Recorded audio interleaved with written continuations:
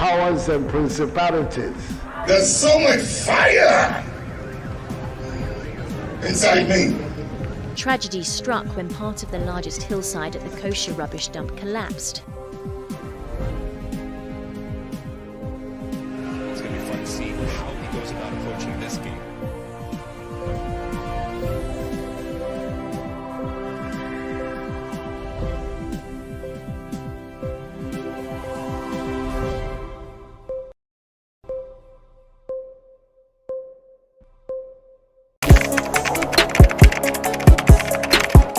We table issues relating to the arts and entertainment for a riveting discussion, of course, without fear nor favor. The question the presenter asked them was a dumb question. You need to speak the fact and move.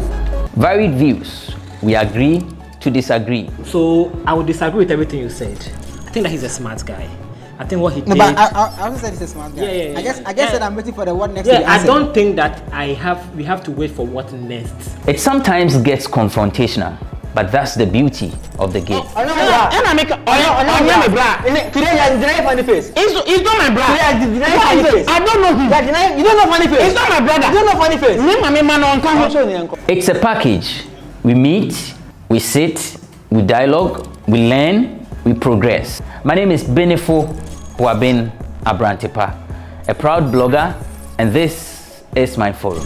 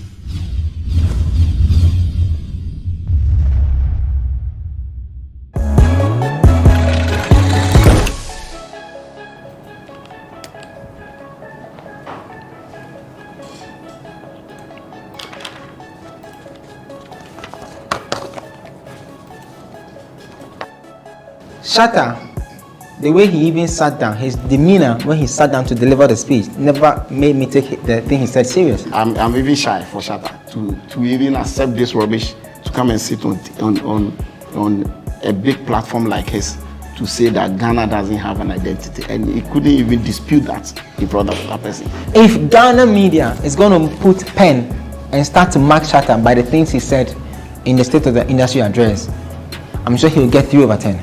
We know that I don't know Shatta. It's a shame for you to have I Know My Level, which has won High Life Song of the Year at an award scheme that became the talk of town. For you to meet somebody out of the country or Africa, and then you say that because I couldn't remember that I have won High Life Song of the Year, when everybody was saying I was a dancehall artist, so I had to think, it's true, we don't have identity. Are you serious at all?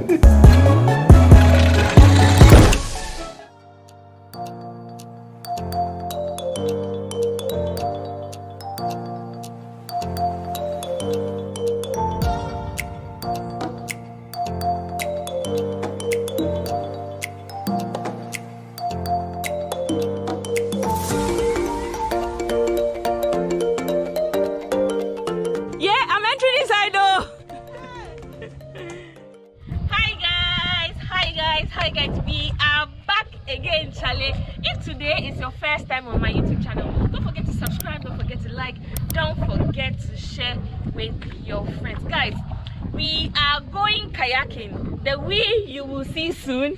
And guys, I'm so excited. I am currently here at a town called Anyanwi. This is where we took our boat from here to Accra. If you haven't watched a YouTube video, it's up on my YouTube channel. So it's more like a harbor. This is where everyone takes the boat from each town to the next town to the next town to Ada and then whatsoever. So we are going kayaking. I'm going kayaking. This is my second time kayaking, but this is my first time kayaking on the River Volta. This is one activity you could do whenever you're in the Volta region. And so, you know, I'm coming along with you. How do I look? How do I look? Today I'm rocking my natural hair. Somebody commented recently and said, hey Stella, we've never seen you in natural hair. So today, yeah, here you are. This is my hair. And so let's go right into the video. You got to let it go. You got to let it go. You got to let it go. You got to let it go. Maunyo. Okay, so Maunyo is the one taking us. And he's been smiling throughout. Yeah. So I'm here with my life jacket. She's also preparing. So I haven't properly introduced you all. So this is Akosia Shelley, aka the area girl with Brandy, and this is Hetty. Hello everyone. Hetty Ajete. I'll share their details in the description box. Please do want to subscribe to their channel too. So this is how the kayaking looks like. There's actually a space you can keep your items. Let's see how it looks like. How big is it? These kayaks are very stable and they are fast for beginners, and everybody can navigate with these kayaks. Very easy to move. So this afternoon we'll do a bit kayaking to the mangrove, where we'll see the type of the mangrove, the uses, the importance, the species that live in the mangrove, and why we need to restore our mangrove forest after harvesting and blah blah blah. My name is Bright Maunyo Ajaba. Okay. I'm a sea turtle conservationist. What does it mean? Well, I protect saving the turtles and keeping them. Sea turtles, right? Yes. And other aquatic species like manatee, crocodiles. Blah, blah, Did you blah. study it? Or is it passion? I'm just doing it out of passion. Running from these tours, kayaking, boat cruise, boat safari, and other things. The fund directly supports my sea turtle conservation staffs and mangrove conservation staffs. So it's non-profit. The money is not going to Bright, but it's rather being spent to protect sea turtles and mangrove restoration. Okay, thank you very much.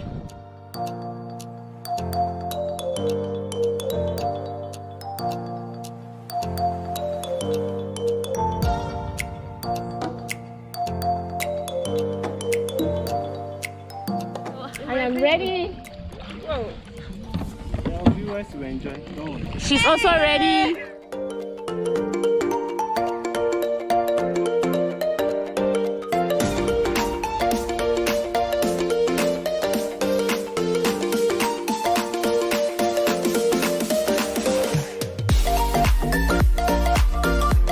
Only one who's not really struggling. Akosa is struggling down there. Same as Hetty. Yeah. So this is how it looks like. And yeah.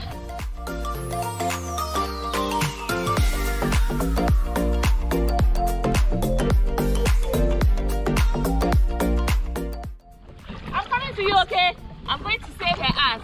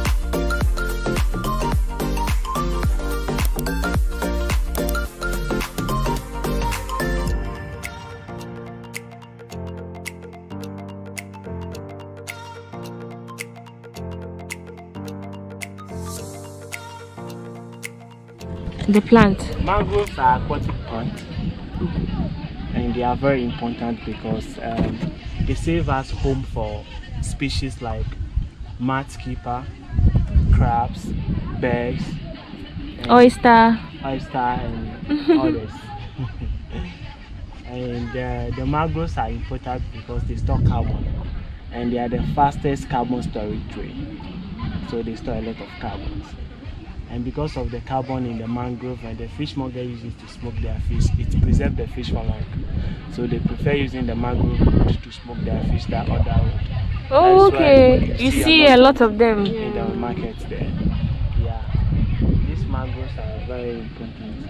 So, but in this area is one of the major business people are doing mangrove harvesting or cultivation. You can see a crab over there. We have different types of crab. The one moving there. So these are the edible crabs? They are edible. Oh, okay. They are edible. So this is a close-up of how the mangroves look like. Yay! Oh, I'm entering. Yeah, I'm entering inside though. Yeah, so I need to paddle back. This looks scary. So this is my view right now. And I'm currently on the water, just relaxing. And yeah, I wish I'd had a closer look. So this is how the paddle looks like. This is how the inside looks like. So yeah.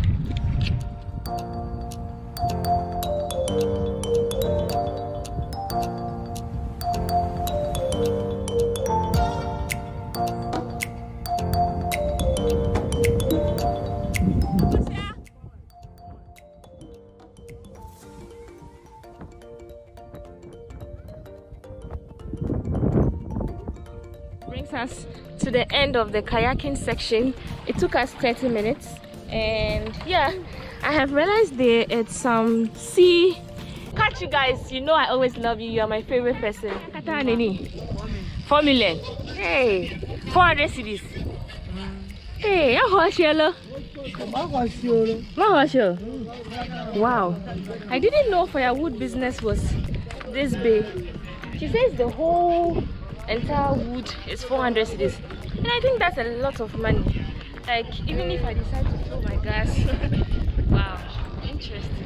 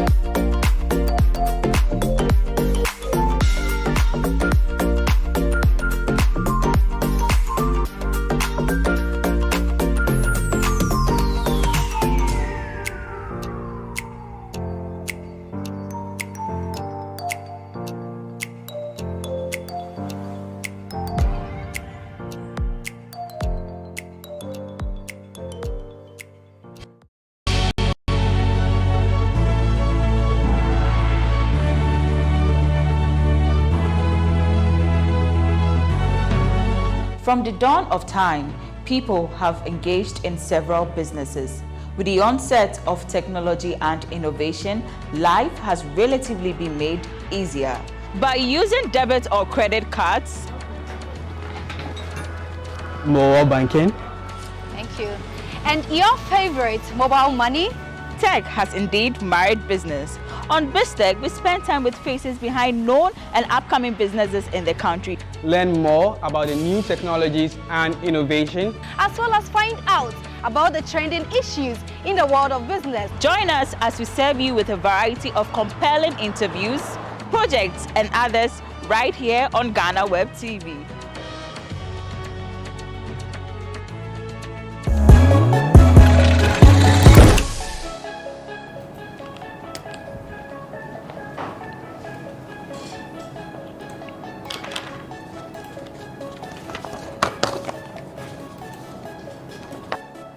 Shatta, the way he even sat down, his demeanor when he sat down to deliver the speech never made me take the thing he said serious. I'm even shy for Shatta to even accept this rubbish, to come and sit on a big platform like his, to say that Ghana doesn't have an identity, and he couldn't even dispute that in front of that person. If Ghana media is going to put pen and start to mark Shatta by the things he said in the State of the Industry address, I'm sure he'll get 3 over 10. We know that I didn't agro Shatta in so agro in so. It's a shame for you to have I Know My Level, which has won High Life Song of the Year at an award scheme that became the talk of town. For you to meet somebody out of the country or Africa, and then you say that because I couldn't remember that I have won High Life Song of the Year, when everybody was saying I was a dancehall artist, so I had to think, it's true, we don't have identity. Are you serious at all?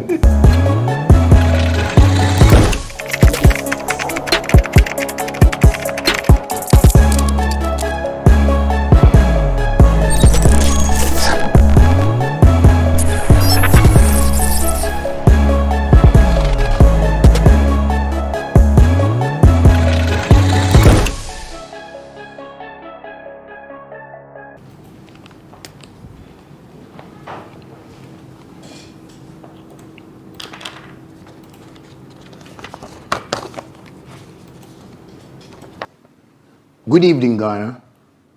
And I'm tempted to say a special good evening to every SM fan across the world and to all of you watching me tonight. Good day, Ghana. And I'm tempted to say a special good day to every Bloggers Forum viewer across the world and all of you watching me this very moment. Let me start with a little story. I don't know if it's right to call it a story, but it's just something that happened days before this address, and I find it interesting enough to share with you all. When my team decided to put this together, I asked that we make this an address to the fans. And then a member of my team said, no, let's make it to the nation. I thought that was too much, so I asked why it's being an address to the nation. And his response and the reason you are watching this tonight. Let me start with a little story. I don't know if it's right to call it a story, but it's just something that happened the day before this show, and I find it interesting enough to discuss with you all. When my team decided to put this together, I said we're going to have a riveting discussion, and a member of my team said, indeed, it has to be compelling. I nodded. Then he asseverated, when you said in the promo that we table issues relating to the arts and entertainment for a riveting discussion, of course, without fear nor favor, that was not a pompous oratory. Brethren, we are in for a discussion, and this is all about Shatta Wale's State of the Industry address. I am Benefo Boabin Abrantipa, and this is Bloggers Forum on GhanaWeb TV.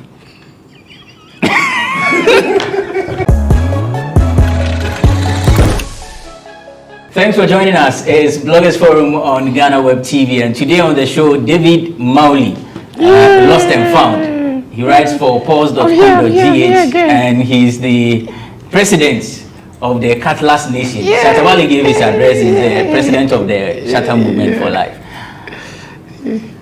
Shannon John. Oh, I think you're in a giant. Thanks. It's been about it's getting to a year actually. Oh, not a year. The last time you were on the show, I was here this year. This year, you've not been here this year. I think January or something. Oh, really? Yes, I was here. I remember in January. This year I decided not to appear on any interview though. And Timmy and Madrago. Yeah, well, Timmy Man fans. And you're Timmy fans. Nane Aredu, aka Nane 18, he's the director at oneplayafrica.com. Nana, Akwaba. I want to make just another thing. Is it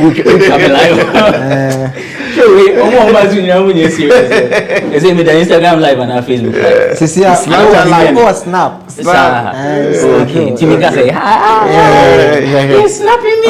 Because me record a moment, no. For one love for me. One love Nice one. Let's go over to Ama Bruni. She's on standby with the tidbits. We call it Nkomo. So me catch him say that's any ever say share. Yena yeni. Ama Bruni, my baby na maba. But me say who artist can one call it out now. We say moon shema baby mama's phone na say. Ebi nim say makwa Korea new man credit. Now artists be on nama we say we full contract be asume ho so komo ne kosi den. Information ni na wo mensem. E twan ho na embrace sia. Any one done Shatawali, my infant Dikan. Who's a Shatawali and Oka so co break Mikakana for the Waba. On one if state or I be Ghana. Now Shatawali video be near Coston and Uncle so. As the only road contract a being yasem, a bin so, or Coburon, a bin so, or man is cast on your quan bin a one young community baby, but come on home say, I think I bet you information of course. Watch him a contract been no year Juma a year dream gun. Shatawale was the office new office road biso. Na Shatta Cheso, and can extend the Adenakakra, and now Casacasa man can copy a nija. While only one down the down. Welcome mobilizing the boys was the Nima boys binaja. What back or no the anka was here, and one brand anka, blue boys on best stop here Jumana contract and in. But I'm not so what Bruno, the Benyasa Nekoye. Shatta boys new back, aye, and Eja. Assault, business assaults and anything will bring a year contract and a current. So, look at the medical reports by Cheso, one bron and yade. Oh, no, Chim, so say, so make us some news. Let us say, Shatawalo, Pemuna Casa, Eba, no be patch, because on one only the boys in one brand on best of Pejuma. And I'm not so naive, bring no cobem, Shatawale and Subino so, or patcho. We will sell no, and I'm not so not, hey, Kakana, then who are Coca-Cranty, what you Kennedy. Fanny Bonnet and a moon castle. Yes, I did all her chrome, honey, yet dear new to family, yes, and your maple. Well, I was a full size music video, was a course. And that's sorry, I say, which was some full Twitter, social media phone, was away dear. What can you say? SHS Entertainment. I'm saying, no, near okay. What which my organization, I shut down for your nanny, one was answered to two. A year time music, I was say, when you course one, and the end to me, Mom was shaving, Muna will be to me. Now, come on, back where the PM say.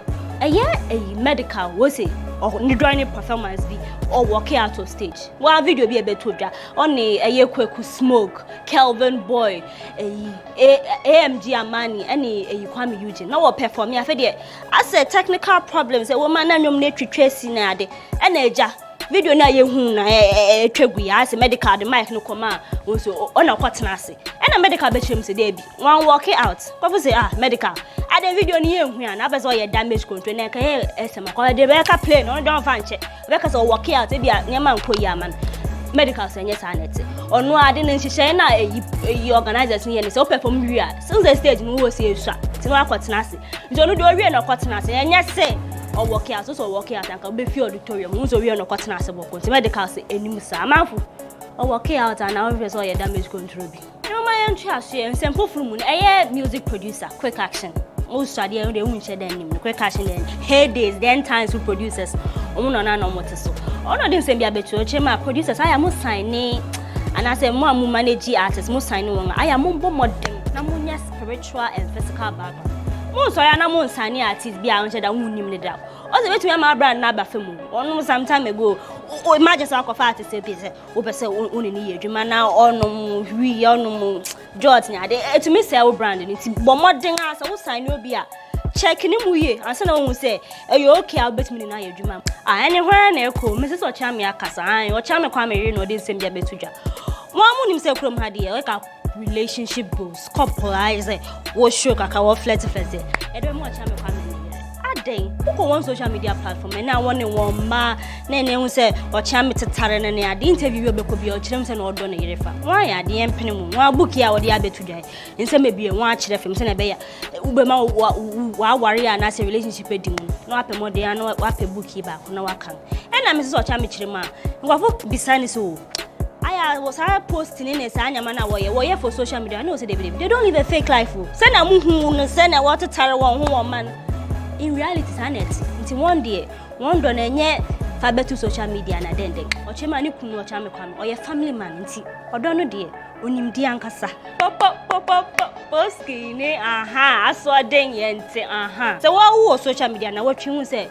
Lady be out Facebook or was your friend Anita Baker. Ye Chremushima, or no ye a pop skinny, baby mama. Oh no, didn't say me a bit to your chema pop skinny. Oh, Sheba. Oh, senior would tip near be.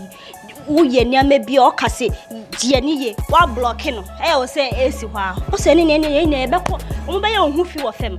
So, only someone shall but not. Oh, my or no, be an near mamma and papa. El child babu free school fees, medical bills, and I. Who you are so blocking it's an out there bed, and in your debate to drop. Now, my fool, name who someone show. And I want to be says, eh. Pope, I say, Melko, say, I am pana, and as a lady, I have a call out. What's a wide walk of Sheba? And I say, still as well, ding, yente. Mamma, young child, common as well. And I saw back room, had I say, what would him the down? Achimota, Rasta, full, same he bay, was it? Muframe, Kona, won't coach a wintina. Was so sad, and the back courts, now what time you school, what the courts. Say, they won't be as them. Courts, Chilema, Achimota school, Moon Gem of Fran, and I won't try one school. So. Nay, I send me by a man for Chilema. Was it the way I match a semi munia, then my friend when you're in JDK be comedian at Chemuso. My friend being a one Achimota was a one admitted. So when you do school, was say, one in yan easy, sir. A bit better when you so. I'm for Crampa Castle, a bear crack, one go pesco, one from pesco for be my uncle won't come. But I'm going to one question I want to neighbor boy who was a wounding crab because National Science and Mass Quiz and Matchmaker. Now, Obi back, Nipa Bakwa, ordinary a year 7 black rasta. Now, call to be a semi no bano, so Achimota school fire burn you. One now we say Mufrake it a rasta, and a rasta so a cardician who then what's a muye munia. Oh, this is when you caught a woman, Jemu Fran, Mumu tongue, Ubejemu Fran. Eh, aha, Rasta and Wako Bassam. A music producer, Roro no Chema, a year come you no more than $2 on you. Or Tiasa or Sampo, a year professors from Pon, Ninum or Kum Chola. Oh, Kum Chola, aha, or Sampo. Now, send Uncle Kwame Eugene management team. Nanka, Mubefa, a union Yaka Koshebia. Uncle, or ideally, Mubepan who producer no beside permission. Mudi Yamabeke case and say it's Casema and be a mamma settle. Now, Tiana say, Muyu, Massampo, Yaman, so Kwame Eugene Hakasa, Mumani Dinda. Kwame de Debia was a Uri uncle from your way, or now watches a area sample, but me a sample any day are allowed. But Kwame Eugene. I'm a foot myself, best sample of you, man. No, but my dear, no contact producer and any musician in a oh, foul pen, I won't call sample now. I say, Urianu, my father will say, Urianu. Ah, Nansan, a dim come with query. Some of Bakaya, a year and check crying a year, Ola Michael Dinson bet to Dotremo, 70% of movie producers or Kruma. Hey! Yanfa waiting come from Beja script called at the Moon Yankasa. A year a Messiah Sedu, while you come with actress or co interview with our publicers. Oh, mercy. And some year workers so one more than Dania, dear, and son of Mamma Rose in a cosy. No, he is on no a Messiah Sedu. So a short Briar say movies in the trade you may say, or to trust in it to say, or be an ordinary cafe moon. And then Munamuka say, guess ye be what wait to cafe one no party or say you may ask. But maybe I feel a who nature, just be a who not the Japan or castle, my men won't call down our rose. Or he nature ma, or no dear on Kawa, one wanted Dama rose. And yet, you may sort of sound or in the Eureka. It's your brandy, oh no, I beg you for moon so na, Montia so my. That's a Hamabruni, a Bessacia. Thanks, Hamabruni, for that segment. And for more of these stories, visit our website, GhanaWeb.com. Stories needed to www.GhanaWeb.com. So, I'm starting free David Malona Oba Hache. Yeah. Sally, which of the stories do you want to go with? I would like to comment on the Kwame Eugene copyright infringement issue. This has been going on for, I think, for 3 years now. He's been accused more than 4. If I am right, it's been more than 4 copying. Some were taken serious, some weren't. Some were like, okay, maybe common credit could do. But you see, it all boils down to the industry. It boils down to the structures that are not in place in this industry. We always say structures, but it seems that people always forget about. People think that, oh, I mean, we are doing shows. Musicians do the releases. They release album. They sign contracts. They get the ambassadorial deals. They get the influencer deals, and blah blah blah blah. But that is not the structure. We have a whole copyright organization in this country that sit there and does nothing. We have Ghana Music Rights Organization that sit there and watch people stream music for free, people play music at events for free, DJs play songs for free, they don't pay any tax, nobody pays nothing. People play music in cars, in trotro, in buses. That's not entirely accurate, is it? It is. At least they do something, but for you to say they do nothing. No, you see, it doesn't have to be a certain percentage. It doesn't have to be, okay, they've done 80%, so that's it. It has to be 100%. That's what the industry, the structure stands for. If you need a complete structure, then the structure has to do a complete job. You don't have to do some and leave some. You get what I'm trying to say? A lot of people stream music for free here in Ghana. A lot of people go and copy old songs and remake them without proper credit. They've been doing it. And you see, the funny thing about this whole saga is that one day, the industry will get back on its toes, or we'll get to a level where we can be compared to the Hollywood and all that. And Kwame Eugene will cry in the future. I am telling you, you can mark it here. It has happened, even in America or even in the UK. If you remember, I think Pharrell Williams and Robin Thicke versus the Marvin Gaye thing. The guy is dead, but the family was able to sue for 5 million, 17 million plus 50% share from royalties, in future royalties, and it will happen. I'm telling you, Kwame Eugene will be enjoying today, but he will cry. He and his children, he and his family, when it gets to a time where streaming will be a serious business in Ghana, Kwame Eugene will be crying. His family will be crying. I'm telling you, you can mark it anywhere. We are doing this and we think that, yeah, that's it. No, it shouldn't be. I mean, Kwame Eugene is a good artist, no doubt about it. But you can be good, and songwriting might not be your talent, but you can still break through. You can still make the hit. You get it? If the industry, the same structure that I'm talking about, if it works, we can have songwriters association or sort of. There is. Okay, fine. If there is, how effective is it? You get it? How well known are they? You get it? There are people who have won Grammys without writing their own songs. But Kwame Eugene, we know, has written a number of good songs for the likes of what's the label mates, Miss V, Adina, and all of that. And some of these songs they were copied too. This Mabige thing is not even about copying lyrics. It's not even about harmony. It's not about copying a phrase from the song. Okay. They say it's a style and a feel. That's what they took to court. It's harming. Okay. Harming. Yes. Right. They say it's a style. They just went there and say it's the style of it. Okay. They thought that no, maybe it might be an inspiration from this person, but they paid for it. The thing that people say about Kwame Eugene, I think it's lack of education. Because you see, one of the world's most powerful artists, called Kanye West, has over 30 samples, but he's called one of the greatest of all time. Let me read a few. There's a song called No Mistake in 2018. He sampled from a song called Children Get Together by Edwin Harkins. That's 1971 Edwin Harkins song. Number 2, he sampled rapper Slick Rick's Hey Young World in 1988 for his song No Mistake Now. So Kanye is able to take different people's records and put it into his music. He sampled the popular one. There's a song that he has with T-Pain, Good Life. It was a sample from Michael Jackson's PYT, Pretty Young Thing, in 1982 record. It's not wrong to sample music, whether melodic, whether lyrics.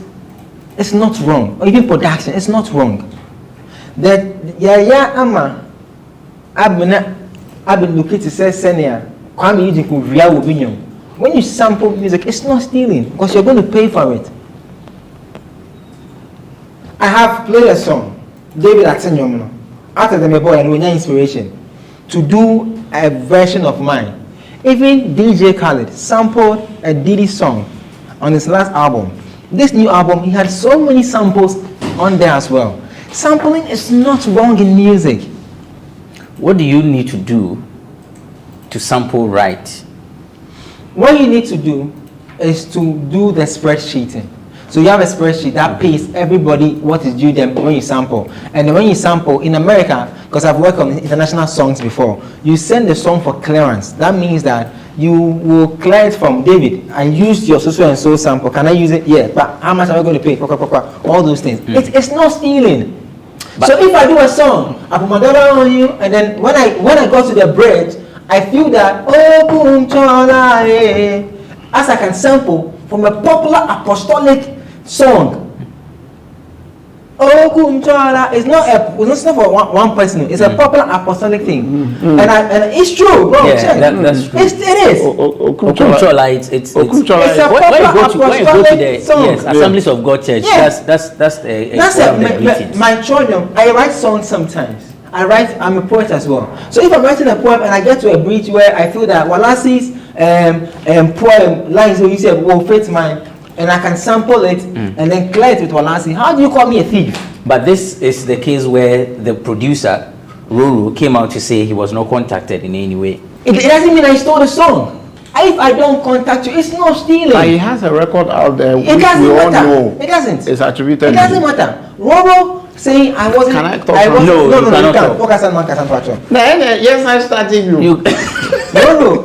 Ever outside, like I said, young contacting. It doesn't mean that links, Richie, Albert, Kwame Yuji has already be an incident.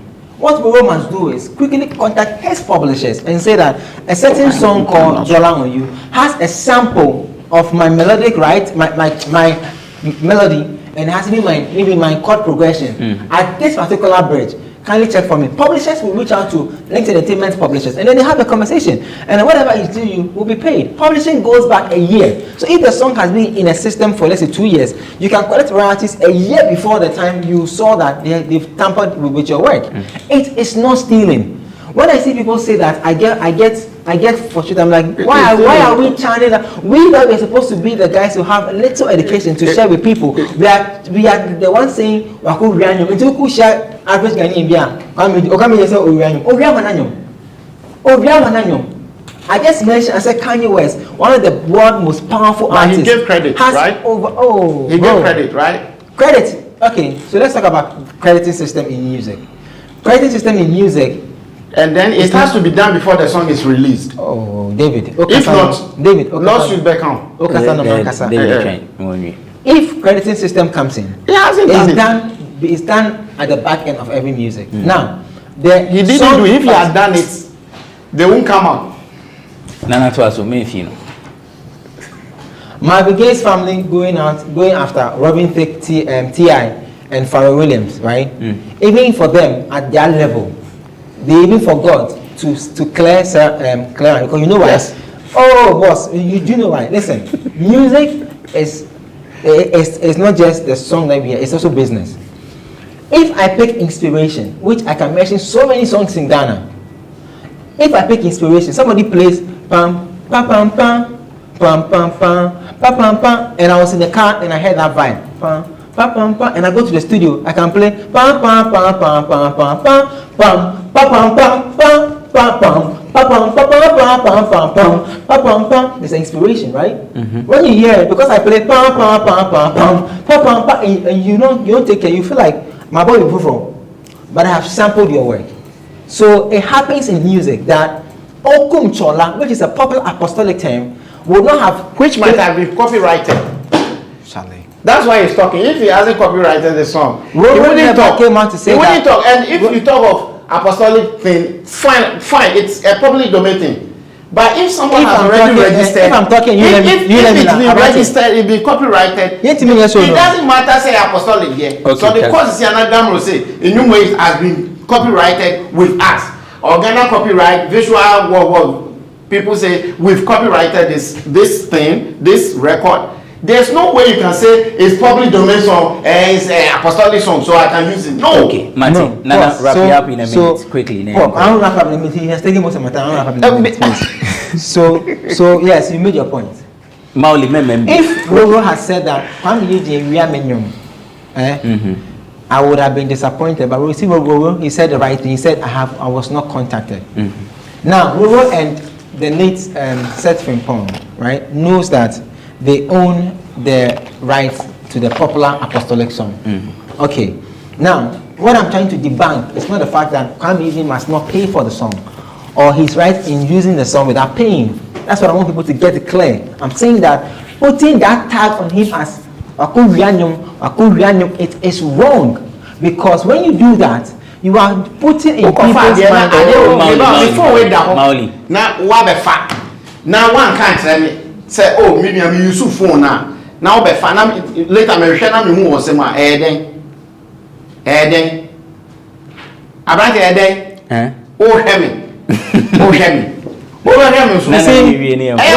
You see, when people, the thing is give credit people, and then you are free. I don't want to give credit. When people, but you see, the conversation here, David, I don't know how can you see. I sometimes understand people when they speak on a linear or myopic view because of where they come from. You get it? Because Nippon on say don't go to that tangent because they are speaking on a linear tangent, and I'm saying that the story in question says Kwame Eugene whatever stolen songs, and you have spoken about the fact that he has to pay, and I'm like yes. But the titling on the boy is wrong because he hasn't stolen anybody's song. Let's not do that because we are the ones supposed to educate the public, inform them, and entertain them. So if we are not doing the right thing, what are we doing? Now, Roro come and say that Richie has reached out to him and they are having a conversation at the back end. Roro never said Kwame has stolen the song. You know why? Because Roro himself knows that copyright money that is going to him, he has to go and pay apostolic check. Do you know that? Because it's not his music. There's a chain of payment that he has to do as Roro. When he receives the okay.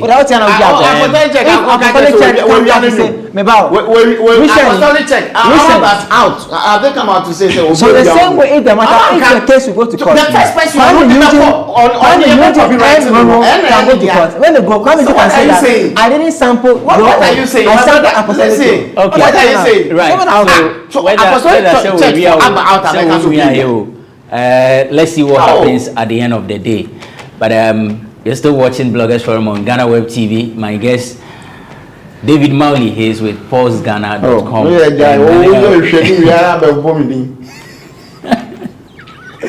Nani Aredu is with oneplayafrica.com. We're taking a break. When we return, we delve into Shatawale's State of the Industry address.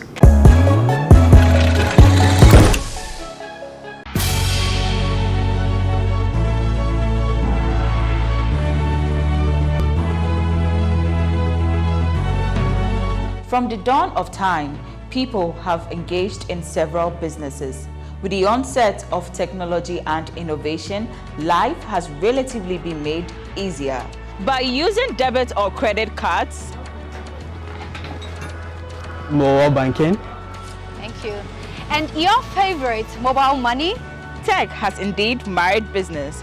On BizTech, we spend time with faces behind known and upcoming businesses in the country. Learn more about the new technologies and innovation, as well as find out about the trending issues in the world of business. Join us as we serve you with a variety of compelling interviews, projects, and others right here on GhanaWeb TV.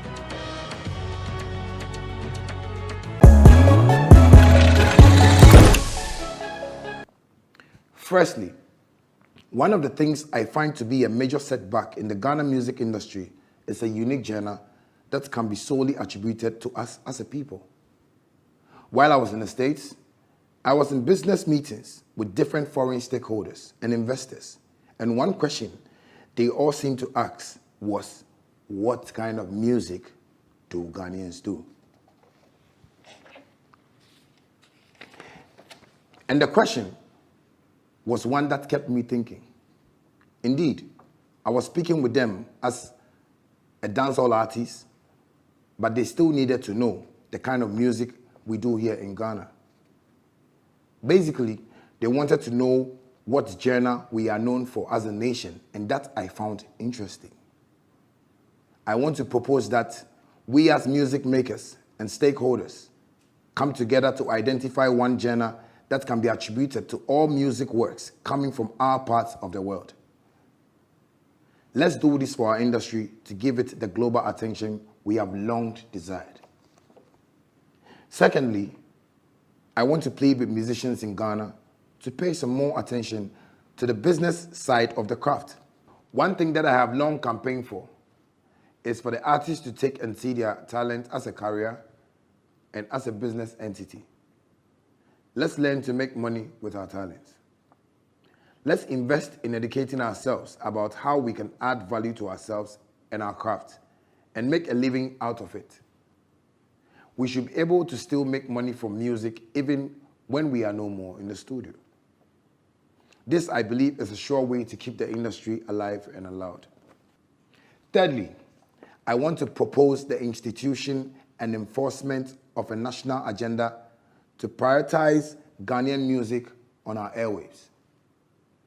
Let's give Ghana music 90% of the airwaves and spread 10% for other countries. For this proposition to work, we all need hands on deck. Media house owners, DJs, event organizers, musica, and every single stakeholder, including the government of Ghana. This must be a national agenda. Let's all get involved now to make it happen. Another important factor worth accentuating in music events and concerts. I think it's about time that we decentralize events in the country. It must not continue to happen that all major music shows only happen in Accra. We must be able to hold big and popular events that happen annually in different parts of the country. This will help promote new artists coming from those minority regions. It is also a move that gives reason for government and investors to open and establish more event centers across the country. Finally, on the industry matters, I want to again plead with the leadership of the state to institute an agenda to use music as a tourism tool to promote the country. If the state can spend 10% of sports budget on music, I am sure it will set us on the road to global heights. So it was not one of his usual Facebook Live videos punctuated with insults. This time around, it was a well-scripted message recorded in his office and premiered on his YouTube page. I'm talking about Shatawale, and that's snippets of the video that you just saw. He had a message for his fans, and he called it State of the Industry Address. He touched on three things. He says he was officially announcing his return to social media and also update his followers or the nation on his trip to America and the lessons learned. And then the last one was industry matters. Quite a number of things that he talked about in that 10 minutes video there. But Mamisha Simfri David Mauliho again, Namimisa, what he makes of the state of the industry address. So say I know best starting so I will start with NY. I will start with NY. NY, what's the NY? I say New York. Or we'll start with NY. Okay, so say fine. Maintain the full video, but the few things I could capture where it's returned to social media, and then about Ghanaian identity on the international market. I think he raised a point there. I mean, who said you forget about the return to social media? I mean, it's normal. Okay, if he says that I'm coming, at least or can say meko, office social media. He said or be stay off for some time. So I think that it's important. It's imperative that he updates his fans about his comeback to social media, and it's a big deal. Then, on the issue of the Ghanaian identity, or say Oshia, or not say Oshia will be no, or business, or can say he Nepal Bisan say Ghana, and what are we known for? What type of music are we known for? I think say or putting something together.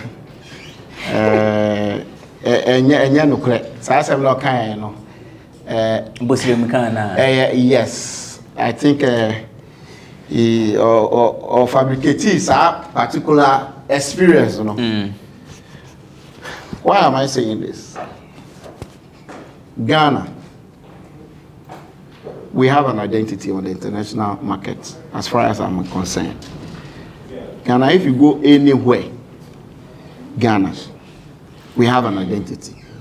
Let's put aside Afrobeats. Let's put aside what Fuso DJ has done in the past few years on the international markets. Let's put aside how this UG and these UK boys have done with our music in the UK and in the US and all that. Let's put aside high life, let's put aside hip life. Osibisa, one of the greatest groups, Osibisa and then a band. Akabli, no, part of some band. I'm friends. Is it Ramblers? Ramblers, yeah. Yes. These guys were out there putting Ghana on the map, even before Sarkodie, Shatawale, and the rest. One of our greatest musicians, Osibisa, he's toured the world with his band. Ghana has been known for high life. In fact, the Afrobeat you see today, it stems from high life. The fella that created the Afrobeats, the Nigerian Afrobeats, he came to Ghana to learn it. And it's been part of the history of Afrobeats. This has been preached around the world. People will only ask you about Ghana's identity on the music market. The kind of people that will ask you this question, I would say are ignorant or haven't read much about music or about African music.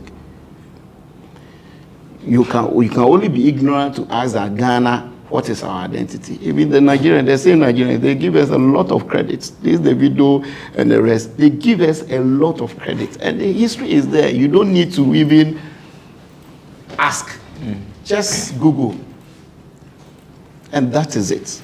I think that he fabricated that part. And it's a shame that he couldn't put it to that person that, no, you are wrong for asking this question. Ghana has done a lot over the years. Let's not downplay the effort we've put into the development of African music, Afrobeats and all that. Or because maybe we haven't won the Grammys and all that and all that. Let's put that one aside. Ghana has done a lot. And I'm even shy for Shatta to even accept this rubbish to come and sit on a big platform like his to say that Ghana doesn't have an identity. And he couldn't even dispute that in front of that person. He has to come to tell us that we do not have identity. Meanwhile, you the same person, you don't even do the high life. You don't do what people can identify as you are Shatta doing has some something from. good highlights. Yeah, oh, of course, he has it. But he's saying that that's not what his main. That's not his main. Exactly. That's not his main. Exactly. He does the Jamaican style, and he wants to be known for what? For dancehall. That's why it's not for us.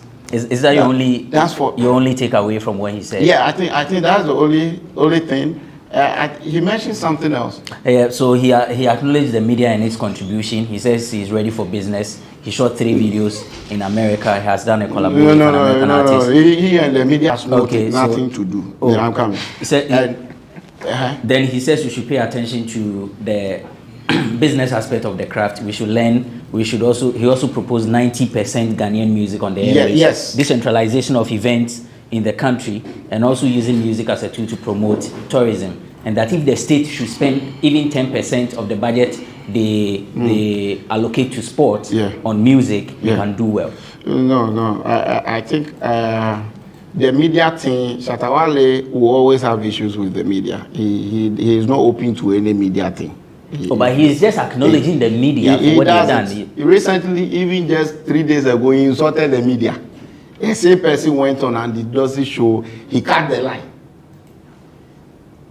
He was talking to Andy Dusty about that fight he had with road construction workers. And he had to cut the line. He had to disrespect them. He had to insult bloggers.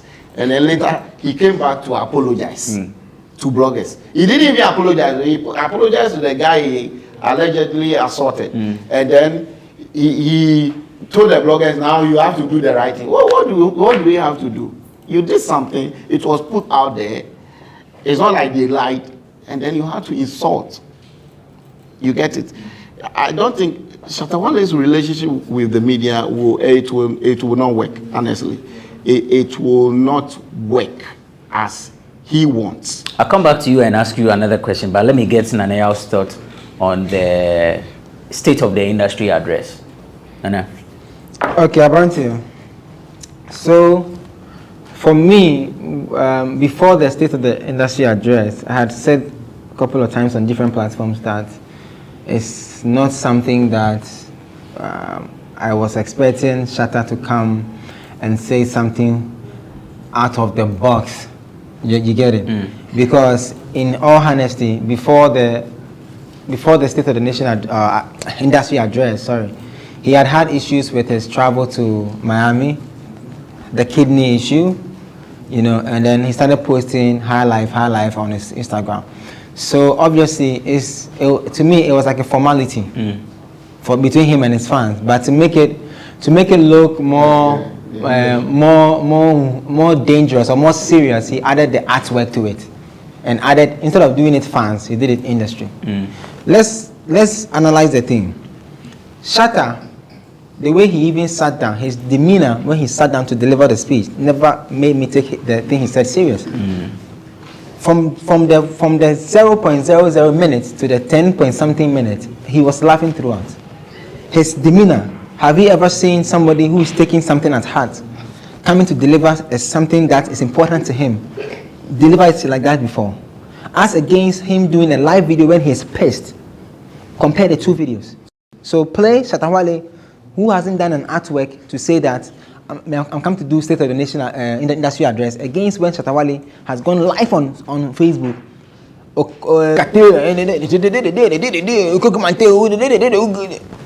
The difference is so clear that you can easily tell that this one was normal formality. It was business as usual for him, just to come and say that I'm back on social media, because some fans were calling that after that time in the course or certain when to me achieve, he's back, because he started posting and the fans were not sure whether he's back or not. Let's come back to the speech. Whoever wrote Shatta Wale's speech has done him more harm than good. In all fairness, there's a question of credibility and belief and trust in the things that he's saying as against the thing that he believes in. So I stand for industry progress, yet 2 days or a day before my industry speech, I was on the media chastising them, dropping a line on a reputable radio house that can propel my brand to the next level. The things that they wrote for him to read to us it has deeper meaning than the artist. That's why when he sat down, he himself, in his demeanor and his representation, he didn't have vim in it. So he wasn't even sure, like, it's music. It was a concert, we don't know. Yeah, I'm trying. I don't know. What kind of backstage? I know on Dini say I know about the kind. It was not his usual. It's not I say this thing. See, if Ghana media is going to put pen and start to mark Shatta by the things he said in the State of the Industry address, I'm sure he'll get 3 over 10. The 3 that he will pass: 1, his come back to social media; 2, his videos that he shot, because those are the important things to his fans. He believes in, not the industry, not the identity, not the decentralized events and everything, right? Let's take the most important one that he said. David has spoken about the high life thing. I think David killed it, because me, I was going to even slaughter him, but David has killed it. You get it? Because it's a shame for you to have I Know My Level, which has won High Life Song of the Year at an award scheme that became the talk of town. For you to meet somebody out of the country or Africa, and then you say that because I couldn't remember that I have won High Life Song of the Year, when everybody was saying I was a dancehall artist, so I had to think, it's true, we don't have identity. Are you serious at all?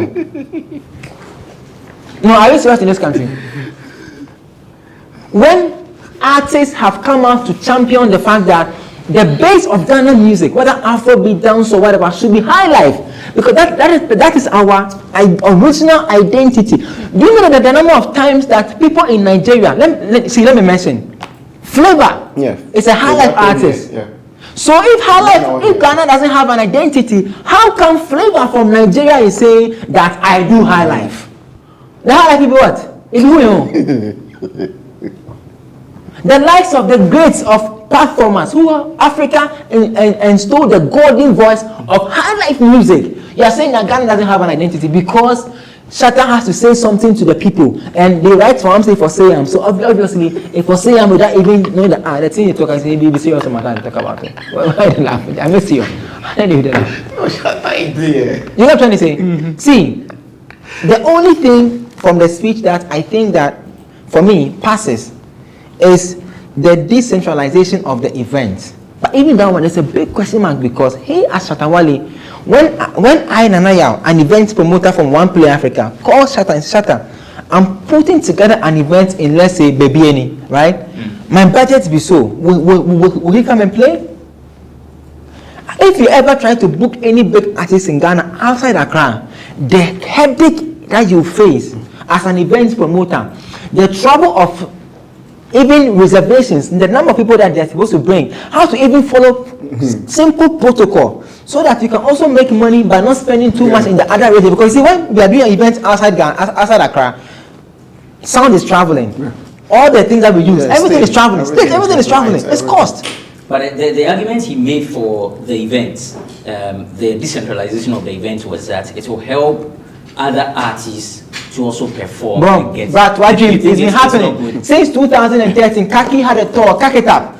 Since 2013 to now, the Tamale Sports, this is what I want to say. Stadium. Yeah, the stadium. Do you know the number of events that has happened there? Who hasn't played in that place before? Who hasn't played? How did Fancy Garden become? Yes, how did Fancy Garden become the most powerful artist at the Ghana Music Awards when he won the most popular song of the year? Because events were going on. Ghana Music Awards, as a matter of fact, that's the fans or whatever event, regional event outside Accra every time. I'm saying that it will pass because it helps to open up the industry. But if we narrow it down to the very base, the cost in expanding an extension is higher than doing an event in a locality that you can find everything. Let's take Ghana Music Awards for instance, right? They are doing original show in Takrady, right? Yeah. Nominee jam in Takrady. That's also opening up.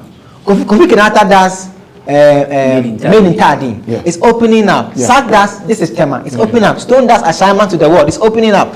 It's already been done. I think Guru does in Brown Afro. It's opening up. Flocking Stone does in Kumasi. It's always opening up. We all does something in Wa.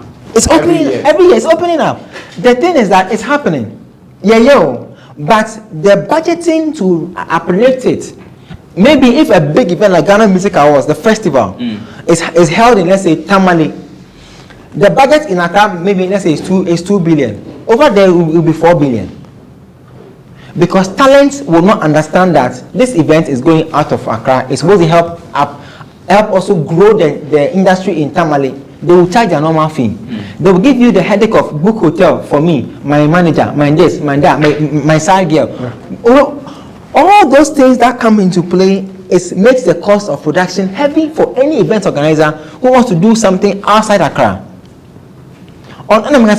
He and his team, his talent people, Sack, Shatter, Stone, whoever, Floating Stone, they should come together and say, from now on, any event organizer who is going to play a gig outside Accra because we want to grow the other regions, we will slash our charge by 60%. You see the number of people who will take them. Let me give an example.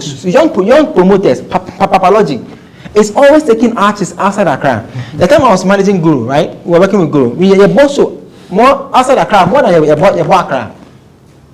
All the stars, Stay J, G Crime, Opanka, Article 1, all the stars that don't get shows to play in Accra are headline concerts outside Accra.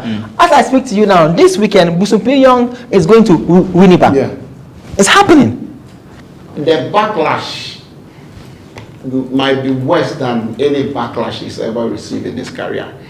If this record that he's talking about, the Grammy Award, blah, blah, blah record that he's talking about, fails to happen, or if it happens and it doesn't meet the standards of what people expect of him, like, you know, the trolling that will go on Twitter, and I'm telling you, he might even cry.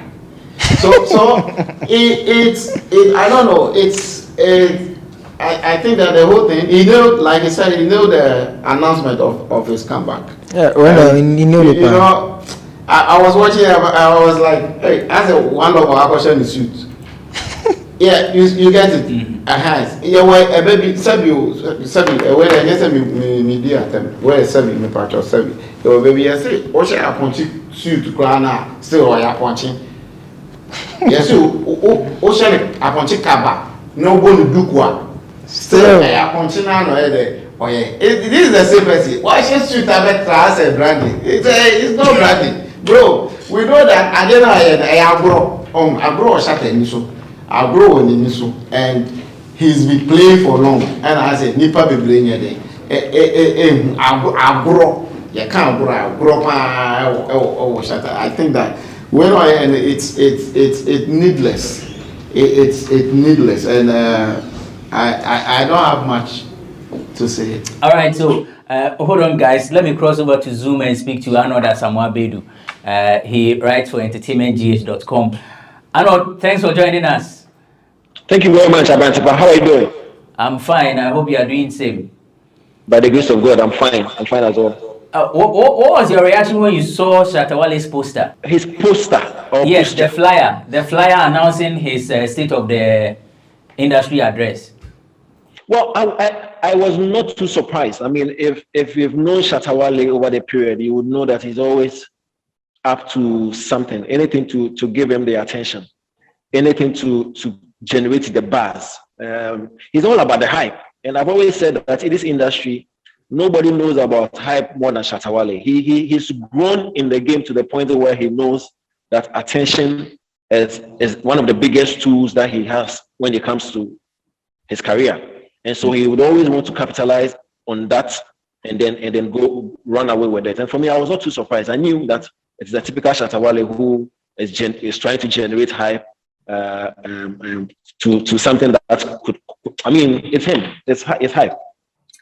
David Mowley and Nanayao think that whoever wrote the script for him did him more harm than good. They have cited the music genre that is done in Ghana, what Ghana is known for.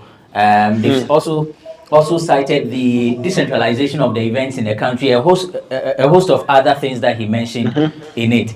Was your anticipation met? If I should put the question differently, do you agree with these comments that they have raised? Okay, so first of all, let me commend Wale and his team for what they did, and I'm commending them because listen, this could have easily been a press release. You know, they could just have written it on paper and then sent it to bloggers and journalists to actually publish. But of course, their ability to actually generate some attention, some PR, you know, machinery around the whole process is quite impressive. And again, he also, I mean, he's on YouTube, so he actually is monetizing it. And so with regards to business, I mean, for me, I think that was a good move. But I was not too impressed with the address, and I can easily agree with Nanaya and then with Maoli, because if you are telling me you are coming to address the industry related matters, it should be detailed, it should be thorough, and I felt it could have been better, because what he did was actually to give us problems and not prefer solutions. And for me, that's for me was not proper. I mean, yes, okay. So you want us to decentralize major events? Which event? You know, what kind of events are you talking about? You want us to set an agenda to play 90 Ghana? How do we do it? You know, who should be tasked to do it? You want us to give 10% of what we put in sports into entertainment? How do we go about it? Has he done any research to figure out if there's some benefits coming from sports to government? So if government says, okay, we are going to give % of what goes to sports, what do government or what do the nation stand to get? So it was not detailed. He could not profess solutions to the issues that he raised. And one of the highlights, okay, so we need an identity in regards to the genre of music that we do. What genre? He could not tell us. Should we choose high life? Should we choose dancehall? Should we? So for me, I felt it was, yes, the move was good, but it was not detailed. It could have been better. It could have really been better. Would one be right to say, I mean, the entire 10 minutes, it's a waste of our time? It's not a waste of time. Because one, he took the opportunity to tell us about what is going on with his yet to be released album. He told us what he was up to in the US. And so that's him telling us what he has been up to. Again, that's him trying to be part of the conversation now, because clearly Shatta Wale has been out of the conversation for a while. Until his recent issue with the road contractors, his Rolls Royce buying and all that stuff, he's really not been part of the conversation. And so I will not say it was a waste of time. It was his way of getting into the conversation. We are discussing him now. So that would not be a good call. However, I felt the state of the industry address, it didn't live up to expectations for me. I mean, it was 10 minutes. I mean, you were touching on, it did not live up to expectations. That I could say, but to say it was a waste of time, that's too harsh. Are you disappointed? It could have been better. It could have been better, because Masa, if you are coming to give state of the industry address, it should be well researched. You understand? You should give us a detailed analysis of what you are talking about. If you want to cite problems, back it up with analytic, like empirical evidence of the problems that you are citing. Then move ahead to profess solutions. Mention agencies, individuals, entity as industry person. How are you also helping solve all these problems that you highlighted? So for me, I thought it could have been better. Seriously, I mean, it was not impressive. Let's conclude on the Shatta Wale discussion. So, it was David. Yes, David, you were the one on the floor, and I was asking you the good things in his speech. Is it yes, it's a speech. I mean, yes, the good things in his speech. You said we should the one he nailed it or something. What he nailed. Yeah. Yes. Let's conclude the discussion. So I did mention that he nailed. I mean, coming back on social media. I mean, it's cool. I don't see anything wrong with it, but the whole address itself, it's I don't know. Then I'll be I felt that it shouldn't have been an address to the industry. It should be, like I said, it should be an address to the fans, and it should talk more about the album. Maybe in a way, maybe in a PR, a way to, I mean, generate hype about the album, and maybe avoid interview, because right now he's already created bad reputation with the media. So if you want to avoid and you want to use social media for a hype, he could talk more about the album, who is on the album, who is producing the album, who wrote the songs on the album. He could speak about it for like 30 minutes, not even 10 minutes. He can tell more about what inspired the album, and he could get even good headlines from all these things. He could have focused more on the album, because I think that was the focus, that was the purpose of the whole address. That's every question. He had then I'll be now muscle cry. And I can say it. So okay, so if I'm getting you, he should have focused on the his comeback from the album and the comeback. His comeback and the album, because he didn't really go much into the industry as expected. I think the decentralization of events and working with the media, tourism and all that, I mean, this is a bad presentation. He cannot use this one to win any contract.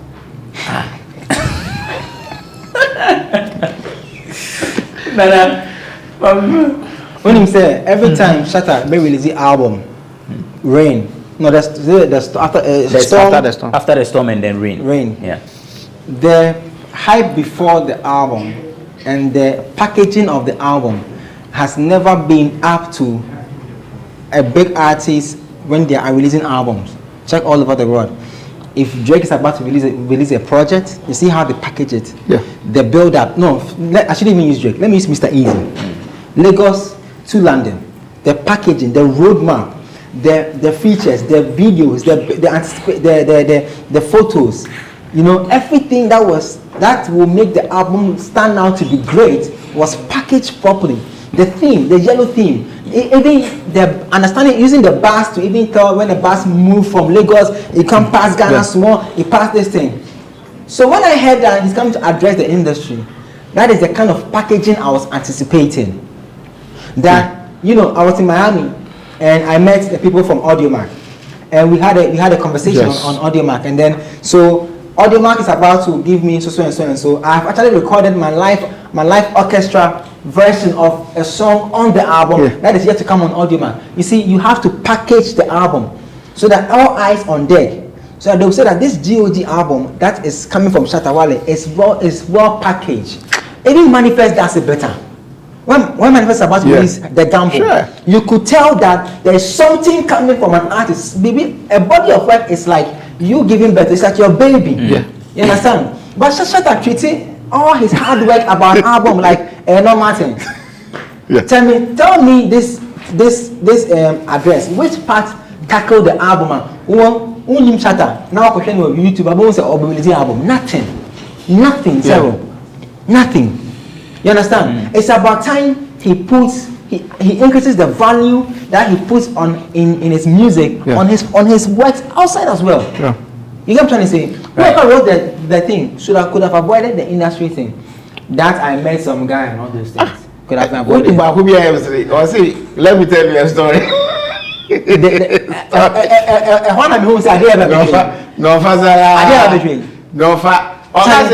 you a story. And the story too. It's not. I thought it was going to be like a captivating story that when you listen, it will force you to listen to the rest of the whole thing. But after the story, I say, you see, the only thing I can mark him for, right? In all fairness, the only thing I can mark him for is that he nailed the part where he had to generate hype, talkability for him. That one he nailed it, because you see how we are dissecting and the thing. That's probably what he. Could it also be what he sought to achieve at the end of the day, and not really get into the industry issues like we all anticipated? Say, let me tell you something I said on radio. For how long would you let people always put your brand in a certain names box that does not sit at par with your certain Stonebwoy and things? Did you see how Stonebwoy released the album and dancing album? For how long will you do that? You see, artists have got a safe haven where and how they get certain inspiration to keep up getting certain hit song. So every time some artists find a way of always going to that space. But you see, when you are climbing and you take this art that you're doing very serious, and then you're trying to leave a legacy. Today, David Mawley sits here and talks about Osibisa. When calculate the number of years Osibisa has been in the industry, so your name as an Shatta Wale should be added to a certain legacy hall of fame. That hey, once upon a time, a certain artist, when he dropped projects, the way he's able to go about it, should it always be that you have to find a way of getting people to talk negatively about your brand? Should it always be the case? Can't you for once put priority, value on the project, so that even the people who contributed to the project, like the pop cans that you are mentioning, will feel so happy to have been part of the project? Imagine a pop can had woken up this morning and the headline is that Shatta parades pop can, Chris Brown, Davido, Burna Boy on the GOT album. Imagine how they would have felt. Imagine how happy his fans would be if you had just simply told them that I had worked with a certain Grammy Award winner called, let's say, Kendrick Lamar, called 50 Cent, and then it's part of the album. The album, remember Monyong 2, 3, before the album drops, songs that are possible to come out, maybe 1, 2, 3, 4. Then now go to my social media and then begin to tell us a story of how the album was made. Right, so that's Naniel Radio AK, Naniel 18. He is the director with OnePlayAfrica.com. David Mawley is with pulse.com.gh, president of the Catalyst Nation. Assemble of our showbiz. So that's it. That's how we end this episode of Bloggers Forum. A reminder that we are celebrating 22 years in the media. The hashtag is hashtag GhanaWeb22. And as part of the celebrations, we have the road safety campaign. It's hashtag GhanaWeb Road Safety. We had a board the last time taking over our social media. So let's help reduce the rate of accident on our roads. If you are a victim of road accident, if you are a survivor, if any of your relatives, lost their lives to accident, and then you may want to share your story with us, kindly get in touch. Send us a mail, newswires@ghanaweb.com, or let's interact on social media at the GhanaWeb on all social media platforms at the GhanaWeb. We'll be back again some other time with yet another riveting discussion. The show is Bloggers Forum on GhanaWeb TV. My name is Benefo Guabin Abrantipa.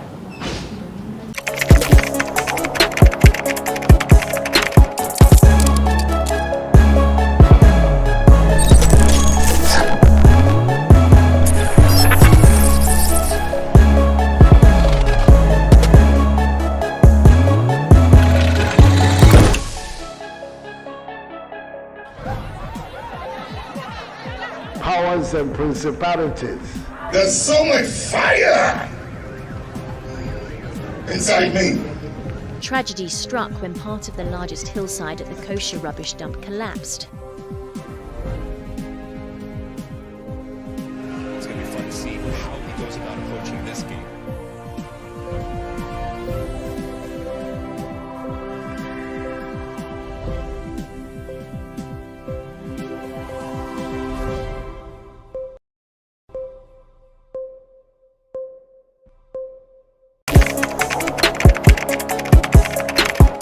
We table issues relating to the arts and entertainment for a riveting discussion, of course, without fear nor favor. The question the presenter asked them was a dumb question. You need to speak the facts and move. Varied views. We agree to disagree. So I would disagree with everything you said. I think that he's a smart guy.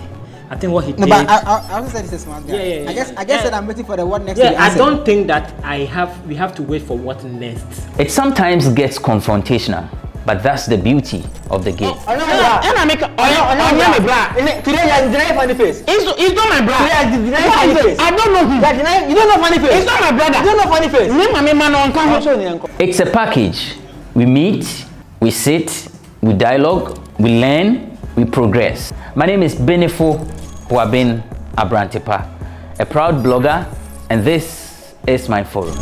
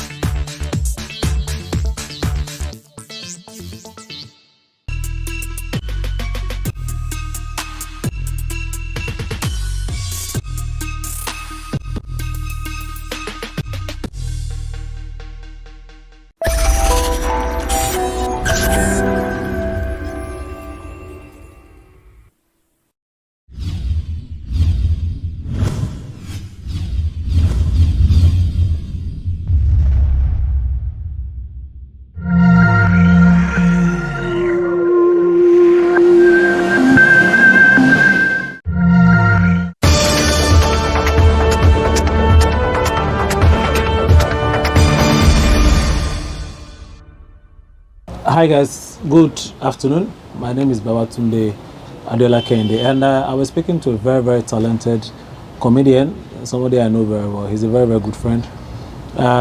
Somebody who has, he has been able to get a grasp of comedy in Ghana. He's a talent. His stage name is Okukubioko, but his real name is Nana Osei Bonsu. Nana, so which one should I call you? Nana Osei? I think which of them? You should call me the one that is making money for me, which is Okukubioko. And I nowadays I try not to introduce myself as a comedian anymore because I think the event MC has taken over. Yeah, from the whole comedy. Okay. Because basically in Ghana, comedy is still picking up. Okay. Yeah, but we are still in it. But for now, what is really pushing the name out there is event MC. Anyways, we'll come to that conversation. Okay. But let me know. I know your mom is Ghanaian, right? No, or your dad is turning Ghanaian. it upside down. Your dad is Ghanaian. My dad is Ghanaian. My mom is and Nigerian. Your mom is Nigerian. Yeah. You grew up where?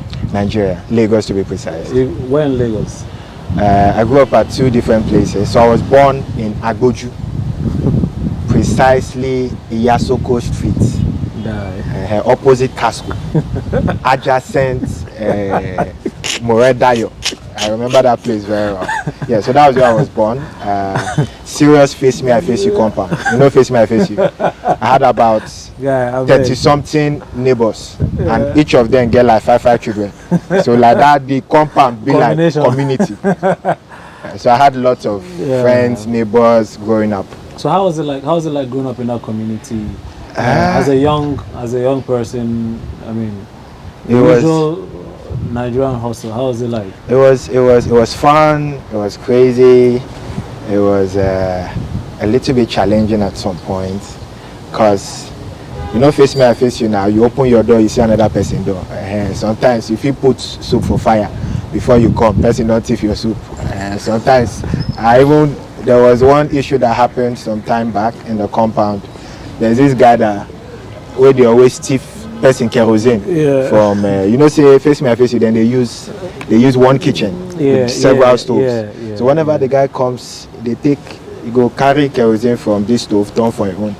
One day as they turn one man kerosene and the man come grab her. They can't beat away then give up. So it was crazy. Lots had the opportunity to play with several people, talk to several people.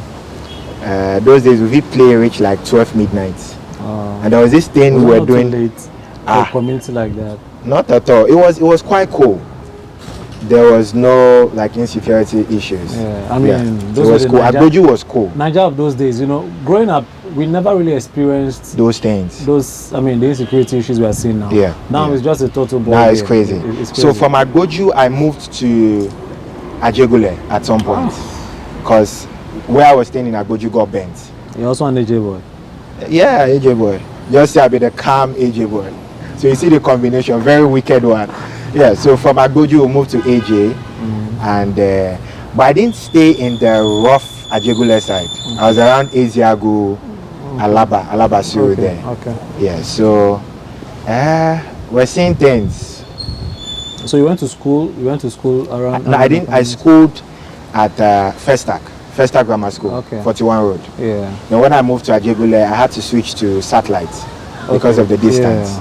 Yeah. So AJ was more crazy, like Awala boys, Awala girls, breaking bottles here and there, teenage pregnancy, weed smoking. Did you smoke weed? No, not at all. My brain, like when I'm normal, like the normal me, they mad. So if I can't smoke weed joint, like it'll be crazy. So weed, like anything drugs, I don't do. So which vices did you do, or you're not involved in any vices? I don't think I was involved in anyone. Okay. I was a cool guy growing up. Okay. And family of 5. Family of 5. Yeah. Okay. So after school, I was the first. I'm the first with 4 behind me. Okay. So while you were young in that space, growing up in 2 very, very heated environments, did you know you were going to be a comedian? Were you funny? Okay, I think I've always been funny because I'm from a funny family. My dad is funny, my mom is funny. My mom is from Warri, so I think it runs in the blood. Because those days from small, there's this thing we call wording. I don't know if you did it, where they will say your mama face be like Rambo bullet, you shit here, they find one who resemble you. So those days I was a king in that thing. Like, and they carry me from one street to go another one, go compete. So I was really good with words. Like, there's no way you beat me. So that was how it started. Cause growing up, I was really dark. Like black. I was really black. Now God don't they lighten me. You know, say if money don't they enter your pocket small. But you like I was dark and I think I was skinny. I was very skinny, so my teeth was a little bit not fitted into the body. So those days it was like it was bigger than the body. It did like say my teeth big past my full body. It was disorganized. So I was dark. Those days I had several nicknames. Some called me Blackie, Nightcrawler, Shadow Cat, all those names. So with the darkness and with the big teeth, so even my mafia they call me shovel teeth at some point. Wow. So because of that thing, I had to create a defense system around me. So when you tease me, I tease you back. You took it personally? Yeah. So there's no way anybody will want addict. So from there now I can learn how to do. So I'm very good with freestyle. But were you hurt by it when people? Growing up, I was. But at some point, like, I just got used to it. So what? At some point, before you tease me, I tease myself. I say, yes, I know say I'm black. I be like Nightcrawler. I be like Shine Fat. I be like Back of Pot. What else can you say? Then I'll face you. You get. So at some point, I got used to it. And it was good. At some point, I started to appreciate my color. Okay. Yeah. I realized that black is actually original and beautiful.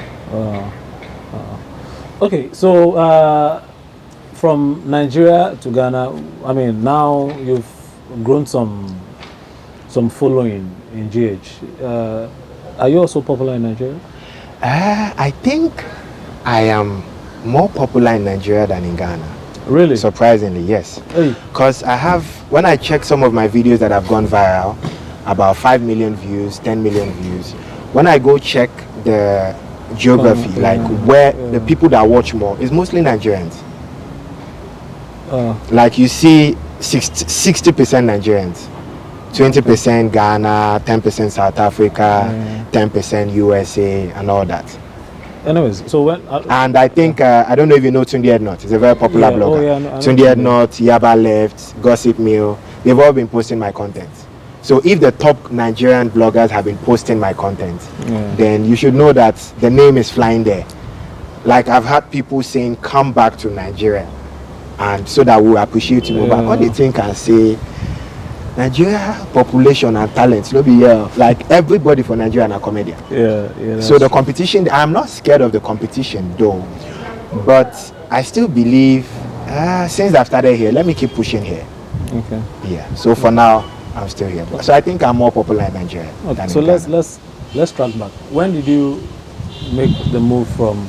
Okay, from Nigeria to Ghana. Yeah, I moved here because I wanted to school. You know the situation in Nigeria.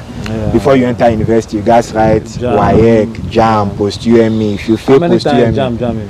Oh, JAM no JAM me. Actually, I know write JAM. I wrote WAEC. I write GCE. So I was preparing for JAM. I've been done by JAM form. Before I can come to Ghana for holiday. JAM me 4 times. Wow, and you are still alive. So when I came to Ghana, then my granddad was like, instead of going through all that stress, why not just write WAEC here? If you pass, then you go to school. I was like, really? You write only WAEC and you enter school? He said yes. I said okay. Then I decided to do it here. So I took the courses twice. I did 4 this year, 4 next year. Because in Ghana, you know, so you guys do inter-science and some other stuff. So I did it for 2 years. Then I entered school. That's remedial? Yeah, remedial. Yeah. And at some point, when I entered school, I was at AIT, Accra Institute of Technology. At some point, I got expelled, like sacked from the school. What did you do? I was. God. I was. I think it's the first time I'm saying this. on TV or on camera, I was very good with mathematics when I finished my remedials, like very good. In school, like everybody knew me with maths, my lecturers, my classmates. So at some point, I was even I had students, some of my mates that I was teaching, and I was collecting like money. So when exam time reached, I can't realize the students were ready to pay me any amount to write their exams for me. For them? For them. So I took money from about 3 different students, went with their card. At that point, I can't remember. What year was this would be like 6-7 years ago. Like 2015. Yeah, 2015, 2014. So, so I went there. I wrote like 150, 200 around that combination. Yes. So I went in. I actually went to my junior sister. She was in Form 3. She's also good in maths. So I took 3 from here, 3 from here. So we went inside. We sat down. We wrote the exam. Like the exam was for 2 hours. In 30 minutes, we were done. The both of us. We came out successfully. Like I was really good. We came out successfully. Then the next day, they caught some other guy, and they told him that okay, they heard that some other people do this, but if he can mention names, they will reduce his punishment. Then he mentioned my name. So that was how we went for some panel. I got expelled, and it was, I think the like, what's the word for it? The worst moment of my life. Like my dad was angry. What year were you in? What level? I was going to my 2nd year. So I wasted 1 year plus. So I quickly bounced back, got a form from Ghana Telecom University. My mom was very encouraging. My dad was like that with me. Like Charlie, insults upon insult every morning, slaps, this. But my mom was like, it has happened, you fucked up, I know, but we can't keep talking about it. Let's move on. So I bought the form, went back to Nigeria, helped my mom with her business. Then she paid my school fees when I gained admission to Ghana Telecom. So I started again. At this point, I was very quiet. When I reached here, you have to be. I was cool. Like I didn't really like the way I was at AIT with the whole academic thing. I dropped everything, but I made sure I did not fail any course at all. Okay. But I was calm. All right. So I mean, you said you were good in mathematics. Yeah. So, I actually thought I was going to be a mathematician or an economist or something. But at some point, I think this thing changed. The plan changed. The plan changed. Yeah. The thing is, growing up, I didn't know I would be a comedian. I was funny. I watched the likes of Basketmouth and all those people.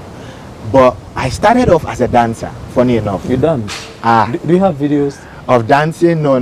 This is like anywhere? 20 years ago. It's a long time. We didn't have phones. We didn't have smartphones. I started like as a dancer. I was really there. Those days we break dance, all those things. Like I was very good. I represented my school, like government school, Festa Grammar School, for competition.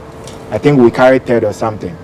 Like went for some competition at Satellite Town, and I saw some of my street people even attended. So that was the day they knew I could dance. So I started off as a dancer. I thought I was going to be some global or like world dancer. But at some point I realized that we have so many dancers in the world. And most times what is beautiful about dancing is when you see a group of people dancing. It is more beautiful to see a group of people dancing than just one person. There's some synchrony. Everybody, that feel you get. So at some point, I just decided to leave the dancing and I focused on academics. Why didn't you form a group? I mean, I like to be alone. I didn't like the group thing. I want to shine alone. I don't want anybody. In as much as I want to bring other people up, I wouldn't want to do the group thing. It's not my thing. It's not my thing. Okay, so you finished Ghana Telecoms. Yes. So for Ghana Telecom, but what did you finish with first class? I mean, you say you're smart. Yeah, I finished with 2nd class upper. When I got to Ghana Telecom, I wasn't really into the academics anymore. In as much I entered with the idea of first class, first semester, 2nd semester, 2nd year, the vim started going down. Then 2nd year, 2nd semester, that was when I decided to be a comedian. 2nd year, 2nd semester. So at that point, I started skipping schools to MC weddings, Sometimes I skip lectures to MC, all those stuff. So I think at some point that affected my grade. That's why I didn't graduate with first class. But I'm not, what's the word? Yeah, I have no regrets about that. Because at the end of the day, I'm not even using the certificate. I did information technology. Okay. Yeah, so my set is at home. So when I was in my 3rd year, then I decided to go into comedy. So my first performance, I have a picture of that. It was Ghana Telecom. They were doing this thing called Aquaba Nights. It's the biggest event on Ghana Telecom. So I spoke to the SRC president that I'd wanted to perform, that I'm a comedian. So then I knew I could make people laugh, like individuals laugh. My friends knew I was funny, but I had not tried it on a stage. Commercially, basically. Yeah, so I thought it was the same thing. So I told the guy that, oh, I'd like to perform. He said, okay. So that day he put me on. So we came for some rehearsal. I came, I said 1 or 2 jokes. He laughed and was like, okay, you're ready. So the next day, they were, and another wrong thing too is, it wasn't a comedy show. It was a musical concert. That day Stoneboy was there, Yapono was there. It was huge, like so many people, thousands of people. I know Ghana Telecom. Yes. I've actually attended some of these events. Stuff. Yeah. So they were playing music and nobody was seated. They were all standing. So the DJ was giving some back-to-back hits. Then they stopped the song and said, let's make welcome a comedian. Then I wasn't even answering Okokobioko. Oh, yes. MC Boniface. That was what I started with. Yeah. I'll tell you what killed. It is what happened that killed that name. So when they invited me, I came. People were like, oh, like people were angry already. They were not interested in comedy. So when I came, like I saw the crowd, my brain just off. Like all the jokes I had rehearsed, vanished. So I was like, hello. Like people were making noise here and there. I was like, at some point. Then you sounded Nigerian as well. Yeah, I sounded Nigerian.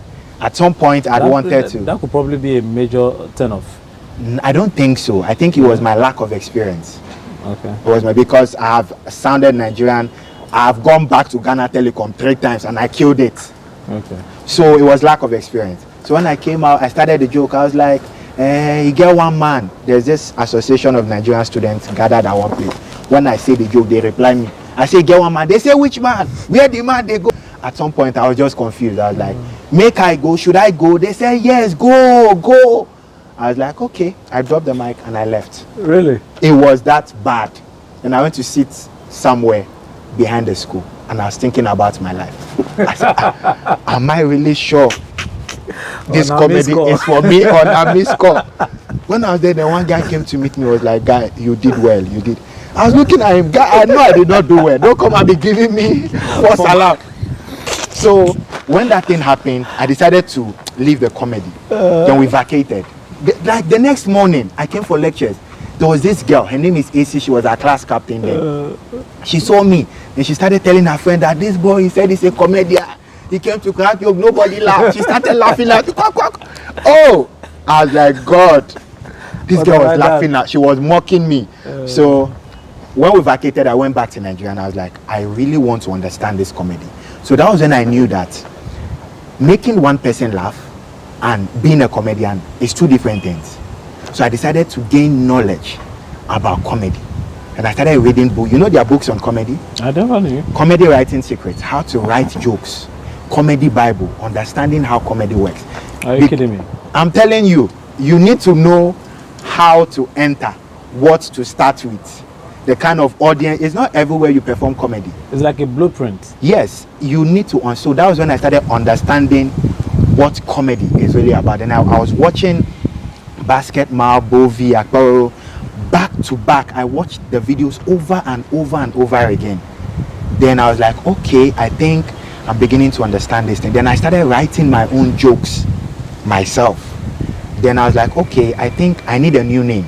I can't go back with this name. This name has, like, it has died. Sorry to cut you. Before you come to, you needed a new name. So you had performed Ghana Telecoms. It didn't work. It didn't work for you. Yes. Was the MCing working as well? Then I had not started MCing at all. It was just a comedy. Okay. It was just a comedy. So You started reading, you started doing So your I got back research, home, learning. I did my research, I learned about comedy, I read books, I watched videos back to back. Then I said, okay, I'm rebranding. I need a new name. I need a name that when I mention the name alone from the beginning, people will be like, hey, like it would catch the attention of people. That was when like I started thinking, and the name Okokobioko hit me. Really? Yes. The name just entered, Okokobioko. I was like, what does yes. it mean? It means amazing, exciting. What language is that? It's more like it's or is that your own meaning? It's an exclamation. It's a Nigerian term. Like when you see something that amazes you, like Okokobioko, you get. So it's more like an exclamation. So that was when I picked it. I was like, okay, this will do. So I came back to Ghana. Were you not scared that it possibly would not have worked in Ghana, because Nigerians understand? I knew. Okokobioko, but I knew. when you say Ghanaian, you're like, I knew at that point that Ghanaians loved Nigerian comedians, even more than the Ghanaian comedians, as at that time, because the Shatter House and the Night of a Thousand Laughs, they were bringing Basket Mouth, Bobby, and all the here. You get, and I knew I could make people, individuals, laugh. So the problem was not in the language. The problem was in the craft. I needed to understand the craft better. So when I came back, I was like, okay, now I understand the craft, but I have to start with a lesser crowd, because there's something we call stage fright. If you're a performer, you don't just go start with performing for 1,000 people. You have to start small. Gradually, you are building your stage confidence, gradually. So that was why I decided to start with church. So my first performance at church was a Lighthouse Chapel. It was at SCC, Kaswa area. So they had some youth service. I performed. It went well. I was like, okay, then I can do the stand-up comedy. Then I attended a different church. I think Holy Hill Chapel. Were you paid for? No, I wasn't paid. It was free. Church don't pay you. God bless you. Go and multiply. That is what they'll tell you. Yeah. So at that point too, I wasn't really concerned about the payments. I just wanted to improve the craft. So then I started church, and I noticed I could act too. So I was like, okay, I joined the drama department, and when I actually joined, it was funny. They told me that I would stay for 1 month probation before I can act to them. I said, okay. So I came for their first rehearsal. I saw what they were doing. I couldn't add any input because I was on probation, so I was quiet. Then the Sunday they were supposed to act, but one of the actors didn't come. So the leader called me that, where are you? Come quick, like there's somebody that is missing. Come and replace him. So that day I acted as an angel. That's the first time. That was in Holy Hill. Holy Hill. Assemblies of God. Oh God. When I finished acting, that was where I stamped my name. Like the first day I acted, everywhere scatter. So from there, they started calling me like to act. I was like, I thought you people said I'm on probation. They said no, like the pastor wants you to be acting more. So I started with stage play. I was acting. So at some point, I was confident whenever I stand in front of people. You get. So then we're having some church program. I think One Night to Love or something. So I told the youth pastor that aside acting of plays, I can do stand-up comedy. I was like, are you sure? I said, yes, I can do stand-up comedy. He said, okay, come earlier so that you perform in front of me so that I can see before you climb to the stage. So I was like, okay. That day I wasn't able to go early. I don't know what happened, but I wasn't able to go early. So I went the usual time that the event was supposed to start. So in my head, I was like, okay, because I didn't go early, I would not perform. They won't call me. So I was there, then they came to call me that you are going next. Just like that. I was like, okay. So you didn't have anything scripted? No, I have been planning already. Yeah. I have been looking for a stage to perform. Before I will call the man of God and say, I know how to, like I can do stand-up. Yeah, I had planned already. But for that day, I just said, okay, because I didn't go for the rehearsal, they might not call me. But I was ready though. So I went, climbed on the stage. When I was performing, the pastor sat on the floor because he was laughing. When he sat on the floor, I looked at myself and I was like, Okokobioko, you have arrived. That was when I told myself that, yes, I have started. You made it in life. So from there, I started performing back to back, like that. Performed National Theatre, Conference Center. Then at some point. So while while you were performing, you were not getting money from the church? No, I wasn't getting money from the church. But performances outside the church, you were being sorted? Outside the church, at that point, I wouldn't say I was being sorted. Because at that point, I was still pushing the name, like making the name come out. Most times when they don't know you, they make you, they will make you start the program. Let you pass through. But they won't put you on the bill. I remember there was this event hosted by a lady. She's called Eureka. I saw her poster and I called her. I was like, oh, I'd like to perform. They're like, okay, come early. If you come early, we'll put you on. So that was how I was doing it. So I went early, I performed, killed the place. I would even thank them for putting me on. As at that time. Because nobody knows you. I think 2013. That was a long time. Yeah, that was a long time. So at some point, I also discovered that I could MC. Before we go to the MCing, so at what point did you start making money from acting? From acting or from stand-up comedy? Sorry, from stand-up comedy. Yes, stand-up comedy. Stand-up comedy. I know acting wasn't. No. Acting is not professional. No. But stand-up comedy is stand-up comedy is professional. So from at what point did you start making money from stand-up comedy? Stand-up comedy, I can't remember the year though. But if I'm saying, I won't say I've made so much money from stand-up comedy in Ghana. What I've made money from is MCing more. Okay, so let's go to because what I do is I infuse the stand-up in the MCing. So when I go, and because I know that most of the MCs in Ghana are just MCs. For me, I have an advantage because I can make you laugh too, aside entertaining you. You get. So what I do is when I go MC an event, I take like 10 to 15 minutes and I crack a joke. How much do you charge for MCing an event? MC now, what's your rate card like? Okay, I have 3 packages. I have the guy. You never money. Oh, I have the silver, the gold, and the platinum. And how much is the platinum? The platinum is going for 10,000. The silver is 4,000. Then the gold is I think 6,000. So if I'm bringing you on platinum, what exactly will I enjoy? Apart from platinum, you're getting an event MC. You're getting unlimited stand-up comedy performance. You're getting 3 wedding games. My wedding games are crazy. Like I've seen the videos. They always trend. Yeah, I've seen the videos. 3 wedding games. I post your videos on all my social media platforms. I have the numbers. Like I'm the most followed event MC in Ghana currently. On Facebook, 200,000 followers. TikTok, I'm hitting 100,000 followers. Instagram, hitting 50,000 followers. YouTube, 16,000 subscribers. So if I post you, you would trend. So I've changed my name to the Viral MC. Yeah, man. Yeah, so I post you on all my social media platforms and I make a blogger post your video. Okay. So that you must trend. Like there's no 2 ways about it. Okay. So that's the platinum. And lastly, you go on a trip. Wow, it's also one day. It's also part of the platinum. Either you go to Bonsu Eco Park, and there's a waterfall. I've forgotten the name. So the activities, hiking, what do they call, canopy walk. All paid by you? All paid by me. That is if you take the platinum. Is in the platinum? Is in the platinum. Wow. So I'm giving you value for your money. It's pure value. Yeah. So what about gold? Gold is 6K. Gold is 6K. So what about gold? Gold, you get me to MC. You get 15 minutes stand-up comedy performance. You get... Okay, there's something about the platinum too. If you make yourself available, I would have a dance lesson with your bridal team and the couple before the wedding. Wow. So I can teach you some dance steps to make your entrance, because the entrance is very important. So make it dope. So that's also part of the platinum.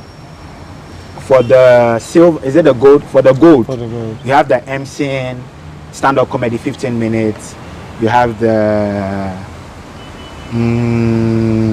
what do you have? Don't worry. Let's posting and all that. Let's go to silver. Silver is 4K. Silver is the first. Okay. The lowest. Silver is 4K. So for silver, you get MCing stand-up for 10 minutes. I'll post you on all my social media platforms, and you get 2 wedding games. Do you do discounts? Yeah, I do discounts, of course. And that's based on what?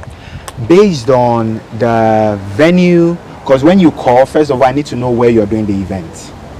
If an event is happening at Kempinski Hotel and an event is happening at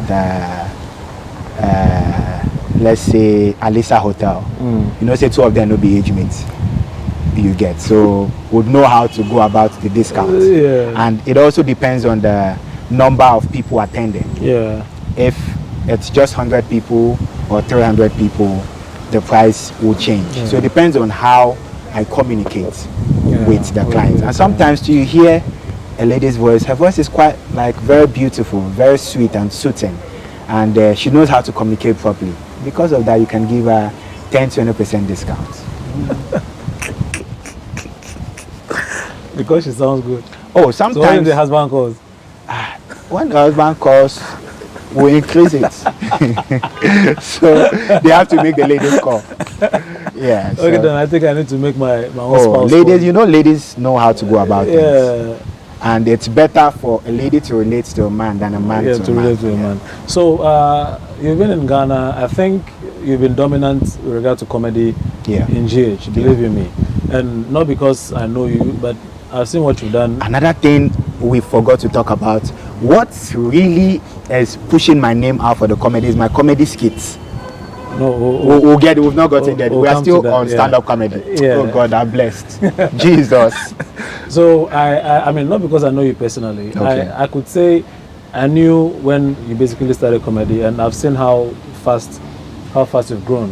What do you think could be the difference between comedy in Nigeria, comedy in Ghana, and what exactly Ghanaian comedians are not incorporating in their crafts that would actually make them blow up? Okay, so I know you have a lot of friends in comedy in Ghana, but anything I feel like saying, I'll say. Yeah, please do. So comedy in Ghana, for the talents, we have talented comedians in Ghana.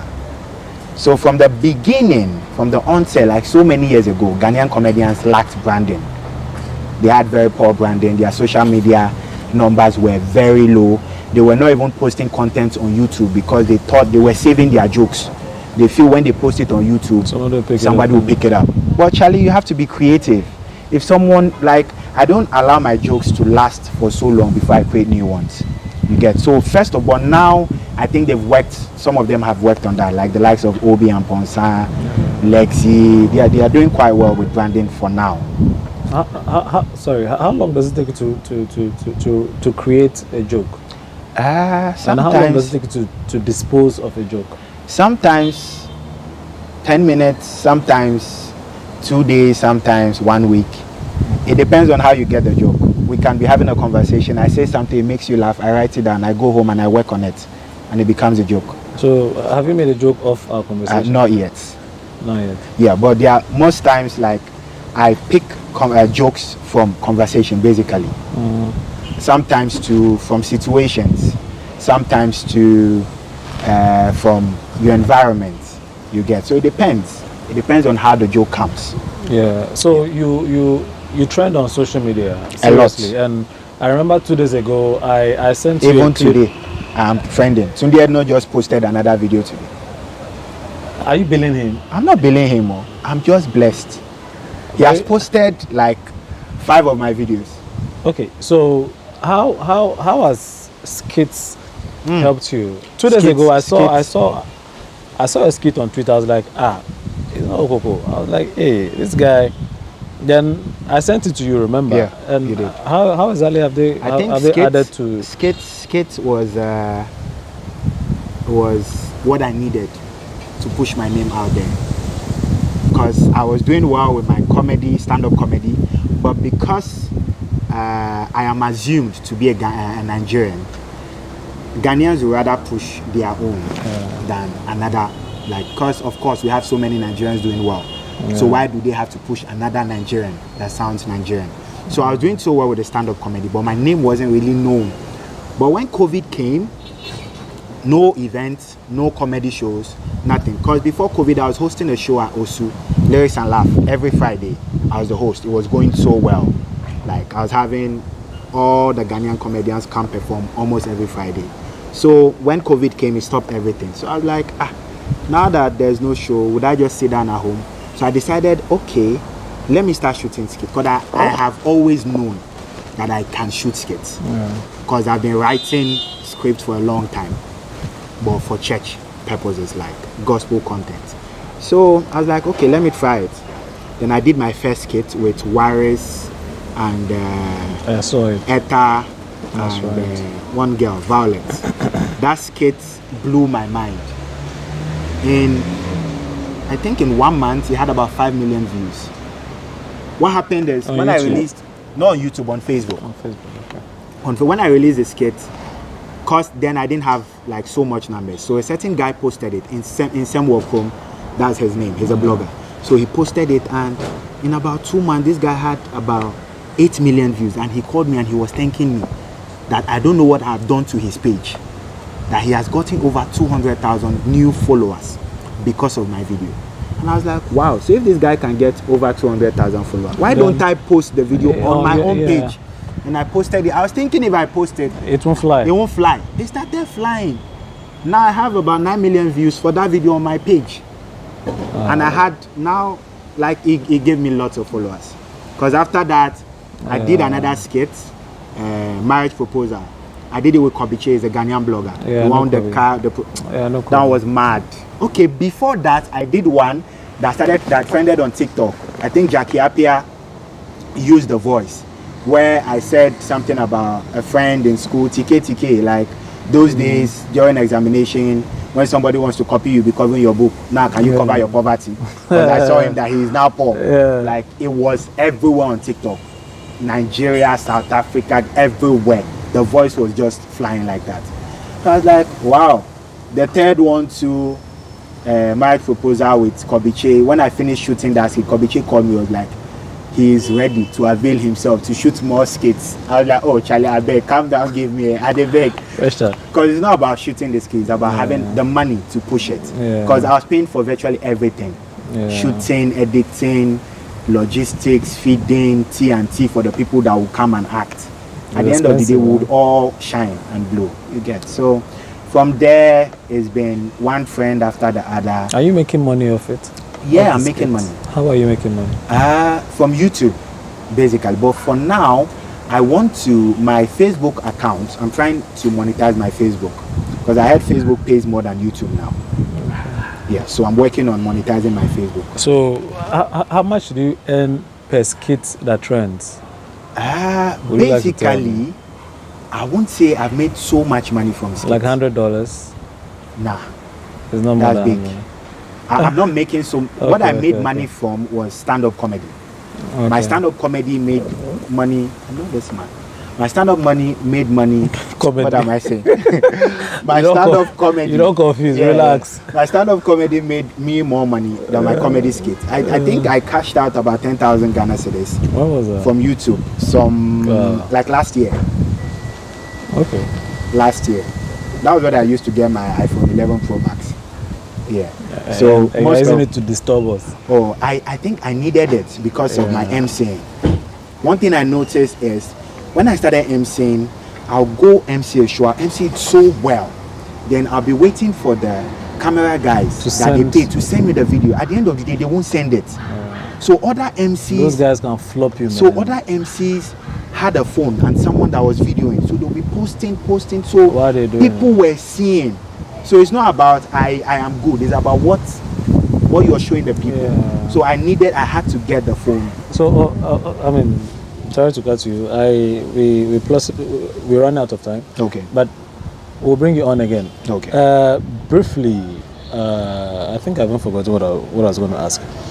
Okay, you've spoken about how much exactly you've made. Do you keep touch with what exactly is happening in Nigeria politically? Oh, yeah, of course. What do you think about the NSAS movement? What do you think about the current political dispensation? What Buhari is doing? I think Buhari, first of all, was a mistake. It's the biggest mistake that Nigeria has ever made. Voting him, I think they voted Buhari in. It's the biggest mistake Nigeria has ever made because since he entered, one issue, it's as if I heard something about cattle, the Fulani herdsmen. ranching. I heard when a human being dies, during the NSAS movement, why did he come out to talk? Well, if a cattle should die, he will come and speak. Well, I'm not sure of that. You are not sure of that? I am sure. How are you sure? Oh. So, like, Buhari has messed up the country. Yeah. That is what I think. But Nigerians are strong people.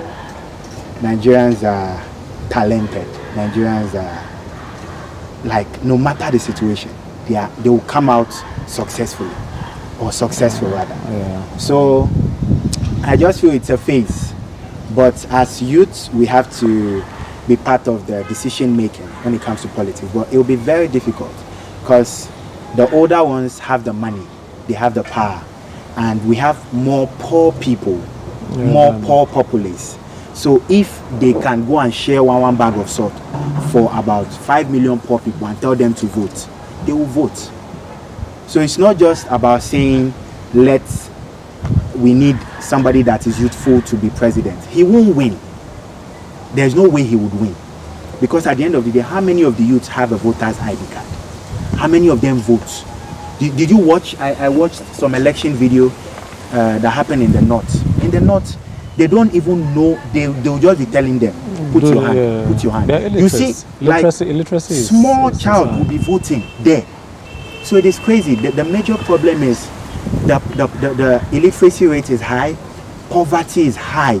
So people don't care who is ruling them. If you can give them matches and say vote for me, they'll vote for you. Will you support Nigeria's breakup? Igbos to be minorities. It has been revolving between Yoruba and Hausa. The presidency. From back then till now. Well, and another thing I don't think that's entirely true. I think that the Igbos have not really stuck their neck out for what they want. Okay, let's leave that. Another thing too is, do you know that oil wells that are in, let's say, I don't know if it's Delta or those weather, is owned by Northerners. Somebody in the north owns oil well within your backyard. Is that fair? It does so. They are so, and sometimes too, some of the places where they take the oil from, they don't even develop those places. Development. So how do you expect those people to feel? That is why some of them want to break out and say, okay, let me keep my oil. You take your Google, take your Epa, take your Kuli Kuli and develop with it. You get me? So that's where the division is coming from. So looking at, and you hear Fulani herdsmen killing this, you hear Boko Haram doing this, all this thing is making the country move backwards. So if maybe one president cannot handle the nation well, if it's true, because our leaders are not even, they are not even doing well. I think the country is too big for them. Okay, so so they should divide it. If I leave you, as for me, I can talk. I talk for a living. So would you mind cracking maybe some 2 jokes for? I would try not to crack so many jokes because I have lots of my content online. But I'll tell you something that happened. Okay. It's not necessarily a joke though. A friend of mine. But it has to be funny. I want to laugh. Let's see. If it's not funny too, we'll take it like that. When you go to my page and you watch, you will laugh. So a friend of mine told me yesterday, he was like, do you play soccer bets? No, I don't. The way you said no, your head say yes, your mouth say no. Only you and God know that answer. Okay, I got your that one though. He said no, I don't. Oh man, that is smart. So this is the joke, ladies and gentlemen. I have cracked the joke. Did you laugh? You laughed, so we are done. Guys, I mean, every moment with Okoko is always funny. This brings the conversation to an end. My name is Babatunde Adeola Kende. Okoko, thanks for coming. Thank you too. I'm sure for having me. Yeah, I'm sure we'll speak more. We have projects coming on. Okay. I mean, My Nigeria TV. So guys, this is the show. Keep watching My Nigeria TV. Bye.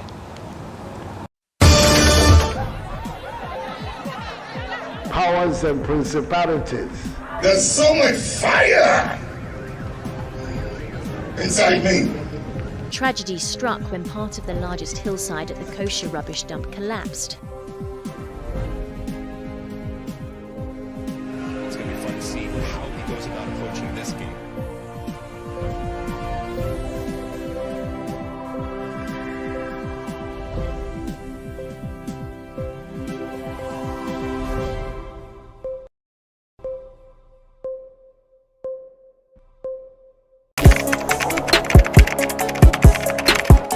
We table issues relating to the arts and entertainment for a riveting discussion, of course, without fear nor favor. The question the presenter asked them was a dumb question. You need to speak the part and move. Varied views. We agree to disagree. So I would disagree with everything you said. I think that he's a smart guy. I think what he did. No, but I also said he's a smart guy. Yeah. I guess that I'm waiting for the what next. Yeah, I don't think that we have to wait for what next. It sometimes gets confrontational, but that's the beauty of the game. Today you deny funny face. It's not my brother. Today you deny funny face. I don't know him. You don't know funny face. It's not my brother. You don't know funny face. It's a package. We meet, we sit, we dialogue, we learn, we progress. My name is Benefo Abrantepa, a proud blogger, and this is my forum.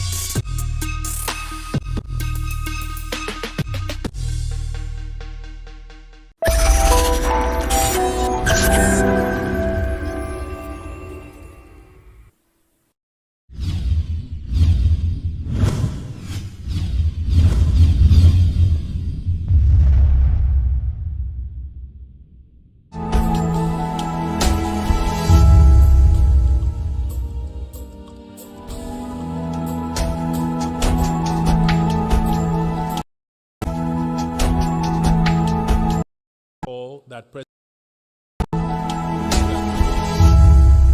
thank you for joining us here at the Ministry of Information Service Center, where this afternoon the Minister responsible has our first brief for this week for us, and he'll be speaking to the President's education agenda 4 years and beyond. One of the primary areas of focus, you would recall, that President Akufo-Addo and his administration have been championing has been the education subsector. I think one of the things in it that seems to catch everybody's attention is the free senior high school program. But the agenda is bigger than the free senior high school program. This afternoon, the Honorable Minister responsible for education will be speaking to us about the agenda 4 years and beyond. Shortly, I would highlight a few things you should probably look out for in his brief. But before he does that, I have a little announcement that I want to invite one of our chief executives to share with you. Later this week, something significant is going to happen in this country to support particularly people in the micro, small scale and medium scale enterprise space. And it's got to do with what we used to call the National Board for Small Scale Industries. They are changing focus, they are enhancing the scope of their operations, and that will happen later this week. So I want to very briefly invite the executive director of what we now call the NBSSI, Kosi Yanki. Kosi, join us with a quick announcement of what will happen on Wednesday, and then I'll share with you the details of the education brief as we are going to take it shortly.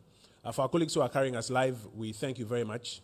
We'll give you an opportunity to also interrogate the presentations that you will receive this afternoon. Kosi, we're in your hands. Okay. Good afternoon, everyone, and thank you for coming. I would like to announce the launch of the Ghana Enterprises Agency, which will be launched on Wednesday, the 9th of June, 2021.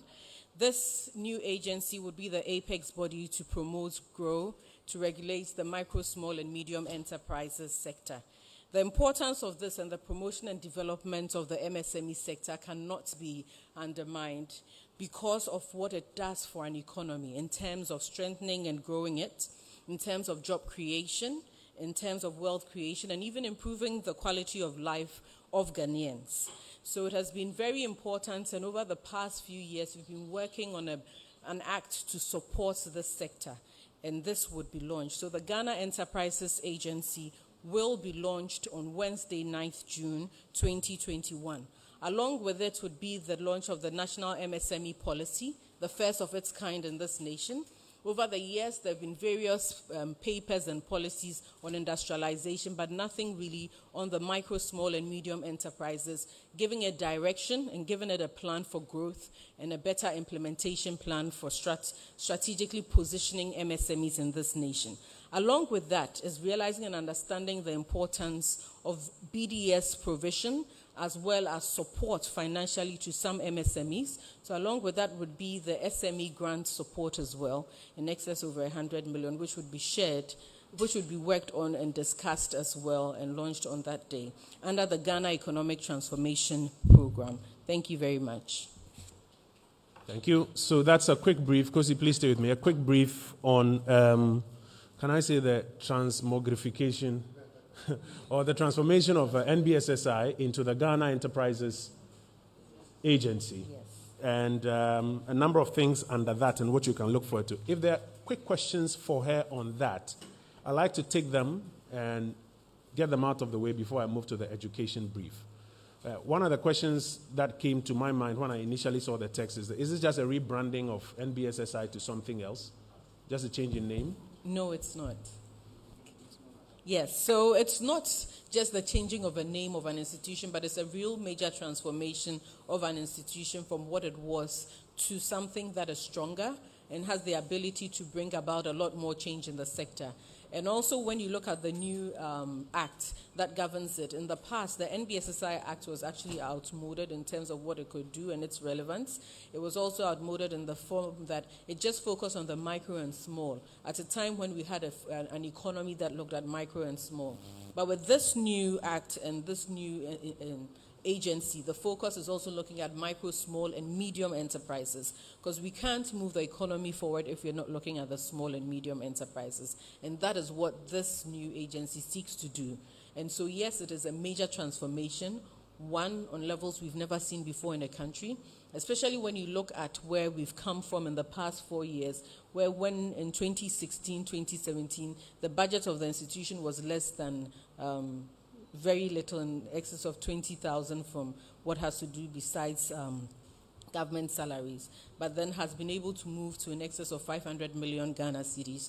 That is what a transformation does. And so it's not the old one, it's a new institution. I see. And also with this, there's an SME support fund. Yes. Of about how much? 100 something? For initially. Initially about 100 million. And the goal is to really transform that. So that would also be shared and would be outdoored. Okay. Kosi, thank you. You may please much. resume your seat. Subsequently, when there are any other questions, we'll bring them to your attention. Colleagues, I want to move into the education brief. First, I want to acknowledge a number of persons from the education sector who are here with us. The Chief Director, Ministry of Education, Mr. Benjamin Jesse, number of directors, Edward Fiawoife, Abdul Razak Umar, Divine Ayijo, who are with us. Mr. Hayford Sian is the Chief Executive of the Ghana Library Authority. Hayford, where are you? Congratulations. We hear you just won some new international award for the Ghana Library Authority. Deputy Director General of GES, Dr. Kwabena Bempa Tando, is here with us. Acting Director General, NACA, John Mensah Anang, is here with us. And the Director General, GES, Professor Kwesi Opoku Amankwa, is also here with us. I see Mr. Boadu of Get Fund, who is also here with us, and a few others who are acknowledged as we move on. Distinguished guests, ladies and gentlemen, this afternoon, the minister responsible for education is going to spend some time speaking to the president's agenda or the Akufo-Addo administration's agenda in the education sector. And there are a number of things that he will be speaking to, but I'd like to highlight a few of them even ahead of his presentation, so that you may want to also take some more interest in those, and perhaps we can interrogate them some more. Included in the various things that he'll be talking about is something that I think has been spoken about for a while, but it appears there's some action now. The assessment of pupils at basic education before they do what we all did at the BECE, so that you don't wait for BECE before you see that, there's a problem, or attention needs to be paid here and there. Secondly, there's also been a lot of talk about science, technology, engineering, and mathematics. It's all talk, or now there's something specific to ensure that our children and those in Hong Kong can code and compete early enough in STEM. And one of the questions that's come up quite often, yes, government has done a lot in terms of free senior high school education, but what is being done to increase access at the tertiary level? These are some of the things that will form part of the many things he'll be speaking to. He's Member of Parliament for Bosomtwe. Please join me to welcome the Honorable Minister responsible for education.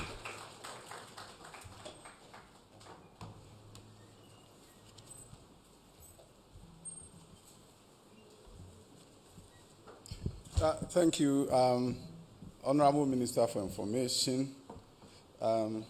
There's something you didn't say. This is my first appearance here as a minister. Thank you so much for giving me this wonderful opportunity. Deputy Education Minister Designate, Chief Director of the Ministry of Education, Head of Agencies at MOE, Directors, MBSSI, Executive Director, I think soon the name will change. It's an honor to be here. Of course, this is the day for the media. So I'm honored that you have come here in your numbers to listen to what I have to say about the President's 4 years agenda and beyond. Around the world, a great transformation is taking place in the various education systems. It's taking place so that they can respond to the needs of their population and to their human capital needs. Around the world, governments are doing everything possible to reposition themselves so that they can have an opportunity to transform their education system in order to ensure that the education system will also meet their socioeconomic needs. And Ghana is not in isolation in this instant. The President believes that the fourth industrial revolution is upon us.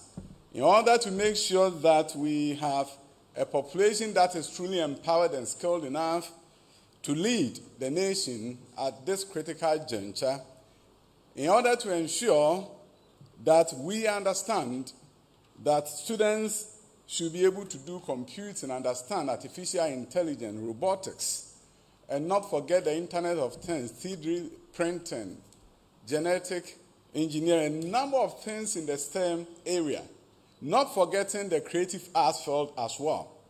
This government have taken various initiatives into account during the first 4 years. I'm sure you heard of many things during the first 4 years. And sometimes when you take them in isolation, you begin to miss the point. Missing the point comes when you take free senior high school in isolation. But when you begin to see that in the 21st century, education is not just a piece of the puzzle, but it's the whole puzzle. That education is what will transform the socio-economic stage of Ghana. Then you begin to see why there's a need for free senior high school. When you begin to realize that for us to transform our fortunes, yes, we'll do many things in other spheres, but if we don't transform education, transformation in the socio-economic arena will elude the nation. Then you understand why the president was in a hurry during the first year of his first term to say that free senior high school is a must and it has to be done. Around the world, countries that have transformed their fortune did so because they were able to raise a large proportion of their citizens in the field of STEM, and not just STEM, also move them up to the tertiary level. There's a talk about the gross tertiary enrollment ratio, ensuring that the vast majority of our citizens will have tertiary education. I explain this in simple terms. If you go to a village in Bosonche called Bonkoko, and you ask the chief of Bonkoko, what is the number of people between the ages of 18 to 22? Just the population. What number of people are between 18 to 22? And the chief responds and says 100. And then you further on ask the chief, Nana, how many people in this town are at the tertiary level, whether it's teacher training college, nursing training college, any form of tertiary? And Nana responds that I only have 10 people. This is irrespective of the age.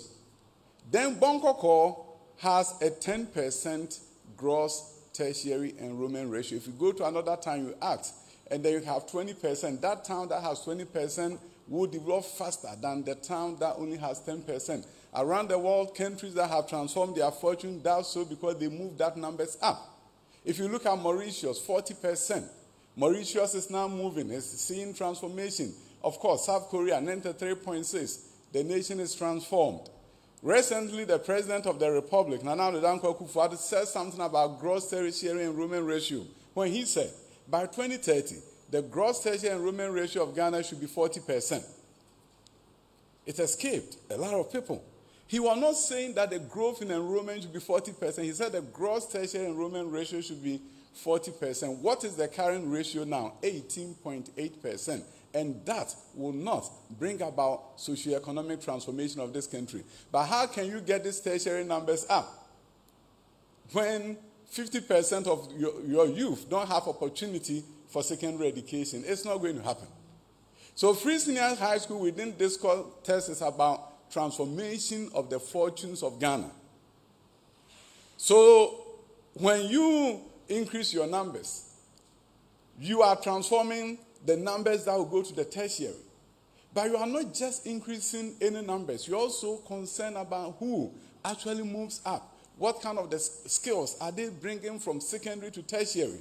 So if you look at our achievements during the first 4 years, you're going to see a number of things here that truly need to be taken care of in terms of what we have done. Of course, you see free senior high school up there. And that is not enough. We also knew that a number of things had to be done.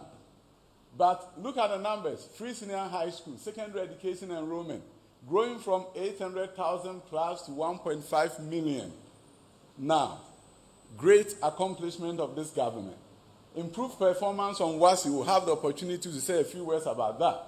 Infrastructure expansion at all levels of the education system. Procuring and distributing 1,190 pickups and buses to various agencies under the Ministry of Education.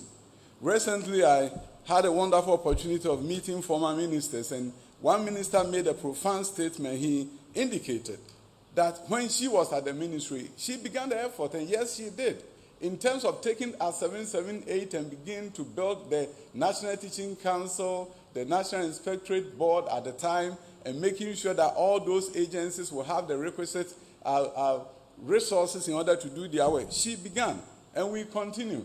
And under the first 4 years of Nana Addo Akufo-Addo's administration, NTC was actually built. NASIA, the new authority in charge of school inspection, was actually built.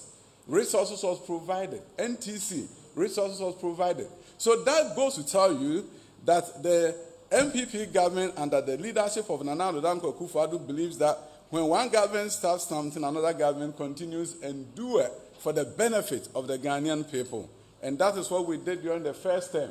You move on to restoration of teacher allowances. There are many significant interventions in senior high school. Recently, I've had the opportunity to be interviewed and to be asked about many things, including the free senior high school. And then when you hear people talking about the outcomes were great.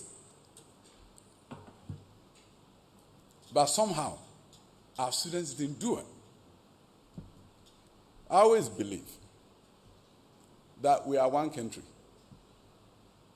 One government does something, another continues. If it goes well for the nation. And politics should not come to the level where we want to score some political points by saying that something that is so good is so bad. E-blocks were constructed in many places and we have continued. A E-block at Domiko Abenya, I'm on record to have said that the location couldn't have been better. It's filled with students. We've added 2-story block by Get Fund.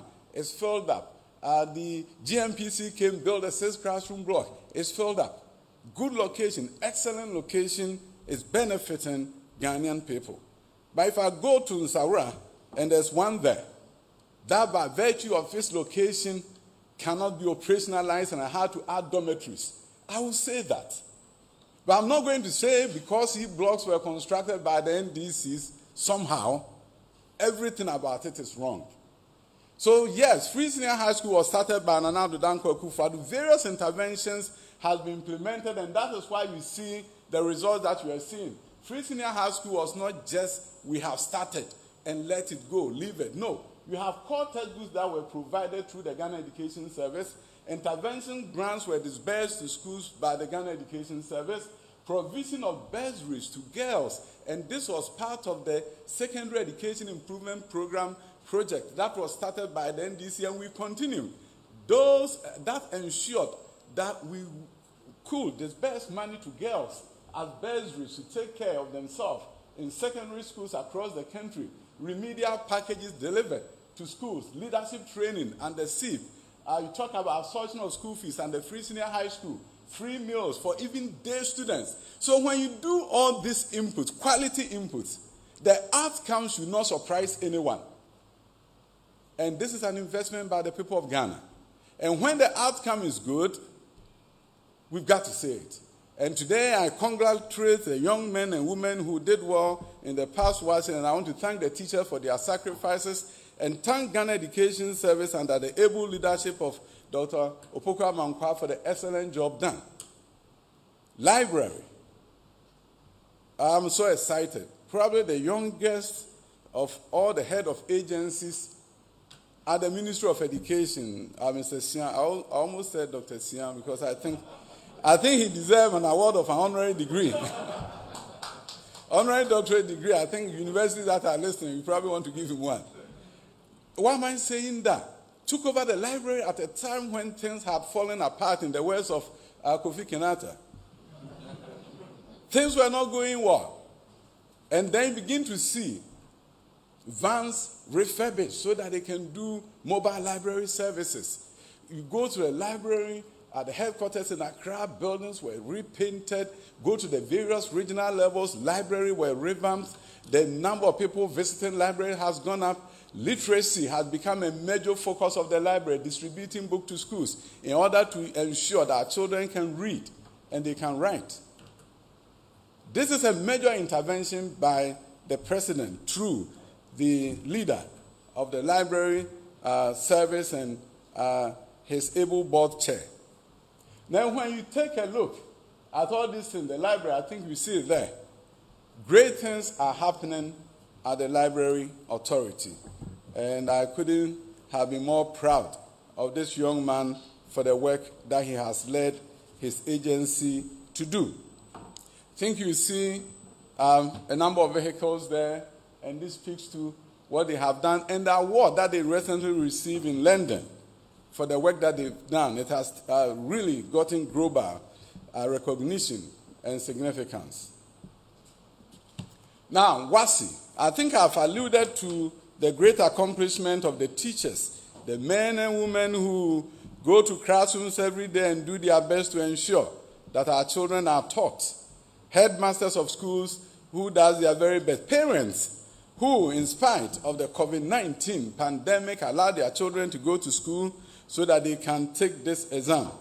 And you can see the scores in various areas. I think for the sake of time, the document will be available and you can have a look or take a look at it.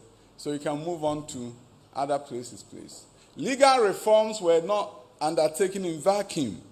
Various bills were sent to Parliament and they were passed into law. Education Regulatory Bodies Act, Pre-Tertiary Education Act, Complementary Education Act, which changed the non-formal education into a true adult education institution, where when you turn 40, I call it Nkechi, never too late for you. When you are 40 years and you are in this country, the Complementary Education Service is going to provide you an opportunity.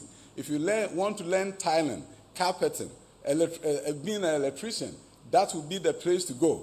Complementary Education Service is going to do a lot for the youth and the adults of this country.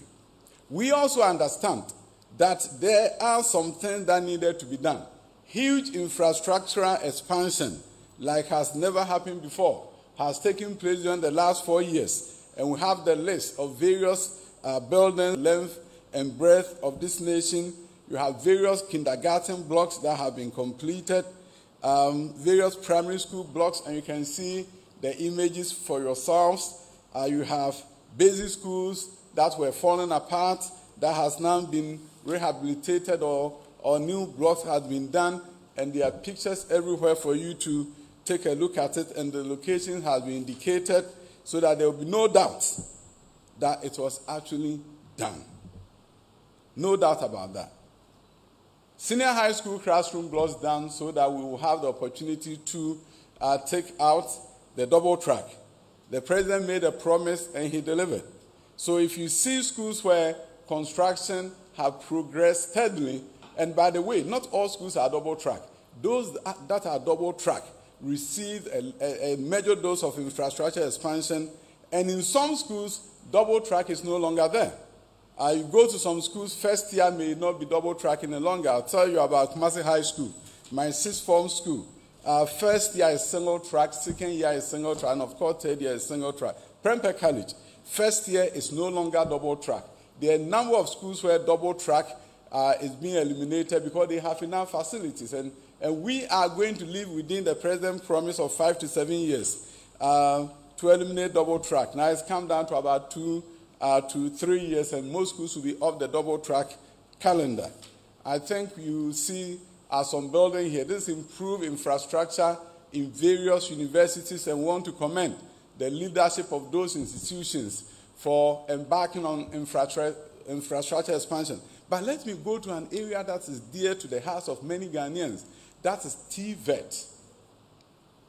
A friend of mine called me on the phone from abroad and said, you know, Ghana needs to expand its TVET space. And in America, in Germany, this is what is going on.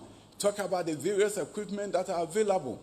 And then I allowed him to speak for about 30 minutes, and he said, mechatronics, that is the word of the day. This is what is going on. I said, oh, my brother, mechatronics is in Ghana. And he said, oh, so why are you not telling us? Today I'm here, my brother, to tell you that most of the things that you lamented about has actually been done. You go to Kwadaso Methodist Technical Institute and you'll be amazed the kind of equipment that is in the school. You may not find it in other places in the world. TVET landscape is changing, and everything you see there is something that is in a Ghanaian TVET school. Things are changing so fast in the TVET space. The government, look at the equipment that is there. These are TVET institutions. This is Apiamenka, Apentemenka University. You're going to see that the equipment is there. It's being used by the students. We are competitive in the TVET space. So you can move on to Sunyani Technical University. Equipment has been installed. A number of technical schools, equipment have gone there. Cape Coast Technical University, you have the equipment there newly installed. Whole Technical University, equipment are there newly installed. A number of things are going on. Technical schools at the secondary level. Various equipment have been dispatched there and installed for the benefit of the students. We are moving in the TVET space into the creation of the TVET service. so that all TVET institutions will not be spread across various about 17 ministries, but they will come to one agency. That agency will be accountable for TVET transformation. That agency will be in charge of TVET service in this country. And then we are going to be able to see what is done in the TVET space in Germany, the dual system of TVET, where students go to school for 2 days and they go to work for 3 days. At the end, it's not about book knowledge. It's about real experience in the field. Sector skill bodies. These are industry people who are now going to oversee TVET curriculum and TVET schools. They were recently inaugurated. Dr. Fred Chea Samuel is doing an excellent job in that space. And many things are happening in the TVET field. Now that I've talked about TVET, and I hope people who are watching us will be able to also hear and see what is being done, let me talk about improving the quality of education. You see, free senior high school is an access opportunity. Opportunity to bring the vast majority of our youth to senior high schools and to technical schools. Prior to this, the F-Cube had come. Free compulsory universal basic education. That too was an access issue. It came with a capitation grant so that parents would not be asked to pay fees but can send their children to school. That was an access opportunity. But education do not just rest on access. It rests on three main things: access, quality, and relevance. These are the three most important things. You can have a cross-cutting concept of equity, but access, quality, relevance is what we deal with in the education space. And that is what was tackled during the first term of Nana Addo Dankwa Akufo-Addo's administration. So invariably you hear people talking about the standards, and I say to them, this is the first time a government has said, I'm not just going to do one thing, I'm going to do many things at the same time. If you know something about education research, you're going to realize that in education, you can't do one thing and expect a change. We have done the piecemeal approach to education reform in this country for many times, many years. We heard about the 1987 education reform, severing off some part of the upper secondary and creating the junior high education that happens to be having relegated to the upper primary level, so to speak. When you look at the 1987 education reform and what it did, prior to that, we have 7 years of secondary education. 7 years that a student could be at Mfansipim or at Chimota. During those 7 years, he had access to library, access to computer lab, access to science lab. The 1987 education reform said, you know what? We are not going to do this number of years 7. We're only going to do 6. But with the 6, it's also said we're only going to keep 3 at the higher end of the secondary education system. So invariably, because of how we've implemented junior high, you hear people saying, we need 4 years of secondary. And I ask them, why do we need 4 years when we already have 6? But because we did not implement all the 6, we cut off the 4 years from upper secondary and ended up with a situation where the lower secondary, which is 3, was shipped to elementary school building. That used to be middle school. You see, when you talk about secondary education, all jurisdictions, this is what you have to have in mind. In many countries, they have 6 years of secondary education. But you decide whether you keep the 6 years at one location or you split it into 2. 3 at one end, the senior end, and 3 at the lower secondary or the junior end. We decided that we're going to do 3 at the upper end, senior high, and do 3 at the lower end. Unfortunately, though, the reform of 1987 did not do justice to the lower end. The lower end became part of primary school. They wore the same uniform as primary school students, taught by the same teachers invariably, and we forgot about the fact that the lower 3 was truly secondary or high school.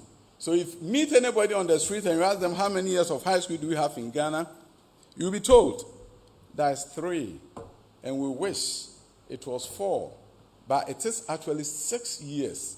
And President Nana Addo Dankwa Akufo-Addo is saying that he really wants to ensure that high school is actually 6 years, and that we should do everything possible to strengthen the lower secondary level. So you're going to see that as one of the areas that we're going to focus on in the next 3+ years, to make sure you strengthen the lower secondary end of things. If high school has libraries, lower secondary must also have them. So there are going to be a number of transformation activities that we're going to do in that area. To do that area so that we can create a true pipeline of quality education along the entire value chain. When we talk about science, technology, engineering, and mathematics, we are not talking about doing this at the university, but we are talking about creating a pipeline that begins from primary school that takes us through junior high school, all the way to the university. A pipeline that will allow Ghana to really use what we call the 4 C's, or utilize that and implement the 4 C's, which is communication, effective one, critical thinking, creativity, and collaboration. That will be seen. And for that to be seen, we have to take a serious look at STEM, science, technology, engineering, and mathematics, not as isolated subjects, but brought together. How do you get children to think creatively? I always make the point that if you really want to ensure that your education system is fit for purpose, you need to have people who think creatively. And creativity should be front and center of what you do. How do you do that? You know that invariably we ask questions, why, how, when? And that is the lowest level of learning that you can find. If your education service is preoccupied with why this happened, when this happened, and even evaluate, you are not there yet. You get there when you talk about create. So when you look at what is called the New Bloom's taxonomy, or the Web's depth of knowledge, questions that focuses on create is what allows students to think critically and become the kind of people we need for the 21st century Ghana, where the 4th industrial revolution is going to take away our jobs. Within the next few years, it is said that 40% of all jobs will be eliminated. And robots will be here. Critical thinkers will be needed. Internet of Things will take sway. You sit in your office and you want to see what is going on in your room. You log in and you see how everything is happening. You get into your house and your door recognizes you by the iris of your eye and open for you to enter. The world is changing, and it's changing fast. We need critical thinkers who will be able to navigate that space and create the next generation of robots and programs, software, that countries will have to survive by. So the STEM is not, we are just doing science. No, it's the combination. And the combination that will call upon our children to be creative and to be critical thinkers. So instead of asking them, what are the causes of pollution? You want to ask them, how do you create a city without pollution? And that is how their creative talents will be brought to the fore. That is where they will use science, they will use technology, they will use engineering, they will use mathematics to answer, to respond to you. And that is the future that we want to create for our children under the new curriculum that has been deployed at the primary level and soon to be deployed at the junior high school level and also all the way to the senior high school level. At the primary school level, we want to improve learning outcomes and reduce learning poverty. But invariably, what you see is this.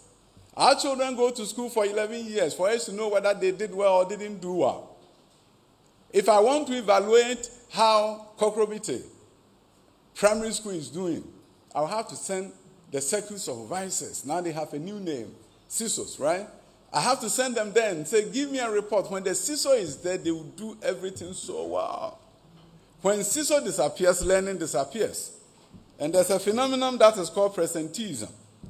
I'm present, but I'm not delivering. How are we going to stop that? We have to do what other nations are doing. Students are evaluated on a year-by-year basis at the national level. The World Bank talks about learning poverty, and they talk about the fact that by year 10, 53% of students in various countries cannot read for understanding, and Ghana is not an exception. Our human capital index is 0.44. So that is why the president says transform the space.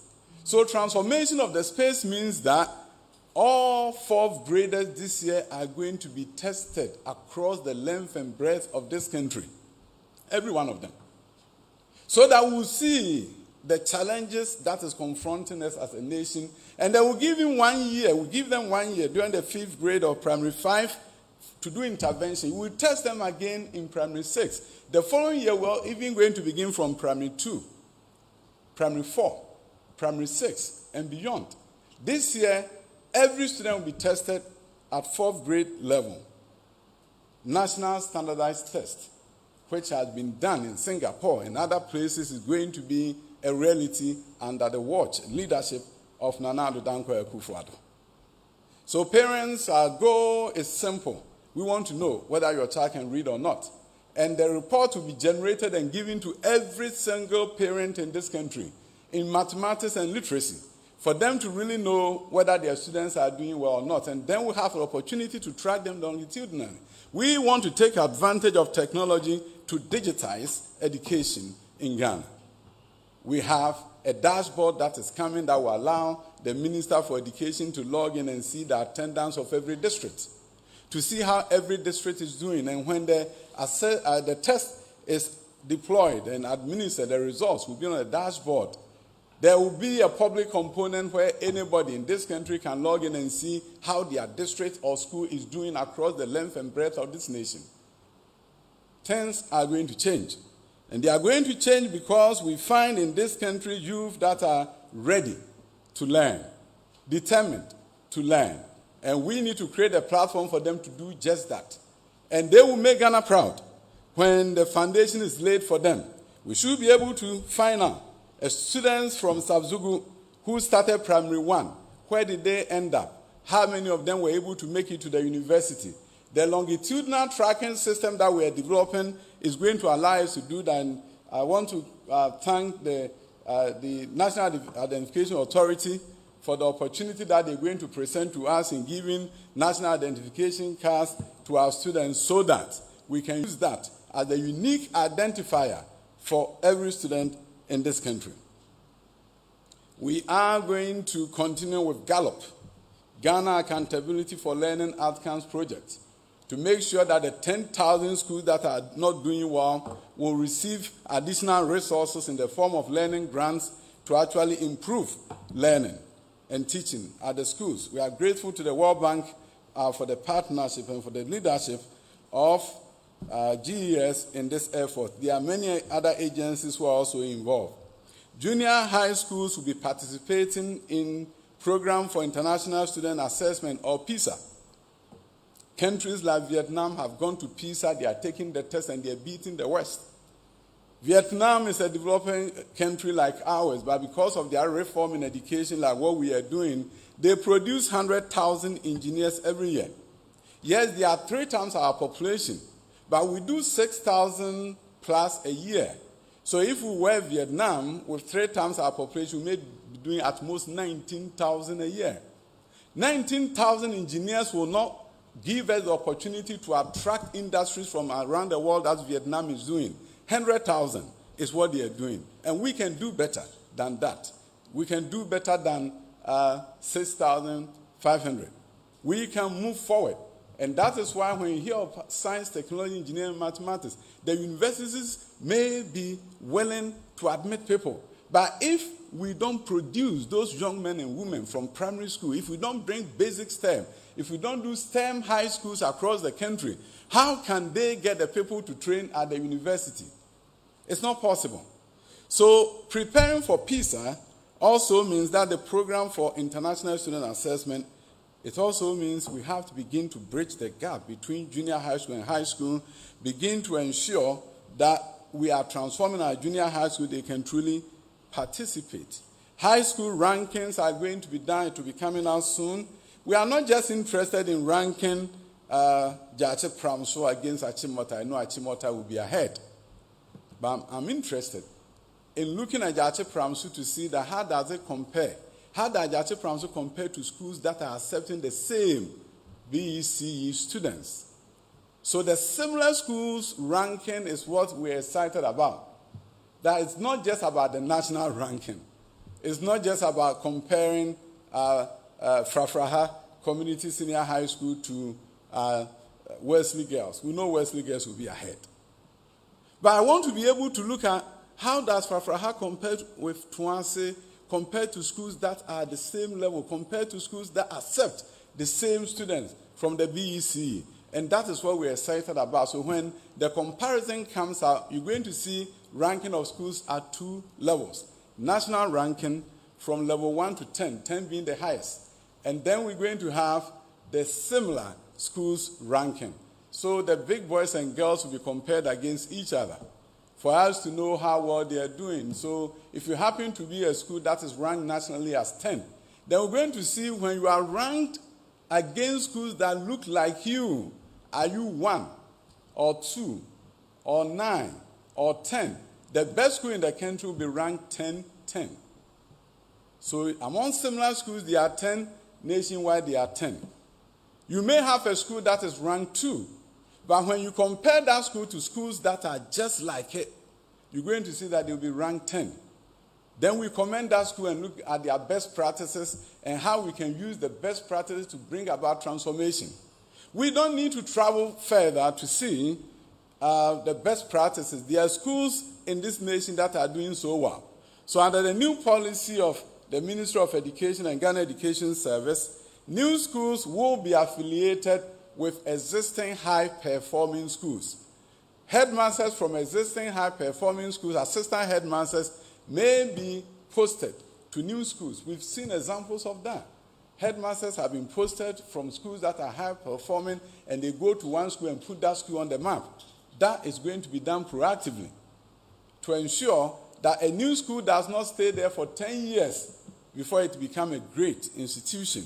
These are proactive steps that are going to be taken, directed by the president to ensure that our schools does well and ensure that there's less pressure on the existing high-performing school. We need to create more high-performing schools fast. STEM high schools, there are about 10 of them that are going to be open in this country.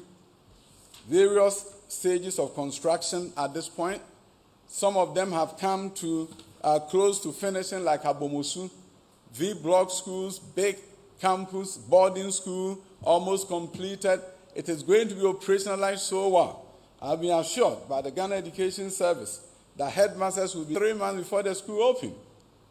Libraries will be stocked with books before they open. The schools open.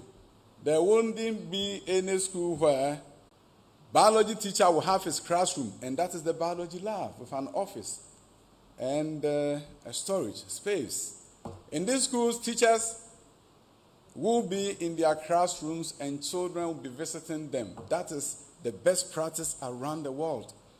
The situation where students are by themselves in a room and you see on the wall, Jojo was here, 2010. And Atubiga was here, written on the wall. Because no teacher was watching. That is not the international best practice. I'm sorry, for some of you, your names may disappear from your walls. When we are able to get the resources to change existing schools to take that format. But around the world, the best practices is where the teacher is in his room. He has a small refrigerator by the corner. He rarely visits staff common room. He has his work demonstrated on the walls. Yes, we cannot do this for every existing school. For the new schools, we have to make sure we start right. And that is what we're going to see in these new schools. And I can't wait till next year when new schools open and walk into any classroom and the walls are decorated. We call it talking walls in education. A student look at the wall and he's studying something. He has the vocabulary for the week on the wall. Everywhere they turn, they are learning. We have Promethean balls. The day of the white balls and the black balls will be over. We are going to start as a pilot. But that will be the future of education in this country. I think I've talked about TVET, so I'll skip that. Look at the places. This is where you're going to find the schools. Major transformation underway. And I tell you, Nana Dankwa Akufo-Addo's plan is to make sure that the education system and space is transformed so that it can play its rightful role of socioeconomic transformation. And that is simple. And that is why I'm so fortunate to be in this space. I'm one of the luckiest education ministers in the world. When you spend all your time in education, and that is why when I go to school, I can't help but teach. It has become part of me. And I'm lucky that the president gave me this opportunity. We are going to implement his vision with fidelity to ensure that the 21st century education in Ghana will compete with the rest of the world. That Ghana will not lose anything in the next years ahead of us. Our system will become better than what we came to find it. It will not be worse than what we came to find. So for those who will talk about things are not good, I'll tell you this. We don't have the best education system in the world, but we have made some giant strides, and we are going to continue with those giant strides. And we are going to build a robust education system that will stand the test of time. We are going to build a robust education system that will compete and win against many systems around the world. The new schools you're going to find will be different from what we have seen. Yes, we are going to rebuild schools that are falling apart, but also going to ensure that we can compete. And be competitive means something will change. Across the length and breadth of this country, you may see a school like this in a community near you. So yes, we have funding to do rehabilitation of schools through Badia. We're going to do that. We're also going to ensure that we'll fix our education system. We will build on the progress that has been chalked, the success is chalked. Because we know when you fix your education system, you are actually fixing the socioeconomic structure. And when you fix the socioeconomic structure, you are truly fixing the next generation, and the next generation, and the generation not yet unborn will look at what has happened in the nation and will say, we are fortunate. We are very fortunate that there was a president called Nana Dankwa Akufo-Addo who did everything possible to ensure that the nation's fortune will be transformed through education. Ladies and gentlemen, I'm honored to have been given this opportunity by your good selves and the Minister for Information. I can assure you that the next 4 years is going to see major transformation. Where there are challenges, we're going to fix it.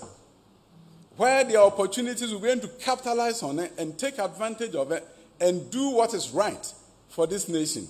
I'm lucky to find myself in this space, and I want to use my expertise to the benefit of the President to bring about what he has envisaged as a major education transformation agenda in the history of Ghana. God bless you all, and God bless our homeland, Ghana.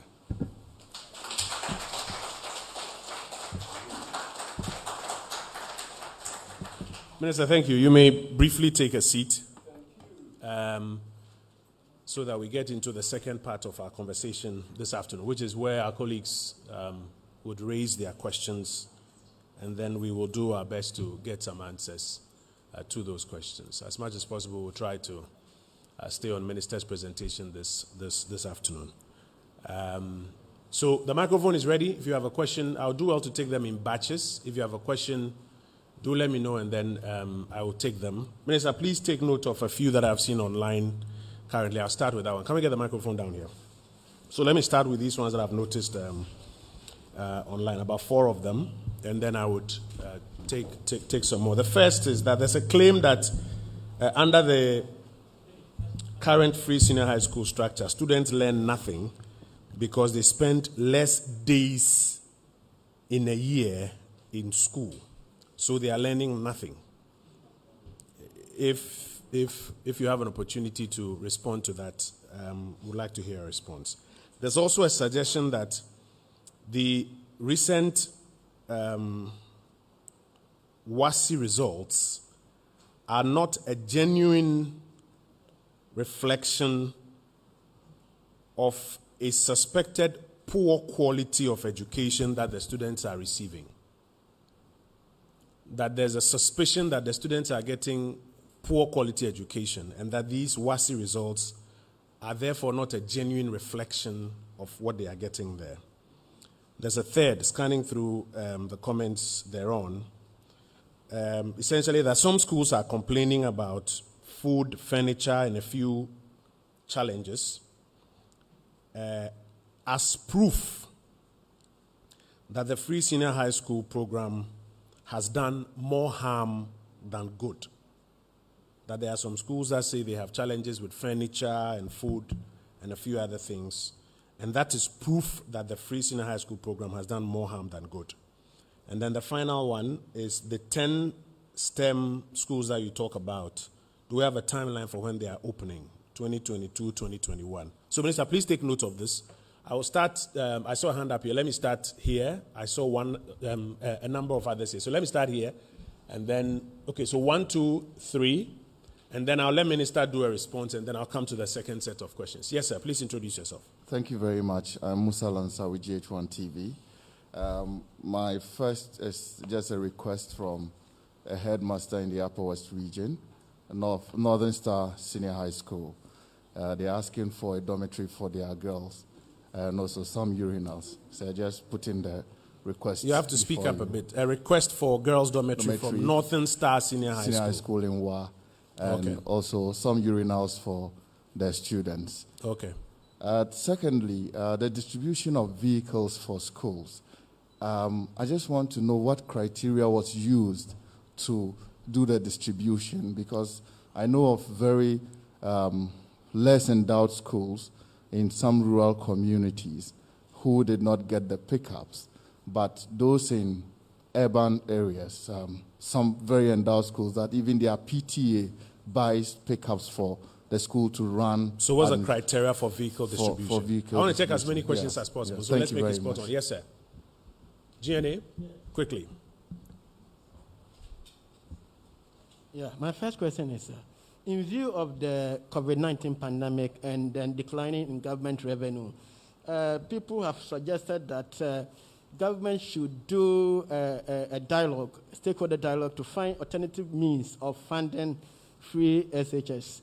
Has government any plan to do a review? So plans to explore alternative funding arrangements. Then 2, Honorable Minister, you are the champion for spearheading this free SHS and entire government education policy.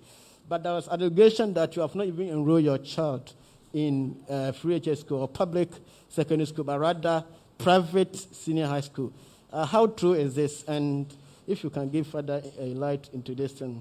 Thank you. I'll take a final one. Is that Mr. Akapo? I see there? Yes, okay. So let's hear you and then we'll get responses. So 4 quick ones. I'll make them very quick. 4? Yes, very quickly. That's a lot. So the first one has to do with classrooms, libraries, among others, and infrastructure, basically. I heard the minister talk a lot about that. I was just watching a video from the Koforidua Secondary Technical School, and apparently there are a lot of problems there. I mean, some students looking at the bedding arrangement and all of that. What are we doing with the existing schools when it comes to infrastructure improvement? Secondly, so what is the infrastructure improvement plan for the existing schools? Existing schools. Okay. Tied to that, schools under trees. Mr. Minister, you spoke about the continuum from basic, secondary, tertiary education, but I'm sure you're aware there are some 2,417 schools under trees. Where is this data coming from? So this is data that is available. I mean, data that the Education Ministry is aware of. Don't worry. One thing we try to do is anytime we have data, we try to verify. Maybe this is World Bank data or GS data or something. Yes. So World Bank this is data from World Bank data. World Bank data. Yes. That 2,000. Well, I can't give you the specific year, but I know that it's No, I'm saying 2,400 and something. 2,417. So the World Bank says... And the breakdown is, if I may, breakdown is 261 being at the KG level, then there's 989 at the junior high school level, and then 1,167 at the primary school level. Okay. So the World Bank says there are 2,417 schools under trees. Yes. Okay. I can give you further, No, it's fine. We just want to understand the data. So the World Bank says there's 2,417 schools under trees. Your question is? Yes, so my question is, as we're broadening the educational sector and all of that, bettering it, how are we catering for the schools under trees? What's the program? Okay. Then, recently we heard of the Deputy Minister Designate for Education talking about the fact that we need to borrow more to actually improve free SHS. Are we going to borrow more? From where? How much do we need? So is that a policy decision? The Deputy Minister for Education. For finance, I beg your pardon. Abna Oseya, sorry. Okay. Yes, so she was making mention of that. Minister, okay, so fine. I'll find out from Minister whether that's their policy decision. Yes, so I just want to find out what exactly we're going to be doing in that respect. And finally, you spoke of this longitudinal tracking system using the national identification card to aid the system in tracking the real educational progress of students. I want to find out, is that going to feed into the national identification system? Is it just going to be tapping into it to get this data? Are we going to, for example, have an application that we're going to create to roll out? What are the dynamics? What should we know about this? And what are the timelines? Thank you. Honorable Minister, so we will take this as a first set. I know they are quite loaded. Education is a subject of interest to all of us, so let's go. Okay, let me take the first one. Talk about my son. I think politics have taken a new low.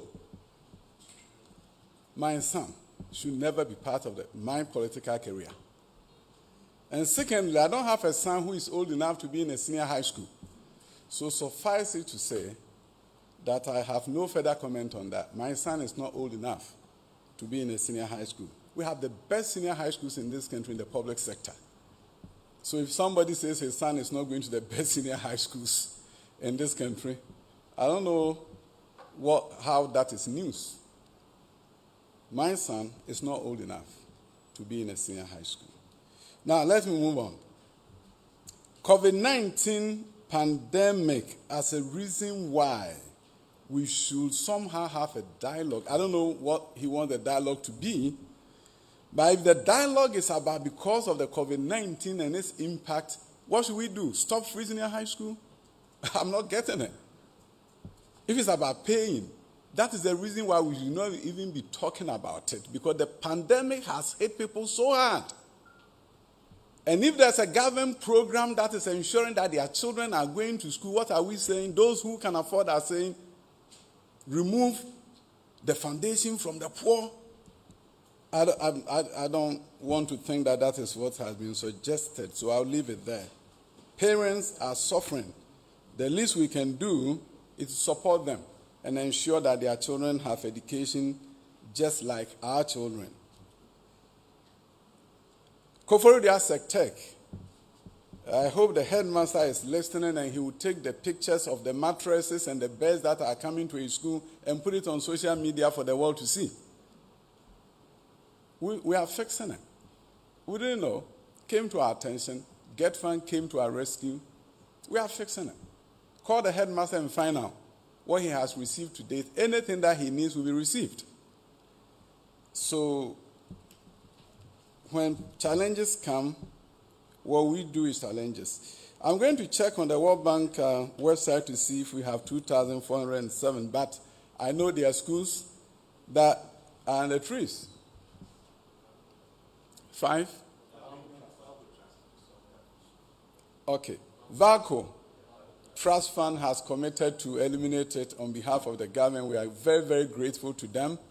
But also going ahead, as a ministry, we are looking at education planning seriously. Schools under trees is a symptom of poor planning. Why did we not know that that community needs a school and proactively put a school there? And just go and approve a school that is under tree. When you were sending the teachers there, didn't we see there were no classrooms? So it's an indictment against us, and we are going to do a better job next time, not to look at the symptoms, but to really uproot the challenge, the problem. That we as education ministry will have a more robust planning division that looks ahead of time to see the needs of our people and don't wait for a certain community to try to lift themselves by their bootstraps and start a school that has no classrooms. So I get it, and we are going to do something about it. But we are grateful to our VACO Trust Fund for their commitment to this. Some people claim, you see, this logic is very interesting. For those of us who had the fortune of studying logic and reasoning in high school, in the good old days of, I think it was called general paper, there was something called logic. And people are trying as much as possible to prove that Free Senior High School is of poor quality. So even when the results is good, they have to find some way to attack the results and make the results bad so that it can prove their point. But that point cannot be proven. You say they don't learn anything? In education, there's something called instructional hours. In education, we don't look at instructional days, but hours. In the old regime, before double track and semester system, students had 1,080 hours in school. Today, as I speak with you, students have 1,130 hours in school every year. Which one is better? Oh yes, I wish I was in school with all my cousins and we're all on the same track like it's happening at Kumasi High School. I wish that was the case, but we have to take a leapfrogging strategy with double track and do what other countries have done, where you don't allow the schools to be empty when children are on the streets and they are selling dog chains and cannot have the opportunity for secondary education. So we're using international best practice of double track, or what is called year-round school. It's a leapfrogging strategy. It has been time tested. I've taught in the program in America, of all places where there's money. They use it in California and use it so well until they had the money to take it away and get students to go back as single track. That is what Nana Addo Dankwa Akufo-Addo looked at and said, you know what? If I can educate 400,000 more children, I'm going to use this system that is time-tested around the world. Yes, sometimes the explanation of it may be a bit confusing, but it doesn't take away the benefit that this system is giving to us as a country. And soon and very soon, schools will be back on single track so that cousins and friends will be on the same track and will forever be happy. The president has committed to that and he's doing that. Talk about infrastructure. 1.5 billion potentially available for school construction. Have seen buildings in schools across the country, basic schools and high schools. You go to Kumasi Secondary Technical School, go and see construction ongoing there. Go to Accra Academy. Every school that you visit that is a double track school is seeing massive infrastructural development in this country. You are the media. I'd love for you to go to one of the double track schools and come back and say there's no school here. There's no building here. Massive infrastructure development, expanding existing schools, in addition to the new ones under construction. So when you talk about infrastructure, we've done a lot. And the president says he's committed to doing more. WASI, suspected of poor quality, trying to make sure that you prove at all costs the quality of Free Senior High School is poor. The intervention that has been done, you have more hours of instruction. You have extra classes funded and paid for by, and as if that is not enough, when we took over the helm of affairs at the Ministry of Education, students didn't have core textbooks. 4 core textbooks were procured for all senior high school students, as we are currently doing for primary schools. Publishers have been selected, books are being procured, will be distributed across the length and breadth of this country at the primary level for all schools. Yes, it delayed, but now it is being fetched. Their books will be going. The government did the same thing for senior high schools. Go to any school, every student have 4 core textbooks. Elective books are also available through bookshops and through libraries for the student to check out. So when you do all this intervention, the outcome will be better. But for those who say the interventions were not done, they don't expect quality outcomes. So they will go at length to even accuse the venerable WAEC with all its challenges. It's a major testing institution in West Africa. Now they have processes that they use to ensure that if you cheat, you are caught. And then some people talk about students who reported cheating and were complaining. These students were so disappointed that what they thought was going to come on the exam didn't come. And in fact, in some places, they even demonstrated, poor kids. Their questions didn't come. And they were so disappointed that they demonstrated. And then when the exams come and some students have done so well, you say, why did they do so well? Why were they complaining about the cheating? Why were they complaining about the leak exam that didn't come? The logic is not working. If they were so happy that the questions came, why did they demonstrate? They were disappointed. Those schools probably didn't do as well. But those who studied got it right, and the scores were better. My brother who gave me information about the Northern Star, I think, school. Okay, thank you so much for the information. I'll make sure that I'll give this to my Infrastructure Development Division to take a look at the situation. And then there was a question about vehicles. This was the criteria. The criteria was this. If you receive a pickup or a bus in 2016, you are not getting one this time around. That was the main criteria. So any school that did not get anything in 2016, we made sure they got one. Then there are some that says, oh, we got one, the Mahindra, but it's not working. I said, okay, wait. The next time there's a consignment, we'll make sure you get one. If there's any school that did not get anything during 2016, they should have a pickup to begin with. If there's a situation where something was overlooked, we will make amends at the appropriate time. So we will not ignore any school. When those students do well, they do it for the country. So I'm not going to say urban schools should have it, rural schools should not. No, that is not going to happen under our watch. Minister, the 10 STEM schools. And then the question of the dynamics of the longitudinal tertiary tracking. system. Yes, we have a system that we are developing with the support of a philanthropic organization called Big When. They have actually helped us in developing the dashboard. And through Gallup, the Ghana Accountability for Learning Outcomes project, we're also getting additional funds to really build a student information system that will tie in with the dashboard provided by Big When, which will enable the longitudinal tracking to take place. I think that was his question, or there was another. And then in terms of the unique identifier, it's just for registration purposes. Because if you have a unique identifier, what it enables you to do is that the student who comes to KG, you truly know he's the same person going through the school system. You see, around the world, how you do your dropout tracking is when you have a unique identifier. What it means is that maybe a student leaves Bonkoko and travels to Techiman. And the teachers at Bonkoko may not even know where the student has gone to and may think that the student has dropped out. But when you track the system, you're going to see that that student has enrolled in the school at Techiman. Because when he goes to Techiman and wants to enroll in the school, the parents will be asked to bring the unique identifier.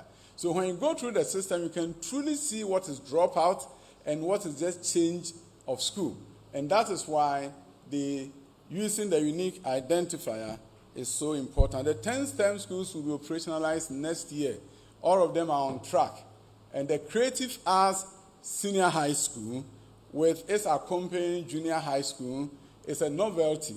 And this is located in Kwadaso, Kumasi. It is one of the government's attempts to ensure the creative arts industry gets the human resources that it needs. I'm so happy that the Creative Arts Agency is going to train teachers, because now that we have included creative arts in our curriculum from primary school all the way up, Creative Arts Agency has offered to train teachers, and they've also offered to really help us operationalize the Creative Arts High School and its accompanying junior high and primary school. Exactly have we spent on the free SHS program since its inception? And what is the plan for the long-term funding of the scheme? And how soon will the double track end in all schools? And has the management of the free SHS now moved from the Jubilee House to the Ministry of Education? And if so, what is the role of the Free SHS Secretariat? And I saw an extension of Wi-Fi to SHSs and tertiary. I would want to find, as one of the achievements, it came up on the screen. Please, which schools exactly? All right. And Mr. Minister, the question was whether you have your child ladies in the GES system. That was the question. Okay. GES system. Is your child in the GES system? All right. That's the question. Thank you. Thank you, Mefa. There was a hand at the back there. Gentleman, yes? Is there another lady at the back? Lady in purple. I'll come to you afterwards. Thank you. My name is Kester Cranshaw, right for the Daily Graphic. My question is on something you said today that excites me, that we have funding to rehabilitate schools in this country. You have to speak up, sir. Okay, so the minister said that we have funding to rehabilitate schools in the country. So I wanted to know the scope, because if we have funding to do this, then it's a very good thing, because we have all been talking about infrastructure. So if you can break it down for us, what's the scope of the project and how many schools will be rehabilitated? Is it across the country? Would it be done concurrently or not? Yeah, okay. Yeah, go ahead. My second question is on the double track system. He says the double track system is doing very well, and we all know that it's doing very well.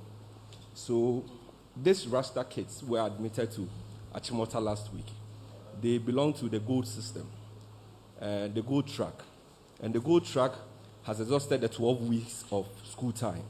So they are already sitting for exams just because the judgment just came in. But there is another track, which is the green track, which has done only 6 weeks. So is it possible that we move them to that track so that the benefit of this double track will be felt? This can be a success story for the double track, that when there was this crisis, we were able to use the double track to get this case time for school. My last one is on VACO.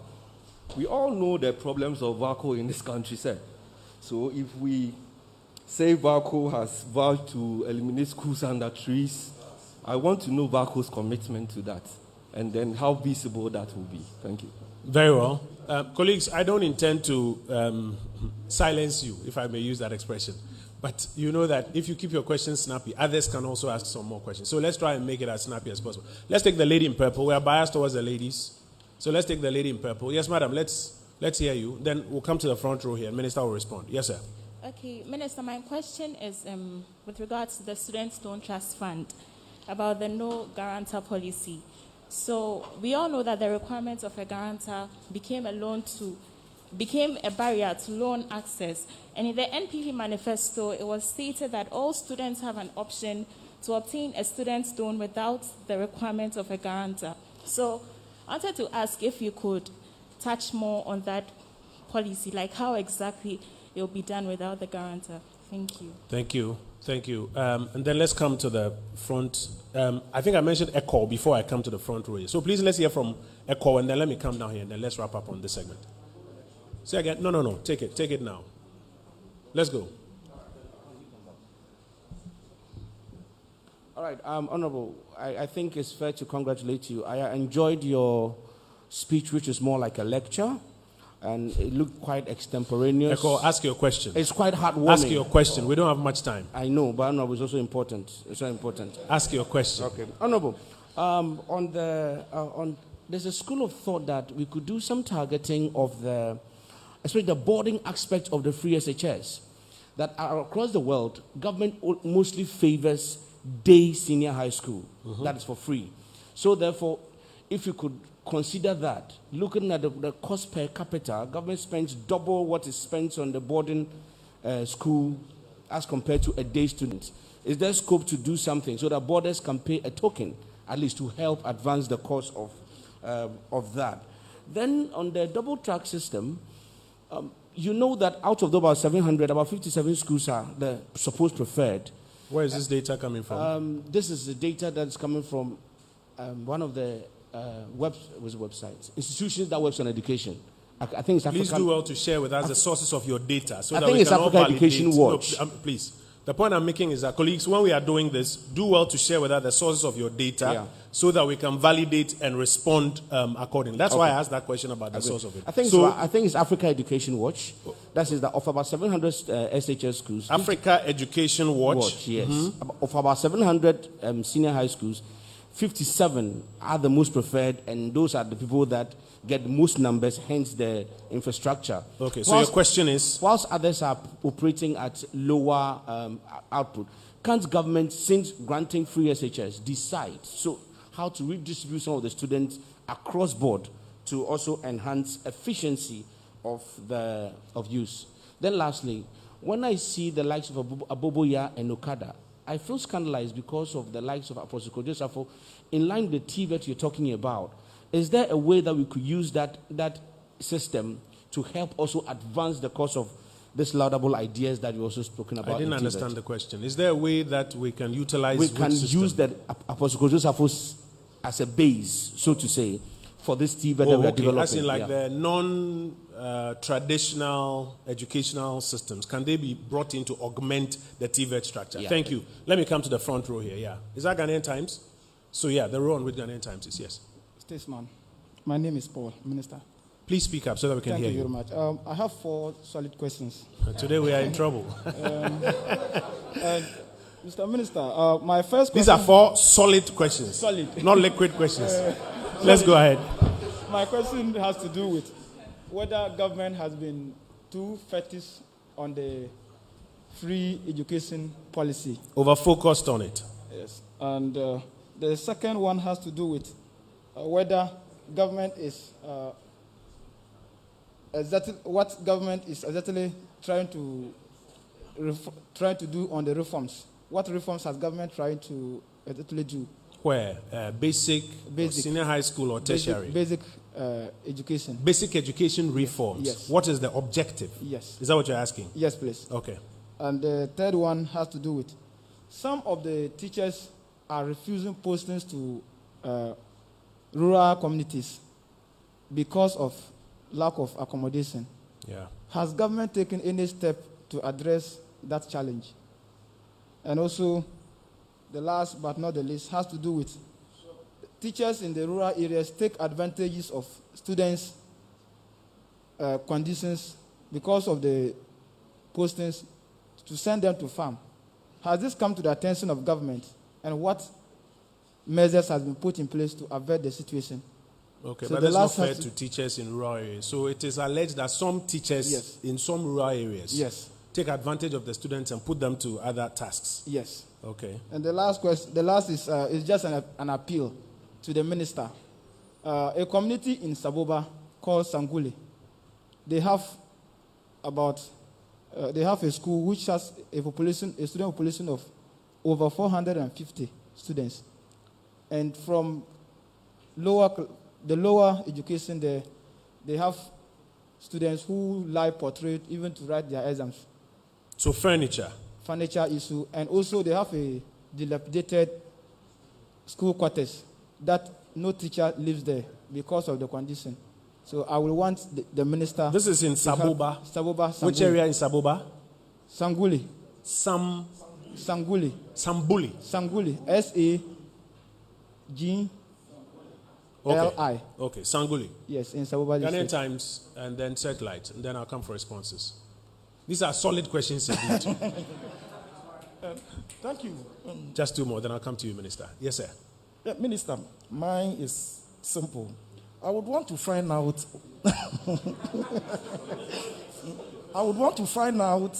What problem the national standardized test seek to address, because already we hear rumor and parents complaining that their children are not taking the yearly or the termly exams they do. So I would want to find out what problem that particular program seeks to address. And then the last one is on the STEM education. Mm-hmm. When exactly are we starting with its implementation? Okay. Nana, I'll give you the final word. Good afternoon, Minister. Your predecessor made mention of the fact that they are embarking on 8 projects, schools projects around the whole country. And you have mean infrastructure projects? Yes. That the former minister at a point mentioned that there were 840 infrastructure projects. We want to know... Was that basic or senior high school or what? All schools, from basic to tertiary. We want to know how many of them have been... Because I think the number he mentioned was more than that. Mr. Boadu, the Get Fund project was what? 1,400 projects under Get Fund. Yes, I recall the figure was more. So your question is... Whatever figure, we want to know how many of them have been completed. Those at the completion level, those under construction and things. I want to know the specific figures, if you be magnificent to give us the figures. And my second question, do communities, new developing communities, do they have the right to set up their own schools without the approval of the Ghana Education Service? Because we are seeing this school and because of some of these developments. Last question. Yes, last question. Okay. Honorable Minister, you know that the computer placement system came to, as it were, reduce or remove the problem of admission and things like that. But it looks as if still the problems are persist because when schools reopen, some parents, when they get school for that, they was, no, I don't like the school because I want my child to go to Achimota, go to Wegehe, go to St. Peter's or whatever. And they try to maneuver the system. So the question is? The question is, how are we going to nip this situation in the bud because it's resurfacing and coming back to play? Thank you very much. Thank you very much. So, Minister, what do you make of the residual challenges that keep coming up, even with a computer placement system, and how can you resolve? Minister, please take the podium. I want to crave your indulgence, Minister, that we defer the Get Fund question to Get Fund to come and give a detailed account somewhere down the line of that presentation, because that presentation was originally done by Get Fund. I was here when they did it. So with your indulgence, I would ask that we defer that one to them. The rest were in your hands. Good. I wanted to start with the 4 solid questions. And I will attempt to give 4 solid answers. So let me check. 4 solid. 4 solid. Where's my 4 solid? I think one was about Valco, was it? Oh, Valco Trust Fund. Yes. Yeah, I think I'm grateful to Valco Trust Fund. It's not Valco, the trust fund. They may have accumulated funds, I don't know. They came to us and offered. What else do you want me to say? Other than say thank you. Do I have to say, bring your bank statement? Let me know if you can. So I thank them for their offer. So probably I need to just go. I'm trying to find the Students Loan Trust Fund. Do you have any further information to give on the no guarantee loan scheme? Is that part of the 4 solid? No, that was by one of our ladies. Okay, so probably I should go on with the independent assessment of what is going well. Of course, Ghana Education Service gets annual reports from schools that give us an idea as to what is going well and what we need to improve upon. But I thought, my friends in the media, this is what you do so well. When you go around and do your assessment, you tell us what we are doing so well. And we have heard from some of you, like my friend there who was saying, I want to commend the minister. And also I have some friends who say, I want to stop this minister from saying what he's saying. So, we get some assessment from you. But on a more serious note, assessments are done annually. I will get reports from the Ghana Education Service. The amount spent, thought I had my documents here. I'll have to, it's not here with me, but I'll have to put it on your platform. We have the total amount spent. It was all cataloged for me. I probably left it in the car. But we'll make sure that you get that data on the website of the Ministry of Information and on their Facebook immediately after this, because we have the total amounts all tabulated. So we have that. In terms of schools that we are going to be building, of course, the school and the trees, the offer from Valco Trust Fund.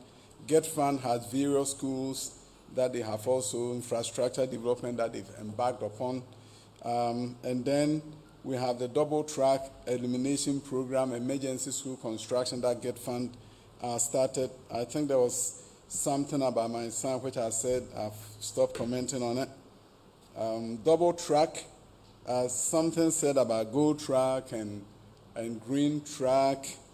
And I think that's something that the Ghana Education Service will take up and speak with the headmistress of the school.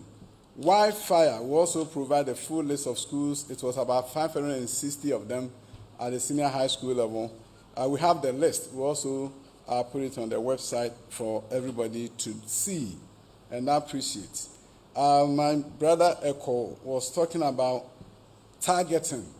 I like your advice. I'll probably schedule a meeting to meet with you so I can get more information from you. So it was a comment. It was a very interesting comment, and I don't have any comment on that. Solid.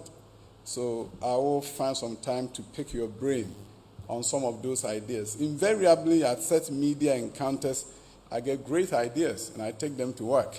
So yours is one of them, and I'll be talking to you, my brother Eko. Apostle Kojo Safo, yes, we'll take a look at his system and how best we can learn from him. Because you see, his system is like the German dual system. They have the students working on the technical, and they also have the industry there. So it's a very unique combination, something that we need to learn from. So I appreciate you pointing me in that direction. The Ghanaian Times, there was a question about so much about Free Senior High School. I think at the beginning I made a point that a Free Senior High School is a means to an end and not an end in itself. You see, for those who went to senior high school and there was nothing in the way and you just passed the common entrance or the BEC and your dad said, let's go, let me pay your fees and buy your stuff for you. You may not understand. Somebody like me, when I passed the common entrance, my dad didn't have 40 cedis. My younger brother had to sell a pig of his so that my fee could be paid. 40 cedis, I just from senior high school. That is how I went to senior high school. So sometimes when you see some of us attach some emotions to Free Senior High School, it's not about making fetish of it. The young man who was just saved by a younger brother then ends up in America building schools for Americans and coming back home to support the vision of the president. This is me. So sometimes, those of you who had a benefit, and I don't fault you, were lucky, you may not understand that some people are in real crisis, and if we don't lend a helping hand, we'll leave them behind forever, and their future will be very different. So, we are not making fetish. But when I go to my constituency and I go to villages, this is the real deal for them. This is their future. Without it, they have nothing. Okay, so that I don't also make a fetish out of your question. 4-year teacher education, a major reform. It used to be 3 years, actually 2 years, 1 year practicum, and you are done. You are ready to teach. After high school, 2 years, 1 year teaching practice, you are ready to go and teach. Government has now made it 4 years, major undertaking. And also, the president ought to be commended that restoring allowances and paying more for allowances. You see, when you restore allowances, the option for you is that, hey, if I extend it to 4 years, I'm going to pay more, right? But he said, we'd rather make the real investment.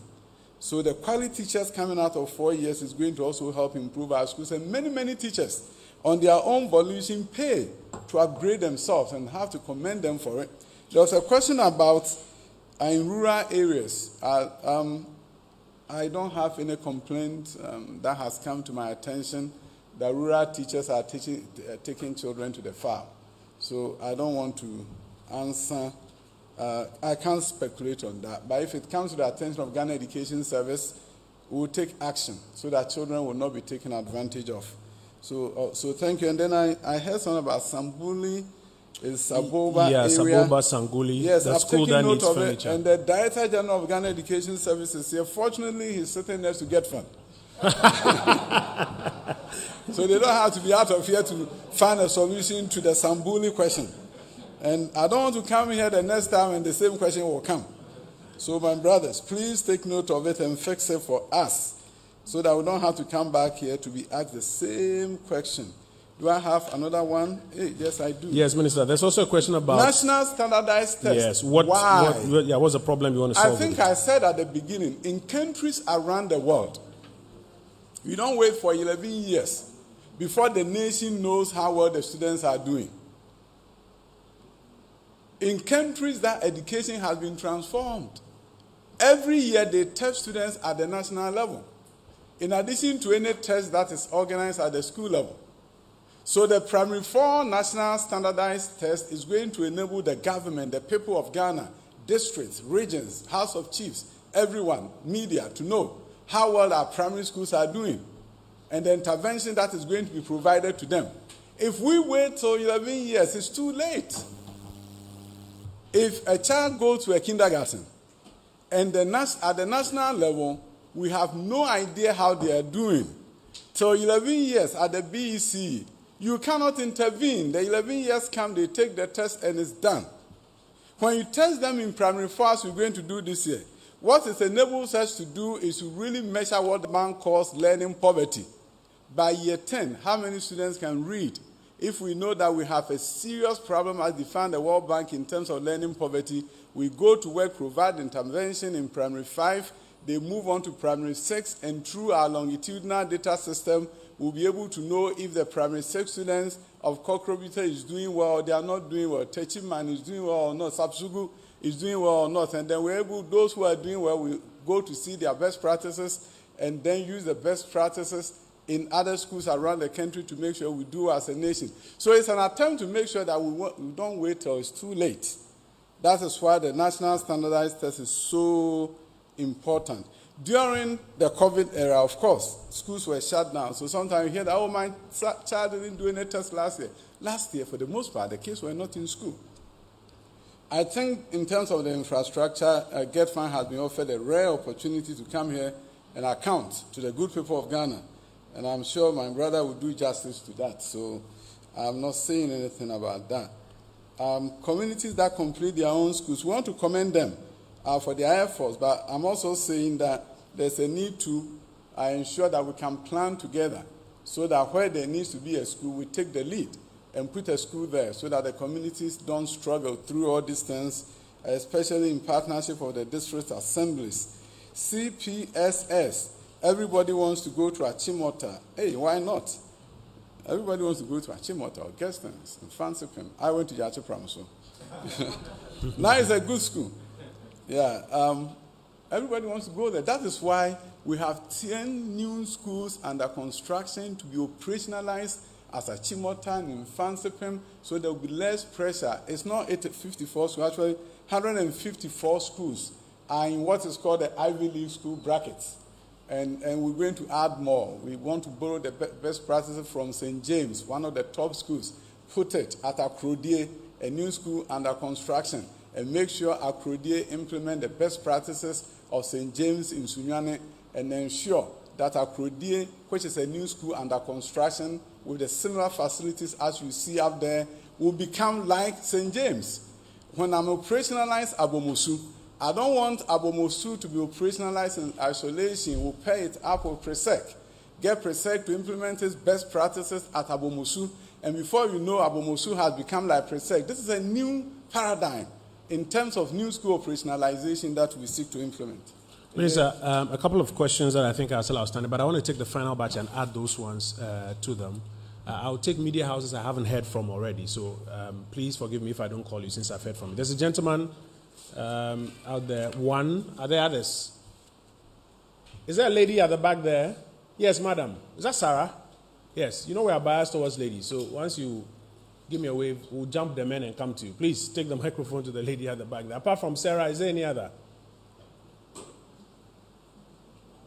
Sarah, did you have a question? Yes.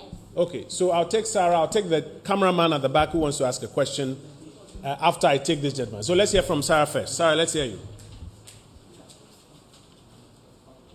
Please, I'd like to have a complete update on the e-blog. Okay. That's it. Yes, let's hear from this gentleman. Sarah, I'll add your e-blog question to what the Get Fund presentation will be about in terms of the infrastructure completion. Yes, sir. Yes. Well, good afternoon. Yeah. My question no Doctor.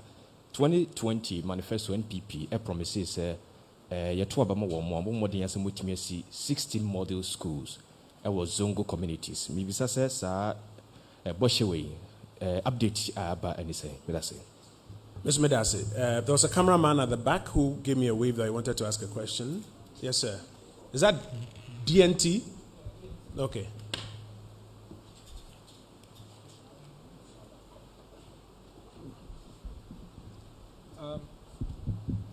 Please, I would like to ask if there are any plans to introduce patriotism and Pan-Africanism into schools' curriculum.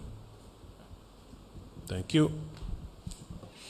So, civics, patriotism, Pan-Africanism, do they find any place in the new curriculum? Let me just reiterate two questions, Minister, that I think we missed. One has to do with the Free SHS Secretariat. There's this supposition that Free SHS was initially being run from Jubilee House. Is it true? And if it's true, is it true that it has now been moved? And whether it's true or not, what is the role of the Free SHS Secretariat in all of this? And is government considering any long-term funding for the Free Senior High School program? I think we'll tie that in with a request that came that, do you have any comment on what a Deputy Finance Minister designate is reported to have said, that we have to borrow more to fund education. That's a report, at least. I haven't had the benefit of hearing exactly what she said. But do you have any comment on that? So, Minister, please wrap up for us, and then we'll call it a day. Thank you so much, Information Minister. Model schools, 16 of them, we are seeking for funding, and very soon I'm sure we'll get some response about the funding that is supposed to target the model schools in Zongo communities. You talk about our curricula has a course called Our World, Our People, and that is where issues bordering on we as a people is reflected in. So the question about what we are saying about Pan-Africanism and all the other things, it should find expression through Our World and Our People. There was a question about Free Senior High School. Yeah, the budget was part of the Office of Government Machinery. It's now the Ministry of Education. I think that's the simple response I can have for you. Yeah, but Free Senior High School Secretariat if you just let was me, always... If you just let me interrupt you, Minister, I think we have to be a bit clear here. There was a supposition that the program was being run from Jubilee House. No. The answer you've given is about where the budget resided. I think it's important that we reconcile the two. The program was not being run from Jubilee House. The program was run by the Minister for Education through the Free Senior High School Secretariat. Initially, the understanding was that it's just like the Northern Feeding Grant. Even though the Northern Feeding Grant was being supervised by Ministry of Education and Ghana Education Service, the monies were not coming through us. It was going through the Scholarship Secretariat. So when you said Jubilee House, you are probably saying the Scholarship Secretariat. It was seen as a scholarship program. And now we believe with all the work we've done, and everything has been done through the Ministry of Education anyway. So we are running it the way it has been run. Not from Jubilee House, but from the Ministry of Education. I think, okay. Yes, Minister. Now, the long term, in terms of, we have a system where if you are the minister, you request for funds, the funds are given to you, you run your program. So as the Minister for Education, that is what I'm interested in. I've not been refused funds. So I'm not worried about the long term. I'm worried about how I can use this fund so well that the students will be educated to the highest level possible, and consequently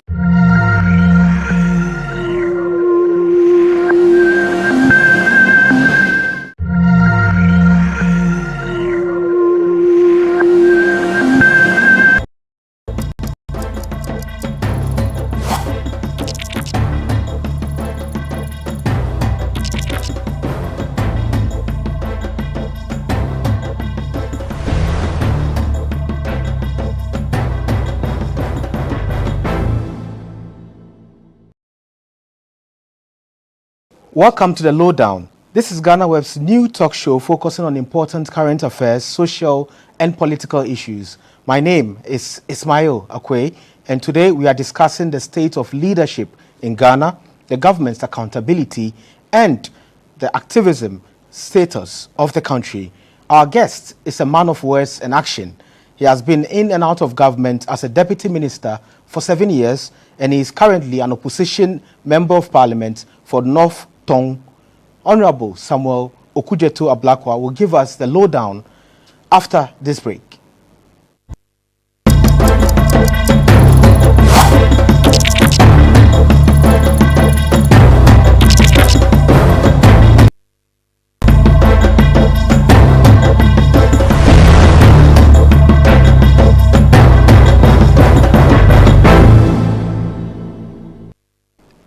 It is a special treat for you to spend an hour with Honorable Samuel Okudzeto-Ablakwa. Welcome, Honorable Samuel Okudzeto-Ablakwa. Thank you for having me. Thank you very much for coming. So the last time we met, I remember it was at the Day of Shame, which is on 24 February when Kwame Nkrumah was ousted. So GIJ organized an event to mark that day. And you said one thing which was quite interesting. You said GhanaWeb always uses an ugly picture of yours when your issue comes up in the news. So how is it now? Because I'm sure you've been seeing so many nice pictures of yours. You're looking so good, and I guess Parliament is treating you well. You do remember very well. Yeah. But let me commend you and the team at GhanaWeb for the tremendous job you're doing. I think that as the foremost news portal, you have distinguished yourself, and I like the innovations that you have introduced, especially promoting tourism, arts and culture, and the recalls that you carry out, reminding us of our history, our heritage. It's really commendable, and I can only wish you well and urge you on to keep at it. We all come to you for authentic news, and I like the wide array and how you also project other, if you like, lesser known media outlets. Once they've done a good job, they put out a story which is worth following on a bigger platform like yours. You are able to give them the needed recognition, and we all are able to, at a click of the button, follow a wide spectrum of news from across the country, including our thinking in the diaspora. So you're doing a great job, and you deserve high praise for what Thank you very much. We're very happy about that. And you are also doing a good job. We've been very busy and with accountability and the rest. So how is Parliament treating you? Because there are so many things that are coming up, and most of them are coming from your quarters because you write a lot and you always probe things. Yeah. I mean, I think that if you want to be an effective member of Parliament, you have to be versatile, particularly for a developing country like ours.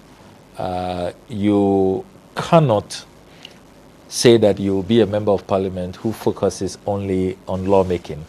So you must have a part of you that develops the ability to be an agent for development, how to lobby for projects, how to pursue initiatives which will ease the burden that your constituents have.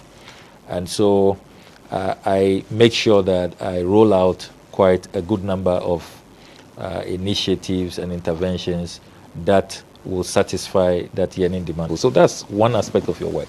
Then there is the lawmaking aspect, and you have to show diligence. You have to make sure you take interest in the various stages that a bill goes through to become law. And so that's your primary role as a member of Parliament, as we all know constitutionally. Then you also have to remember that there is a third aspect of your work, which is to offer a countervailing force. And these are theories that the likes of Thomas Hobbes, the likes of Montesquieu have propounded, where the three arms of government exist to checkmate each other. So you always must be conscious that as a member of parliament, you must carry out that oversight responsibility to ensure that particularly the executive is not going out of line, is not being excessive with the use of its power. And I think that if you look at our current constitutional arrangement, the executive is too powerful. We have given so much power to the president and to the executive arm. And so you realize that the two other arms are wobbly, and particularly with the legislative arm, which so much is expected. You notice that because of our hybrid system, where the Constitution requires the president to appoint majority of his ministers from parliament, that provision has created a situation where many people go to parliament, particularly when their party is in power, to catch the eye of the president, to be appointed ministers. As soon as the ministerial list is concluded and they don't make it to the list, you see a lot of despondency. You see a sense that people are not really upbeat about the work of a member of parliament. Whereas elsewhere, you have career legislators, 30 years, 40 years. I mean, they are just committed to their legislative duty, and they intend to just focus on that and make sure they make a mark and leave a legacy. And they do not hesitate at all to keep the executive in check. So in this country, you have an overbearing, a marauding executive who has been given so much power by the Constitution. So if you are a member of parliament and you want to be conscientious, you want to work in the national interest, you want to ensure that in this country we are able to build for ourselves a democracy that works for the people, a functioning democracy, a democracy that does not just exist on paper, a democracy where we can say that the principles of checks and balances, the doctrine of countervailing forces is really at play and it's performing well, then you must ensure that as a member of parliament, you are fearless, you are forthright, you have integrity, you are not compromised, and you pursue what you must pursue so that the executive knows that if we overstep our boundaries, particularly in the fight against corruption, if we carry out, if you like, contracting or procurement in ways that are opaque, that do not meet the, if you like, remits of the law and the standards so far as transparency and accountability are concerned, there are some people who with their vigilant eyes will fish you out and you will be held accountable. You will be embarrassed in the process and you will be sanctioned. You will pay the price, I mean, if you like. So I think that is the aspect of a member of parliament's work that we need to really promote. And we need to build the parliamentary institution so strongly, build a capacity elsewhere. Members of parliament, if you go to Kenya, you go to South Africa, you go to the West, you know that already. Yeah. I mean, it's a whole office, and you have scholars. You know, there's a budget. You have people who have needed expertise. They even have resources to be able to employ, recruit people with particular expertise to pursue certain matters. Here, for a long time, it was just a one-man office.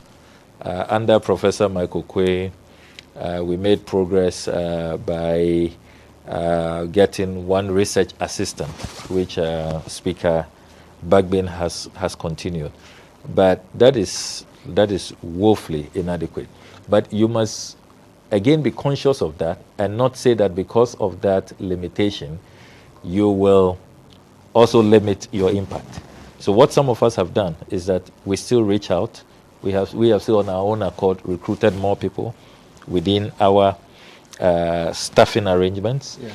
Because there's no law that bars us from doing that. But back to the... We'll soon come to your role in terms of accountability after this break. Okay. And then we'll also talk about other things, including your mood in Parliament right now.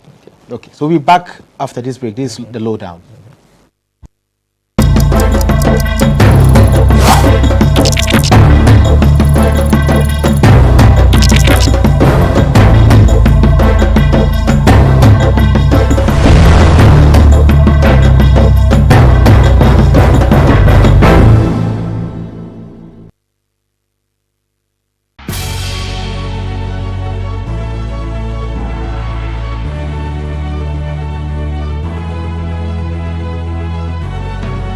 From the dawn of time, people have engaged in several businesses.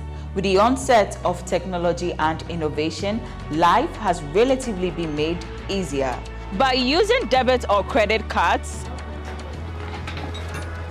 Mobile banking. Thank you. And your favorite, mobile money? tech has indeed married business.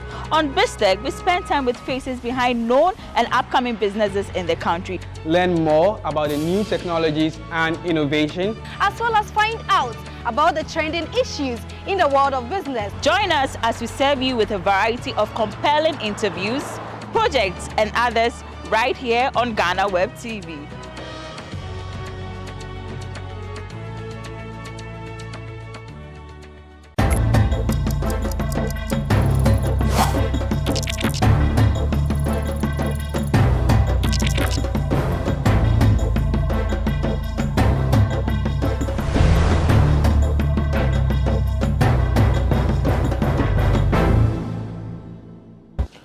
Welcome back to the Lowdown. My name is Ismail Akwe, and we have here Honorable Samuel Okujeto Ablakwa. He is the MP for North Tong, and we're just talking about your role as an accountability checker, if I can say that, in Parliament. And you've been very, very busy in doing that. You've already given us a history of the work of a parliamentarian and also what you do in your constituency, being accountable or checking the accountability of the executive and the other arms of government. So you were telling us about the accountability role, and currently you are an unearthed one, and it was all over. It's all over, and you're still asking questions and answers as well. So yes, how is it going? Yes, so as I pointed out earlier, you need to recognize that Parliament exists to carry out oversight, to be a check on the executive. So people must understand, when we are carrying out our duties, often you hear some commentary and people speak as though, oh, he hates the president or he hates the MPP. I mean, it's nothing personal. It's not about hatred. It's not about emotions. That's my constitutional mandate. Do those commentaries get to you? I think I've developed a tough skin over the years. I've done, about 12, 13 years in national politics. So I'm no longer a toddler in national politics. So I think I've developed a tough skin. Though there are times that, as a human being, there are times that you pause and ask yourself, are you doing something wrong? But, I mean, the job has to be done. And we must encourage people who are bold, who are fearless, who understand their mandate, who want to hold the executive accountable. Because in the final analysis, it helps all of us. Take the current crusade that I'm on. I got a hint that when the president was invited for the Paris Africa Summit, he decided not to travel with the presidential jet, which I know is in mint condition, quite pristine condition, very good shape. He decided to travel with a jet, which is chartered. I then decided to dig up on exactly what was going on, because I knew that the president had decided to travel to other destinations. So he would go to Brussels and then go to Johannesburg in South Africa before returning to Ghana. So I knew that that would be quite a long tour, I think lasting him about 10 days. This is a long visit, and you have the opportunity of using the presidential jet, which is not only secure because you use your own pilot from the Ghana Air Force, the Communication Squadron, which is one of the finest, very well regarded in the world. You have your benefit of your own crew. And most importantly, you save money. Then you have a president who decides that he would not use a presidential jet, which has been bought, is being maintained at taxpayers' money, and you make a lot of savings if you use that jet. Now, I know that the presidential jet, which is the Dassault Falcon 9G EXE, travels non-stop for 8 hours. Accra to Paris is 6.5 hours. So I know the president could have used this jet. So I was really surprised. So I decided to do some further digging. So I tracked the president's journey. And remember that I'm ranking member of the Foreign Affairs Committee. If I don't do it, who will do it? It's my job. I have to do it. If I don't do it, I'm letting the country down. I don't deserve the taxpayers' money being paid to me as salaries. That's why I've been sent to Parliament. That's why I've been elected. To make sure that I carry out my oversight duties. So I decided to track. In tracking, in digging, in monitoring, I realized that the president opted for the most expensive corporate jet anywhere in the world. Top of the range, Airbus ACJ 320 Neo. And this particular ACJ 320 Neo had just returned from Switzerland, where it had received the highest sprucing up, reconfiguration in the most fantastic and flamboyant style. So you got all this on the internet?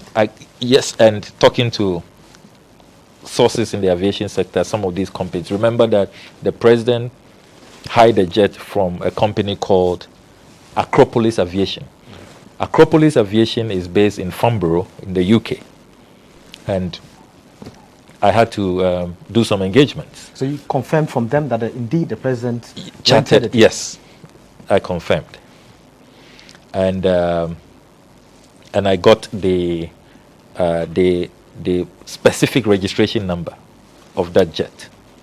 And once you get that number, the registration number, which I obtained from the company, because in the spirit of transparency, you cannot deny a member of parliament who is seeking information to carry out his mandate. So I was able to know the particular aircraft.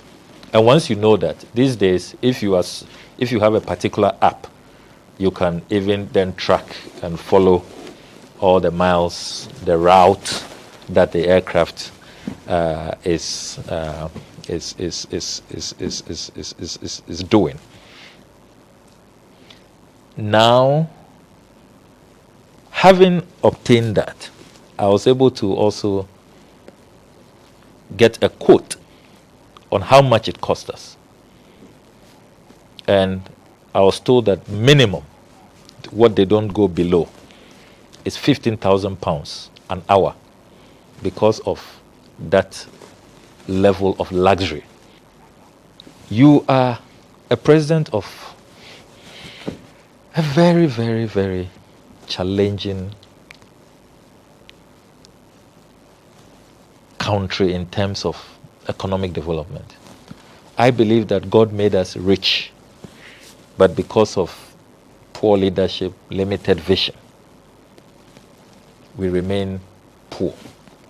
Not because we don't have natural resources, we don't have the human capacity, but it's just because of leadership. Yeah. So if you are faced in this situation where at the time that you are embarking on this trip, we have crisis with energy, we have crisis with the water sector. Now, I maintain that the president broke his own pledge to us to protect the public purse. He betrayed the trust and confidence we had reposed in him when he did what he did. Because, first of all, the presidential jet is available for you to use. You're very sure about that? Yes, because I know that on the 11th of May, the president used the presidential jet to Uganda to attend the swearing-in of President Yoweri Museveni, and he returned on the 12th. He departed to Paris on the 16th. So within that period, I know that the aircraft has been in good condition. I've heard some government commentators also say that, oh, the president was advised not to use the presidential jet for long travel. And some say he shouldn't travel. I read something on your portal that Nana Kumia was saying that he was advised not to use it beyond 5 hours. But I have checked the radar. From Accra to Entebbe Airport in Uganda, it took the president 5 hours and 4 minutes. So it was more than 5 hours. So if you don't receive any reaction, what do you do next? So all these excuses don't wash. Yeah. And I maintain that the president had other options. If you don't want to use a presidential jet, he could have flown commercial. Thus, you travel first class. There are direct flights to France, Air France. There are direct flights to South Africa. I have been part of presidential delegations, President Mills, President Mahama, where they've flown commercial. That option is available, which will have been far cheaper to the taxpayer. Number two, if you insist on a charter, there are other aircrafts in the fleet. The same company, Acropolis Aviation, has other aircrafts, quite comfortable, quite luxurious, but you wouldn't be paying £15,000. It's not top of the range. So the president really had a choice to show that he was really being sincere with us when he said that, look, times are hard, let's all learn to live with the means. And you see, the irony is that the president made this trip to go to this summit, to go beg for debt forgiveness. We all heard him. He was the chief proponent of debt cancellation, debt forgiveness. Is that how you go and beg for debt forgiveness? So in line of accountability, when you're not getting the responses that you're looking for, what next do you do? Are you going to take any other actions, or you're going to keep it as that? So it is clear. It is clear that government has been exposed. They don't have any response. They cannot deny the information have put out, because we all know this government. We all know their effective communication strategy. If I had missed a number, if I had overstated the charge, or if I got the aircraft wrong, you know how they will have descended on me. It's clear that they are shocked at the level of detail and the level of information that we secured, which we have put out. And so government communication clearly is in sixes and sevens. They are dazed. They don't know how to respond. And some of the responses, I think, are tantamount to even insulting the Ghanaian people. I saw Hobson Adoye say that, do I want the president to use Aboboya you know, and all kinds of, you know, ridiculous taunts at me. We have to wait to see, you know, what's going to happen in the ensuing days. But what is clear is that the only salvation we have is in the urgent question I have filed in Parliament. So I have filed 2 questions in Parliament on this matter. One for the minister responsible for defense, and the other for the minister responsible for finance. So the former is a question seeking to know the status of the presidential jet. We have the right to know. It was purchased with taxpayers' money. It's being maintained with taxpayers' money. So the first question relates to the state of the presidential jet. And then the second question to the minister responsible for finance is demanding full disclosure on the finances, how much it costs the taxpayer. Because I have only put out the cost of rental, which is so £15,000 an hour. You multiply that by the 23 hours they were in the air. That gives you £345,000. At today's exchange rate, we are talking about 2.82 million Ghana cedis. That has not factored in many other incidentals, you know, like landing rights, for example, the crew. I know they stayed over in South Africa, hotel bills and all of that. So there's so many other incidentals that the figure I've put out is just the barest minimum. So we need to have full disclosure, and the minister responsible for finance has to present that. Okay, so we need to have full disclosure, but we have to go on a break. Okay. We'll come back and we'll talk about North Tongue and also fix the country. And then we would also expect full disclosure, as you're saying. So this is a lowdown. My name is Ismail Akwe. We'll be back after this break.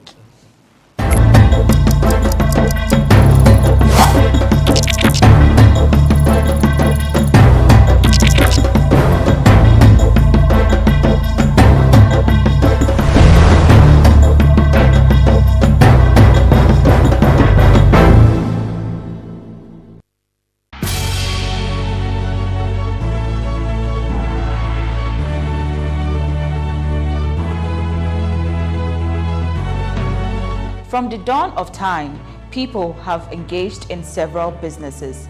With the onset of technology and innovation, life has relatively been made easier. By using debit or credit cards, mobile banking. Thank you. And your favorite, mobile money? Tech has indeed married business. On BizTech, we spend time with faces behind known and upcoming businesses in the country. Learn more about the new technologies and innovation, as well as find out about the trending issues in the world of business. Join us as we serve you with a variety of compelling interviews, projects, and others right here on GhanaWeb TV.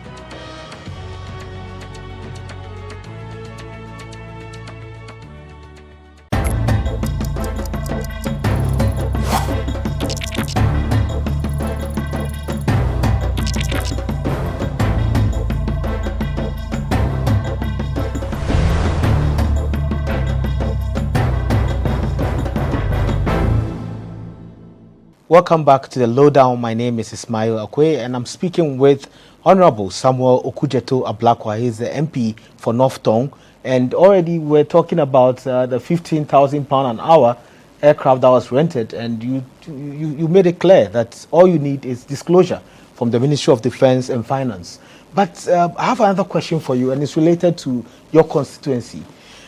Don't you think you did them a disservice when you resigned from the Appointments Committee of Parliament in March? I do not think so.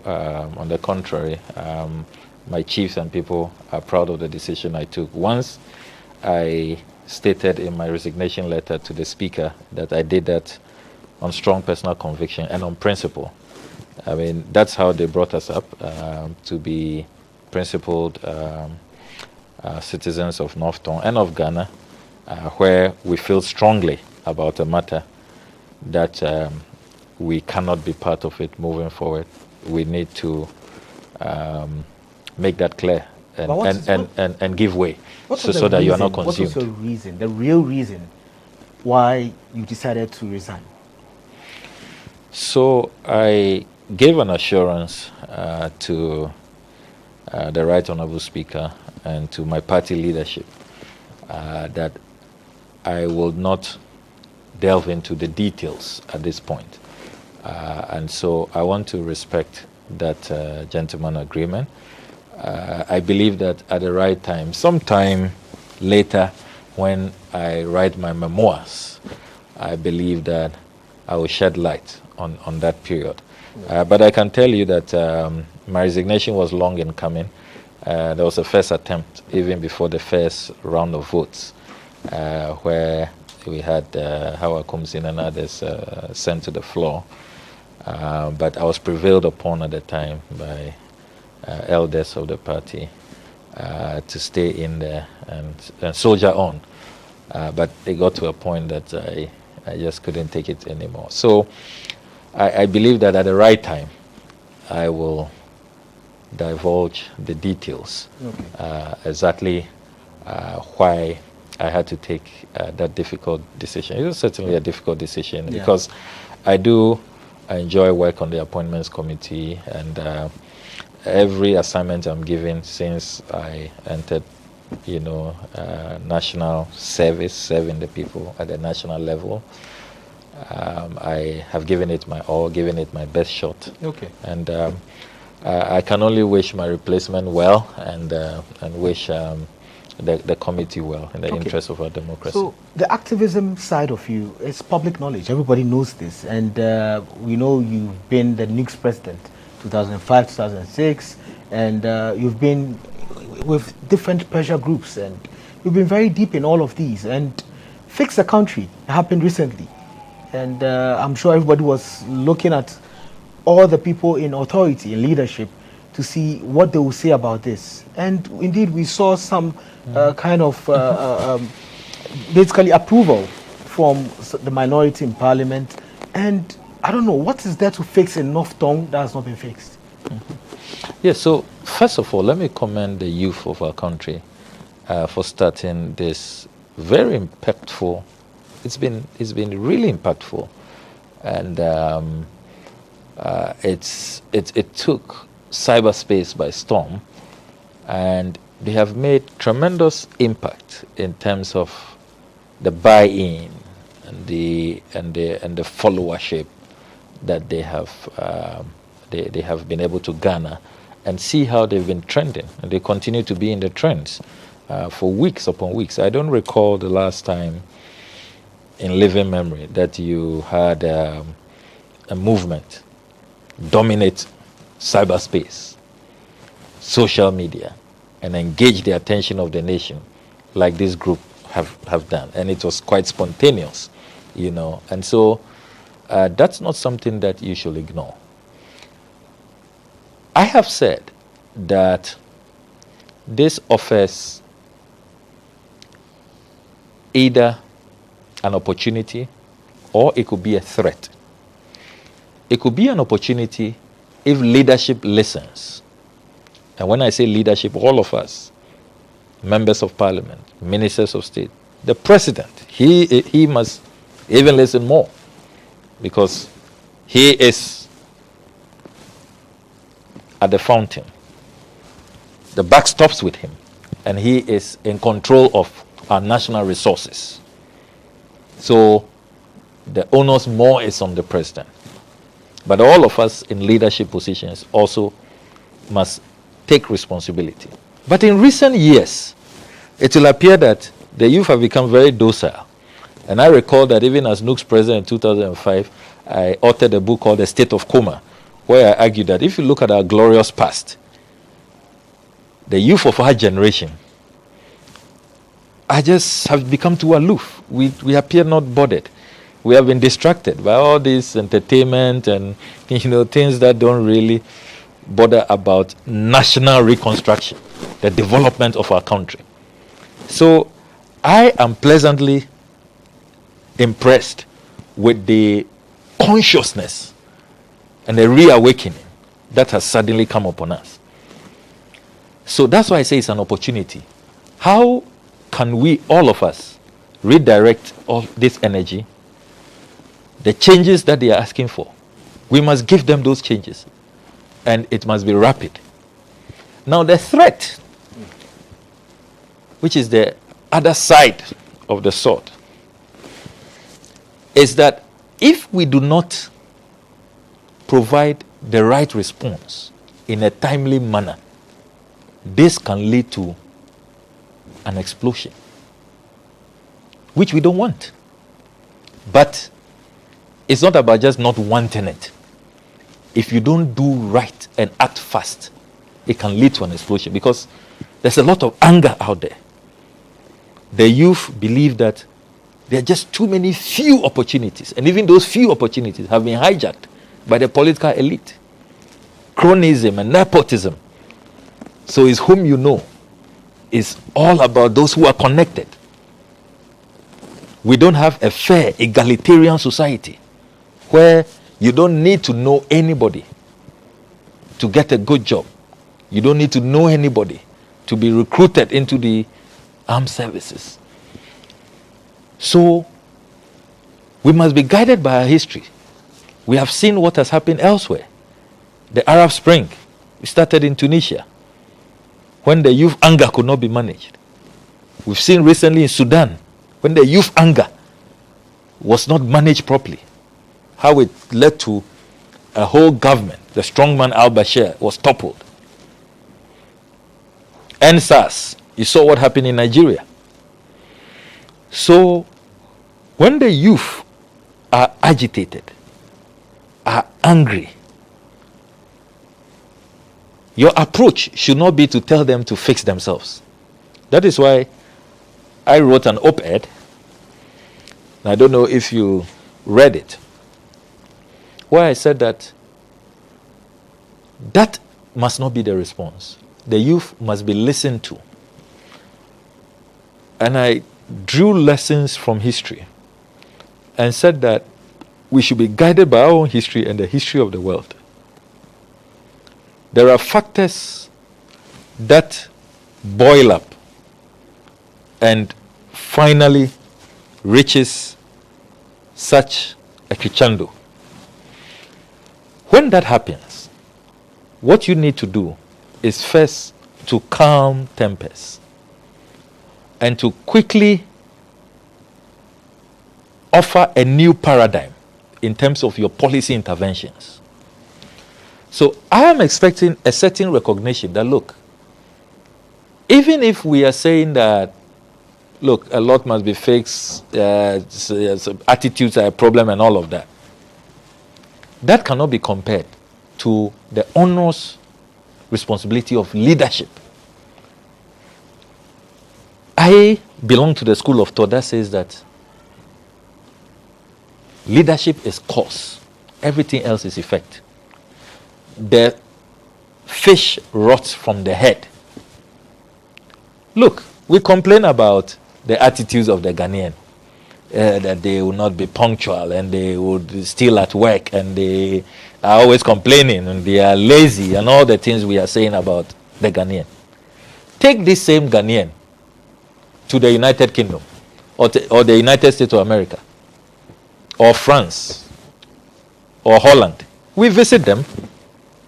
This same Ghanaian, don't we hear other presidents, other ambassadors, other nationals talk about Ghanaians? So look, other Africans, when they even want opportunities, when they want to be employed, that's why our passports, as ranking member of the Foreign Affairs Committee, I can tell you our passports are the most sought after, the most compromised. Other nationals want to have our passports because it opens doors for you. Because Ghanaians have such a great reputation that they are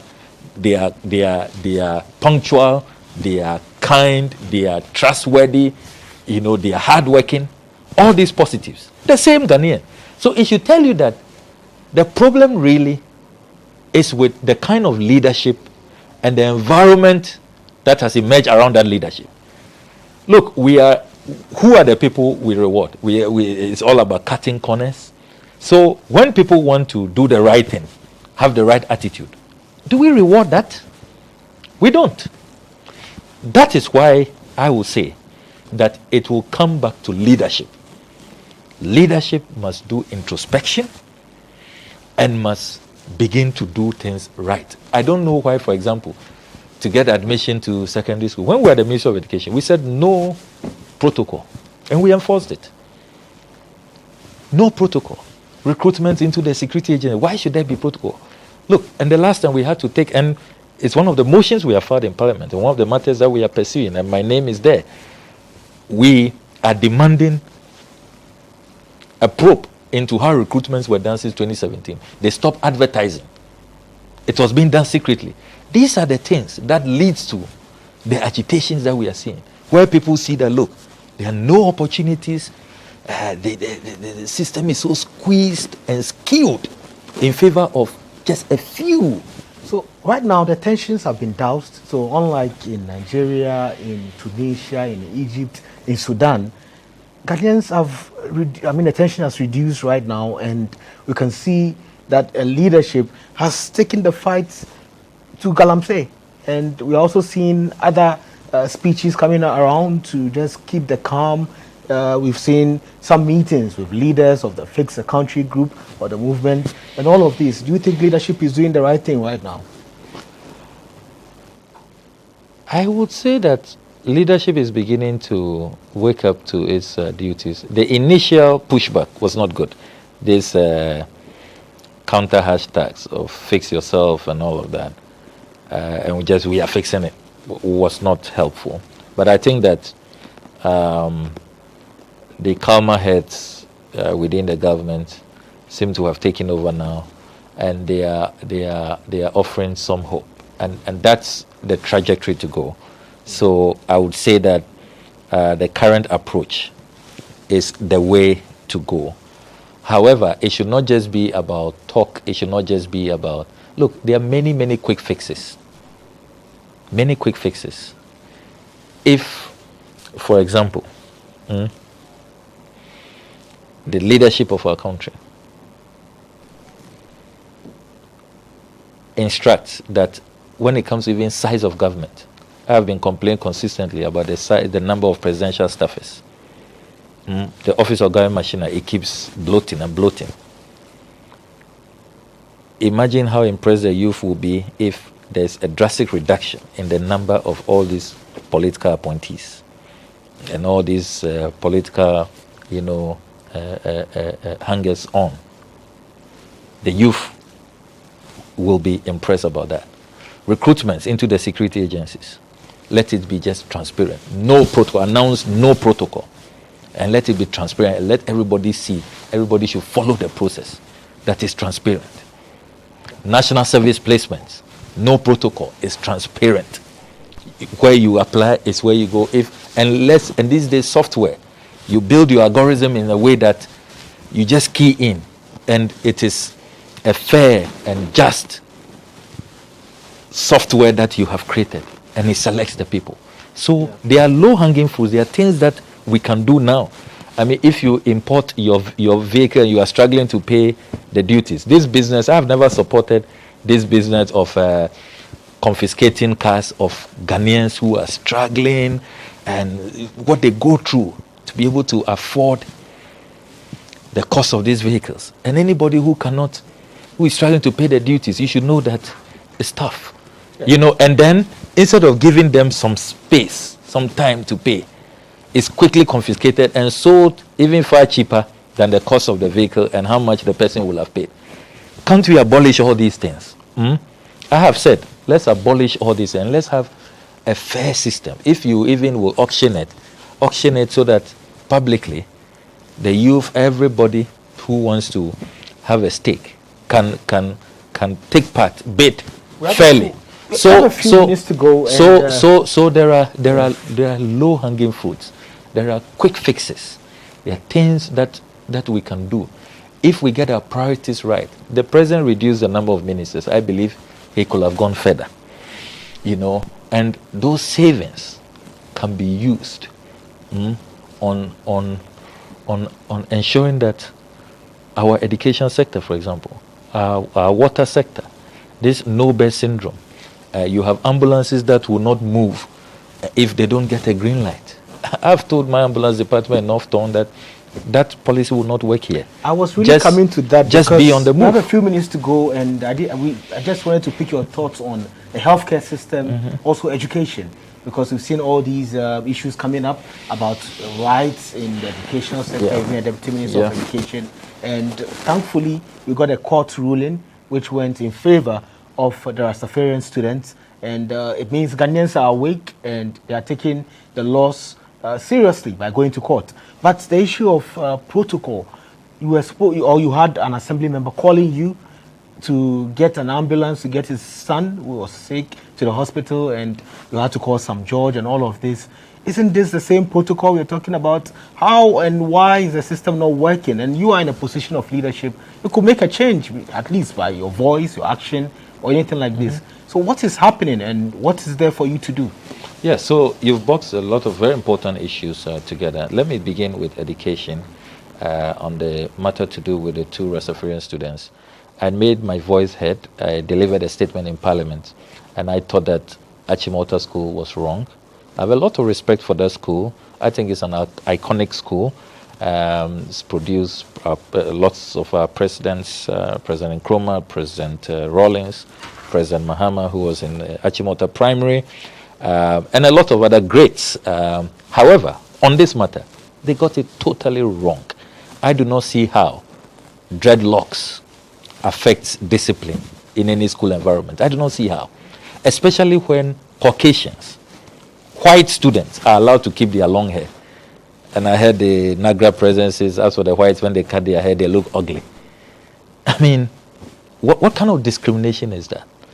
You know, it's just a backward mentality.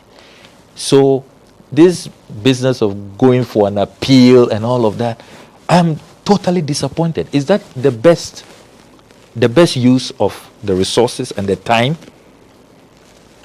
that the heads and the board at Achimota School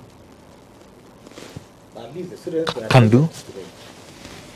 So it is important to emphasize that these are public schools run with our taxes, and they must be accountable to the people. In my statement in Parliament, I called for new broad-based policies across the spectrum that should guide school rules.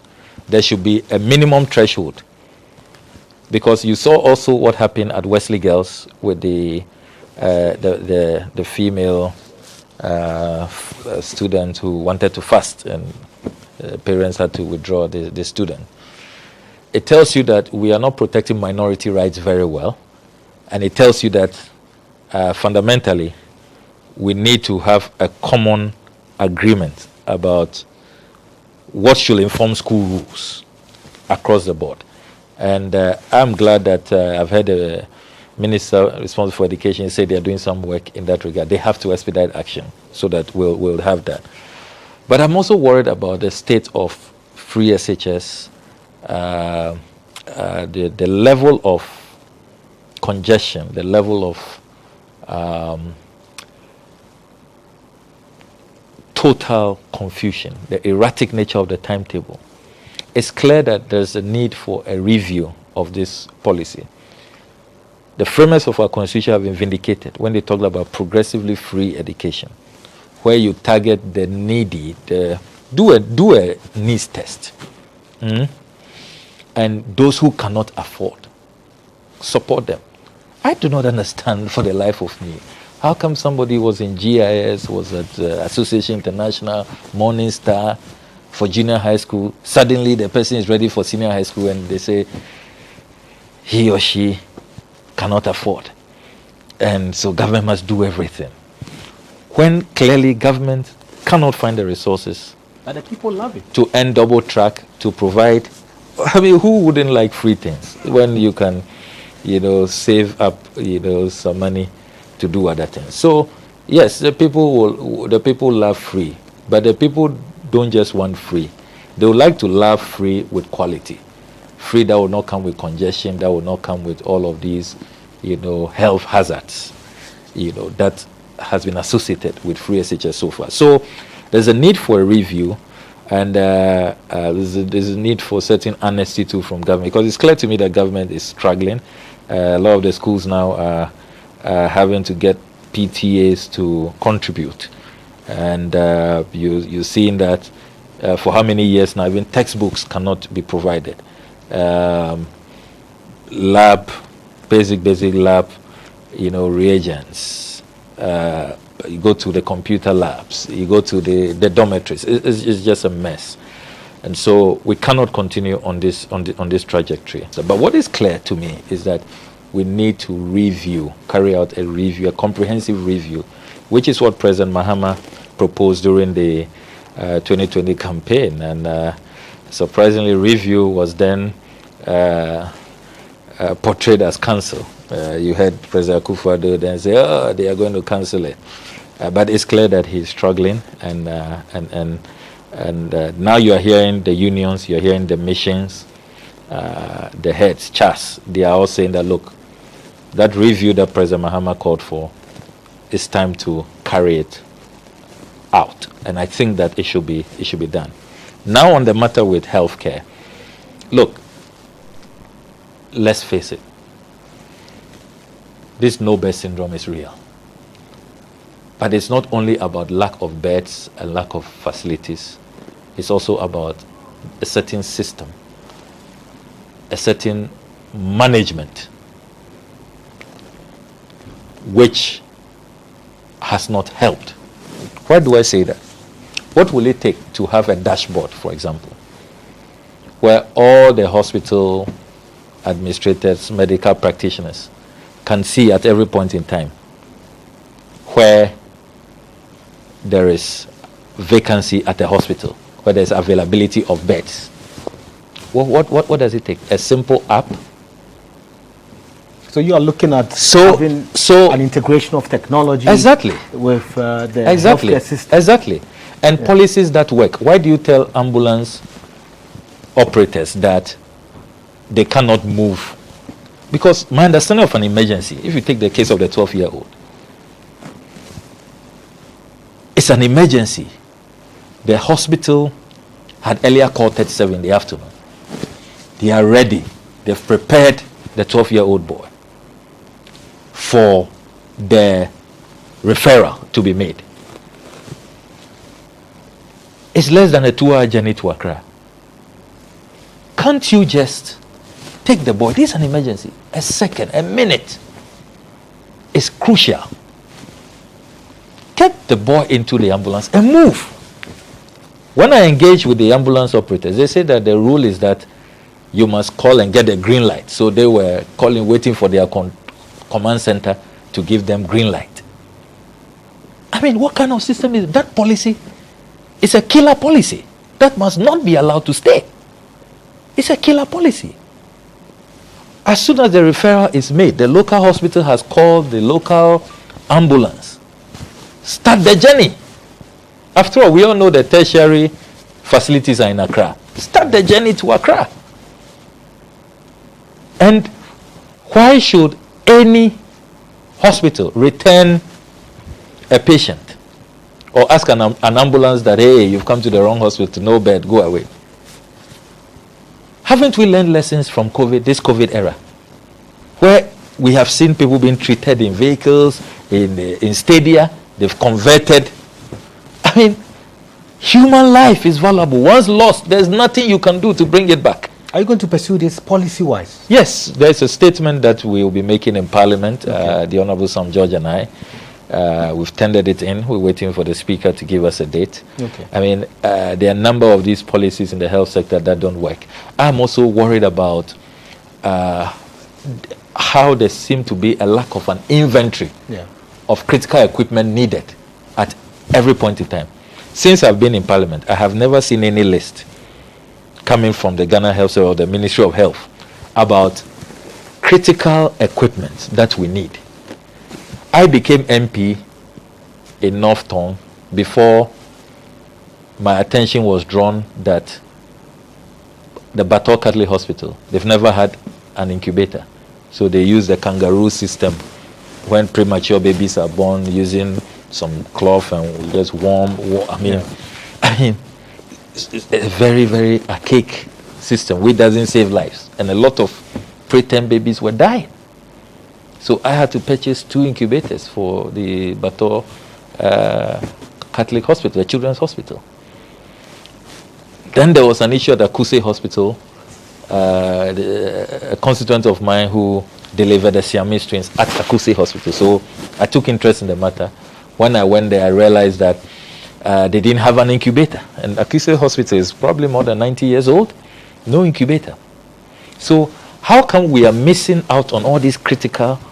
And I had to, by benevolence, buy a hospital, an incubator for the Akuse Government Hospital.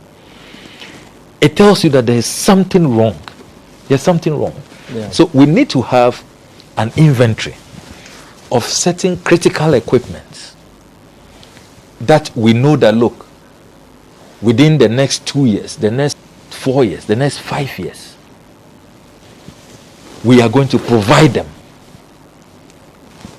Even before we start talking about Agenda 88, Agenda 111, and others that remain slogans.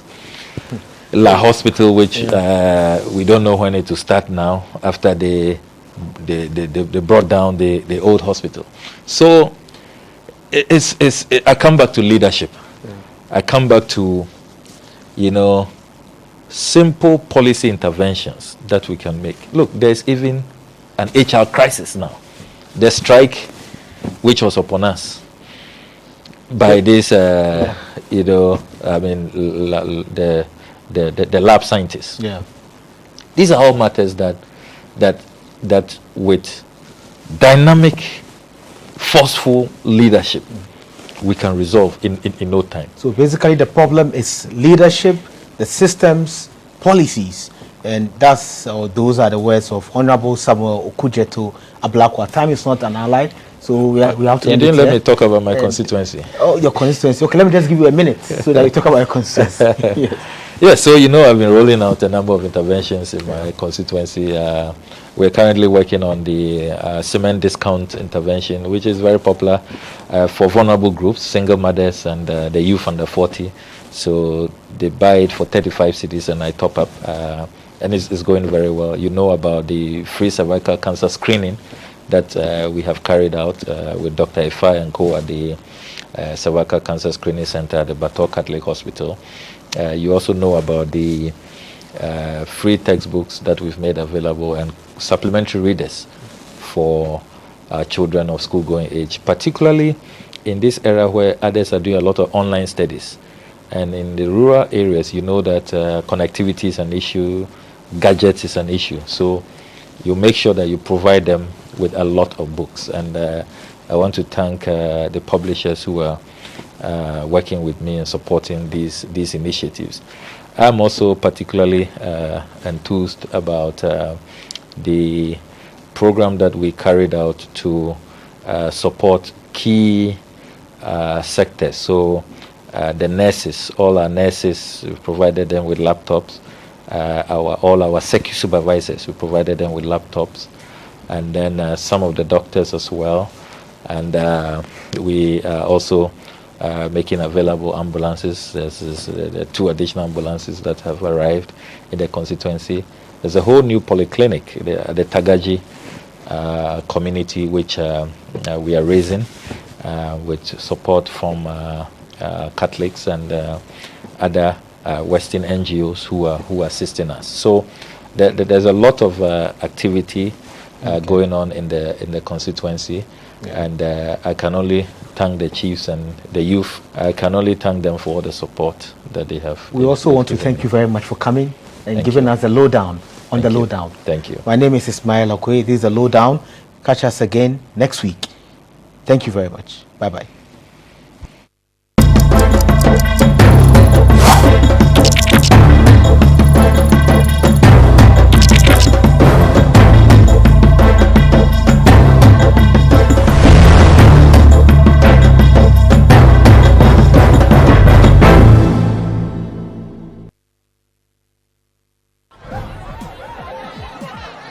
Powers and principalities. There's so much fire inside me. Tragedy struck when part of the largest hillside at the kosher rubbish dump collapsed. It's going to be fun to see how he goes about approaching this game.